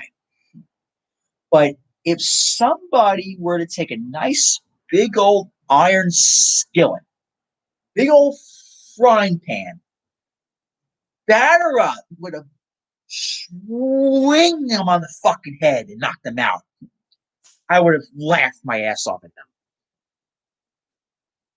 Because really, are we gotten to the point now where we're gonna bitch about a crowded IndyCar race?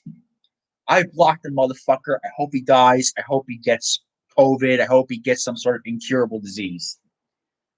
Fuck you. Get out of my life. I mean, really. We're gonna bitch about 10 fucking people gathering in a grandstand. Oh my god, but these are the same assholes. The same assholes.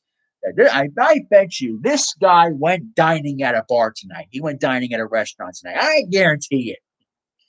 And if I see that on his Facebook account, I'm calling out a sorry fucking ass over it. Oh, and this guy worked with Jeff Gluck too on the Athletics, so I'm blocking all their sorry asses, like Jeff probably.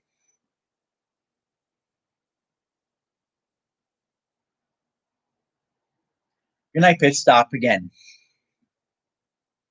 But literally, it has gotten ridiculous. And I'm just sitting here going, like, can we just get rid of these motherfuckers?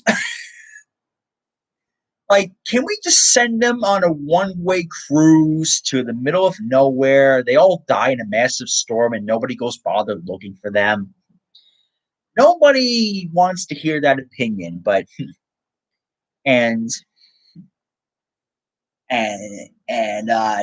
people want to say that I'm rude or we need these people around. They provide good information. They cause more fucking trouble than anything else. Like I mentioned earlier, it's the motivated people that cause all the fucking trouble.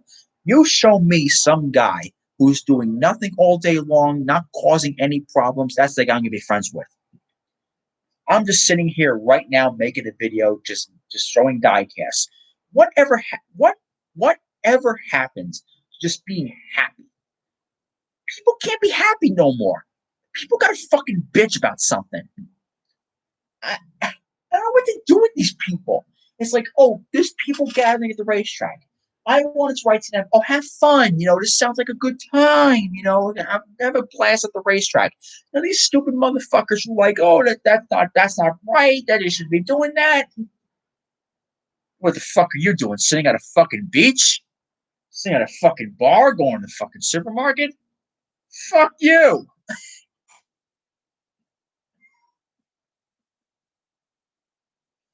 People can't be happy. Literally, when I saw that tweet about Road America of having fans and people gathering at racetracks, it was just, I'm fucking done with people. I really, really am. People can't have fun no more. When I went to Mid Ohio, I was the happiest fucker around because I had no cell service. And when I picked up the phone and I saw people bitching again, I was like, oh, I forgot. I was supposed to be miserable. Then you wonder why people kill themselves. You wonder why people commit suicide. People harm themselves. It's ridiculous.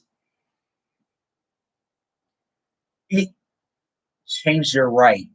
Everybody gets offended over something. Meanwhile, listen, I said 100 times to you guys, I'm a full blood Italian Irish guy from Brooklyn. Honey, I don't get offended for shit. I just rush you off and I pretend you don't exist. That's Brandon. He's from Brooklyn too. We don't give a fuck. We cuss, we complain, we bend about people. But quite frankly, do you think I'm going to be worried about somebody getting offended? That same person who's telling me what to do could be dead on the floor at ShopRite or at the supermarket or Walmart. They could be dead on the floor. I'd be like, well, whatever. I wouldn't even recognize them. I've had people, like, I've had really triggered people come to me say, do you not care about people? Uh, uh, uh, no. Looked at me shocked. Like, at least I'm honest about it. I told the person, I said, sorry, but you could be unconscious on the floor at Walmart. I wouldn't even help you.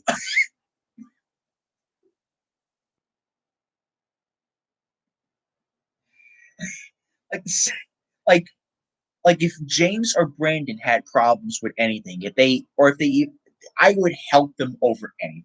Those guys are like my brothers. But if you're not in my or Ryan too, he's in this chat too. Like if Brian had or Cole, if they had any problems, I would be there in a heartbeat. Somebody I don't care about, I'm sorry. I'm just gonna watch the fireworks.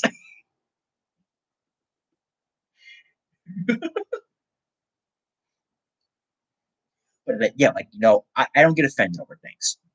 I'm a thick-skinned guy. I don't give a fuck about nothing.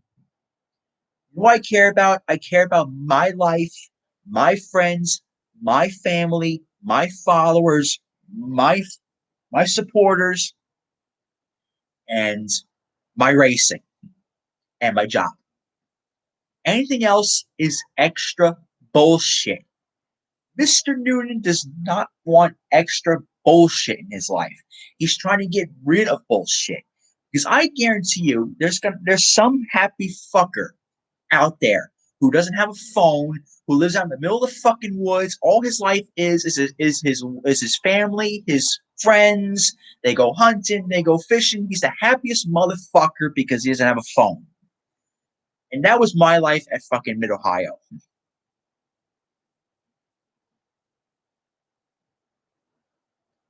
Both the biological son and dad need to meet. But like, really, some of the shit people get offended over is ridiculous. Like, trying to think.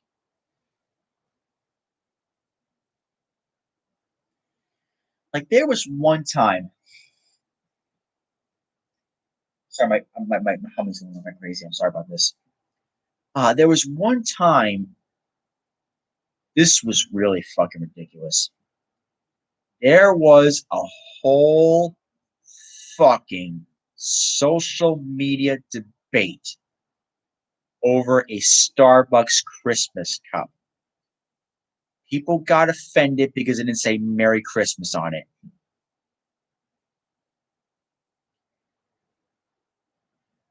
Really? If I was the CEO of Starbucks, I wouldn't put Merry Christmas. I wouldn't put Happy Holidays. You know what I would put on there? Go fuck yourself. Go fuck yourself. It's a normal day on the calendar. Go about your lives. Drink your damn coffee. Have a good night, Cole.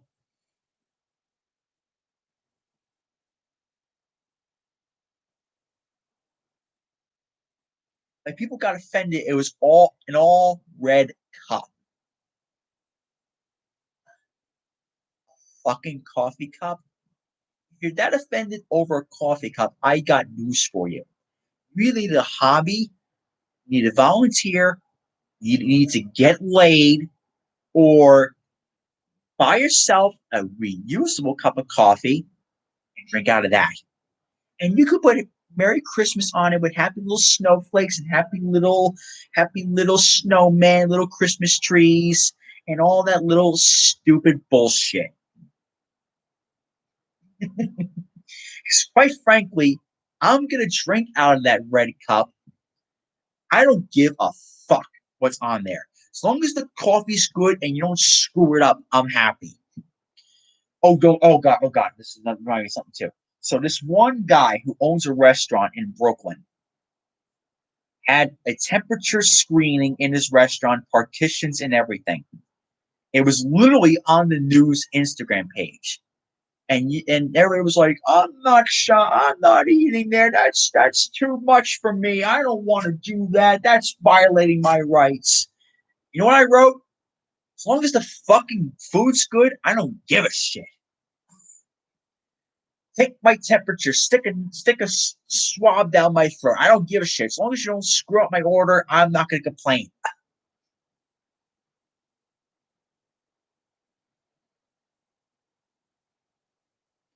What was one of my favorite ones?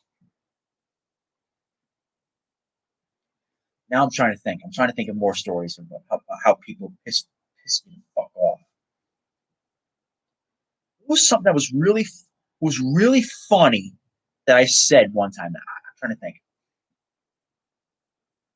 Right, I just want my damn food.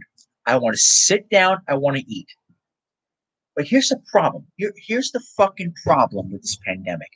Once you involve alcohol in life, things spiral out of control. It's the reason why bars are so bad is because people gather in mass settings, drinking away. First of all, I'm 27 years old. I haven't had a drink in 5 years. I lost my father due to alcohol. I lost my grandfather due to alcohol and his diabetes problems he had. I just don't like the taste of it. I tasted it. I've gotten drunk maybe once. Never liked it. I don't see why some of these fucking people have always got to have a fucking drink in their hand to have fun. It's like, uh, do you really need to have booze in your life? I got news for you. You're a fucking boozer. That's what you are. Be real. People gotta have a fucking drink in hand. People gotta have a fucking drink to have fun. People got it. People gotta drink, drink, drink. It's the fucking epidemic. It really is.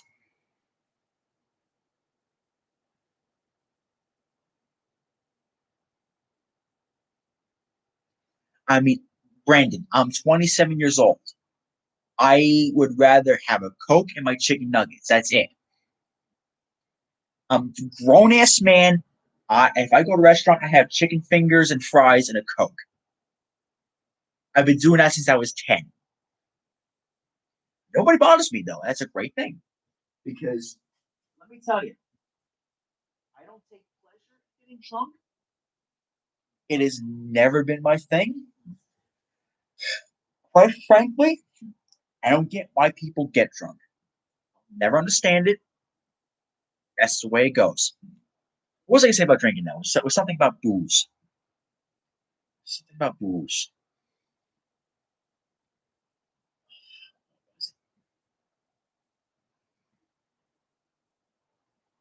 What was I talking about for with drinks in hand? I was talking about something. It was a story I had. I had a story for you.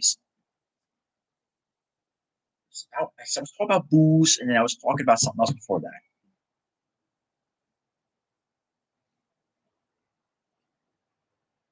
It's just the fact that like I just want my damn food. I just want to go in, have a good time. I don't. Oh, I got a story. Okay, I got a story for you. So, like I said before, once you involve alcohol in things spiral out of control. I remember this one time when I was at Hula Hands. It's a restaurant. I don't know if it's a chain. I think it's a chain in Hula Hands. But I was there. I was sitting there trying to enjoy my meal with my mother and my sister. And there was this group by us. They were all having drinks and they were all chit chatting. I had to hear their fucking conversation about their kids, about their jobs, about their husbands. And I'm sitting here like, can you just shut the fuck up? I don't give a crap. And there was this one woman that wouldn't stop fucking laughing. This woman drove me fucking crazy because I'm sitting here trying to eat my burger and I got to hear this bitch laughing. I don't know what the fuck was so funny, but I was like to my mother, I said, if you weren't here, I was going to be contemplating on taking my fucking food and shoving it so far up her fucking ass. Then who's laughing now? Me. I want to smash her fucking head against the fucking bar table. And my mother's like, oh, calm down, calm down. It's not that bad. She's fucking laughing, annoying the living shit out of me. This fucking woman won't stop barking, yapping, yapping, yapping, yapping, yapping. So no one is like when you get a bunch of women yapping around each other, they won't shut up. But apparently, going to my mother and sister, I was the crazy one because I was like, this woman needs to shut the fuck up right now. Oh, you're intolerant, Rob. Yeah, because within 5 minutes, I was sick of her already as is. I had to deal with her for 45 fucking minutes. You know how long 45 fucking minutes is when you're with somebody you don't like? Because quite frankly, I know some people in our group that we have that I would rather contact General Herbies from having sex on a fucking toilet seat than deal with some of these people. I would rather I mean, I have people in my life that I genuinely don't like. Like, I,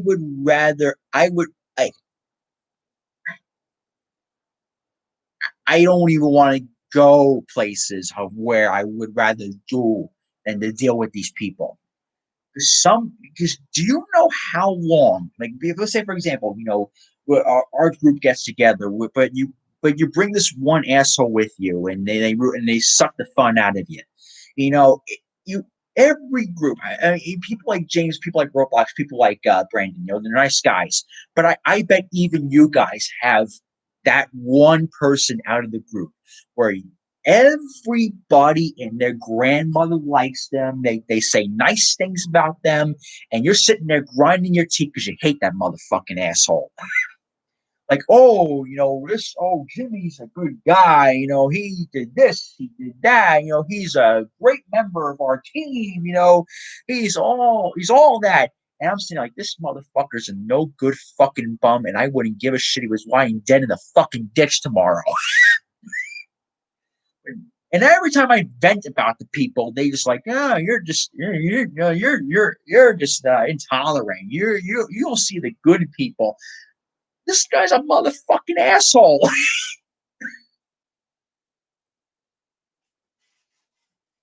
And you can't tell him he sucks to his face because everybody and their fucking mother's a fucking pansy these days. You tell him you're a fucking moron. You, you tell him you're a fucking moron, and he thinks it's the end of the fucking world.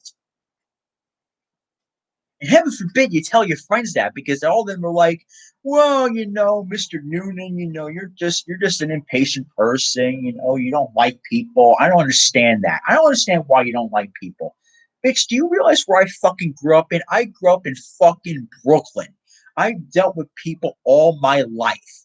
And you gotta go through life thinking that everybody's a fucking asshole besides you. No problem, James. Have a good night, man.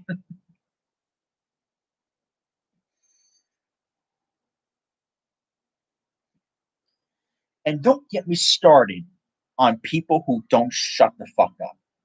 Because I, like, again, everybody's got that one person in their group that you don't like. I understand that. But they talk so highly of them that it's like, what's the words I'm trying to point out here? What am I trying to say here?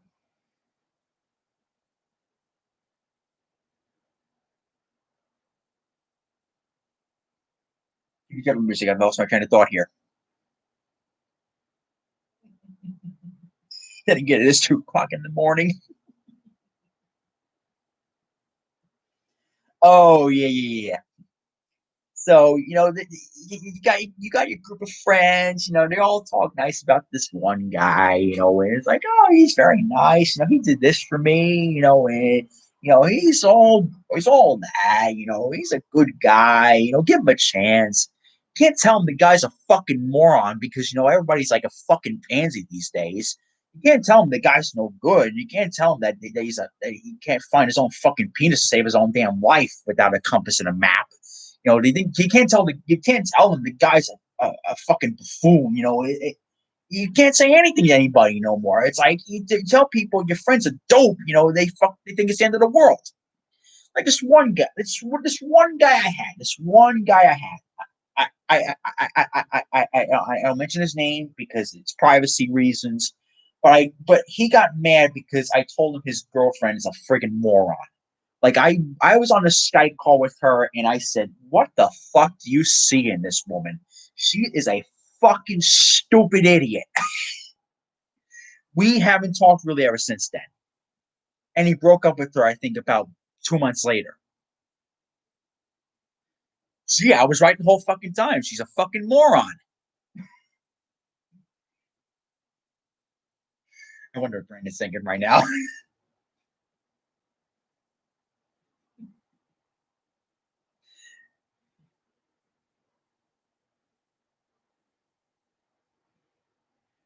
No, I do not think it's canceled, my friend. But let me tell you something.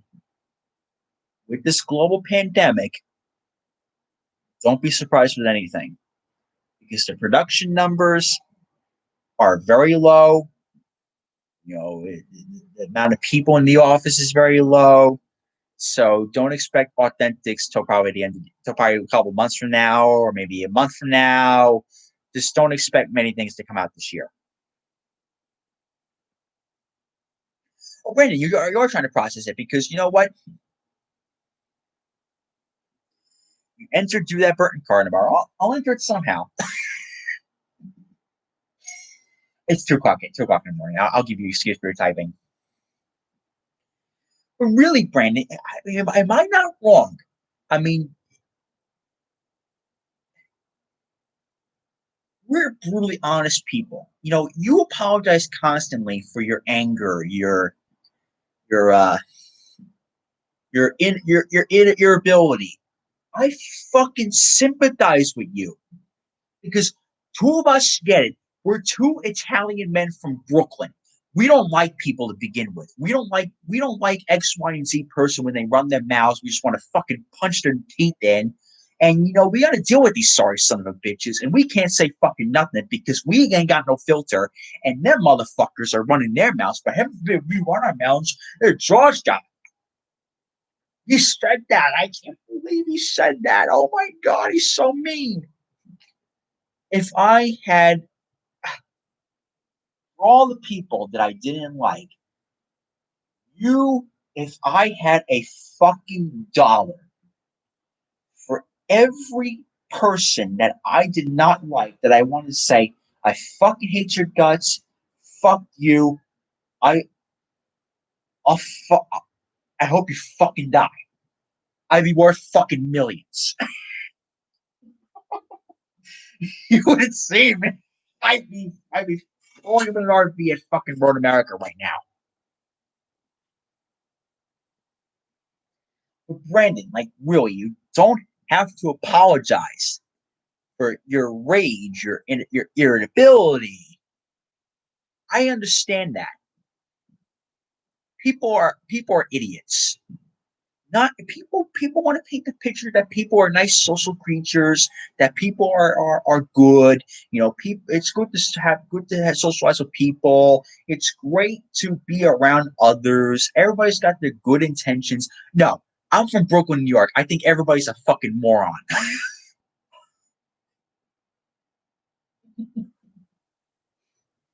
No, it's you're fine. Okay, stop. Where I grew up in, we don't give a shit about people. It's like they could be dead on the floor in the fucking supermarket, and I'd be like, well, somebody's got to clean that up.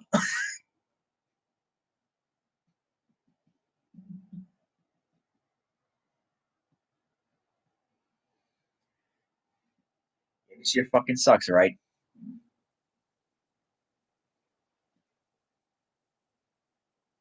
I I agree.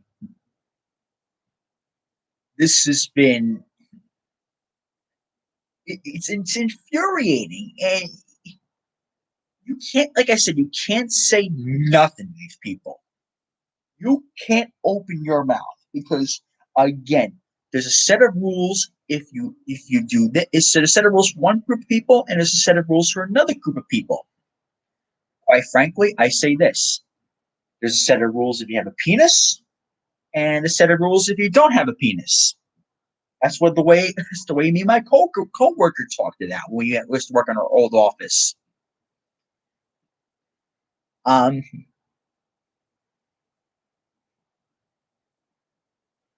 because for X person, it's okay to say, oh, let's say, for example, I'm going to make a simple topic.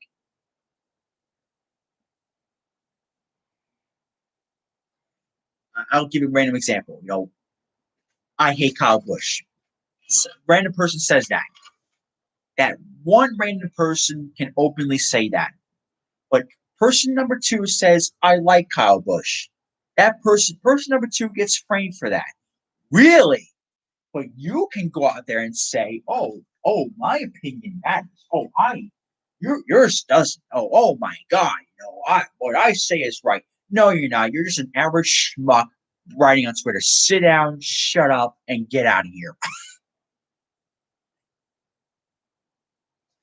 Oh, gee, my opinion matters more because I have a degree. Yeah, in liberal arts, doing nothing but sitting at home, stroking your damn penis while you're watching game shows. Tell me again about your fancy degree. Sit down and shut up, you motherfucker.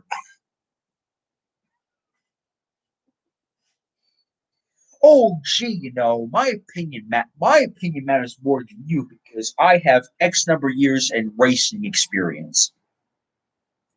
Yes, so do I. You're not special.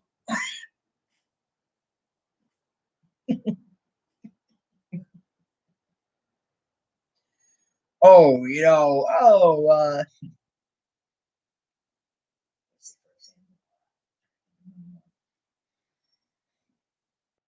I'll review one of the 124s eventually. I don't know if I could do it tomorrow because my voice is hurting now, so I got to really recover from all this damn venting I'm doing here.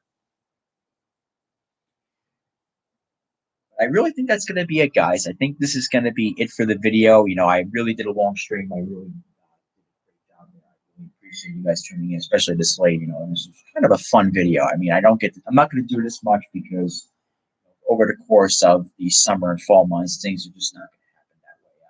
Unfortunately, we've got plenty of content for you. We're all going to do that. So thank you so much, guys. You guys are literally family to me. You guys are the best.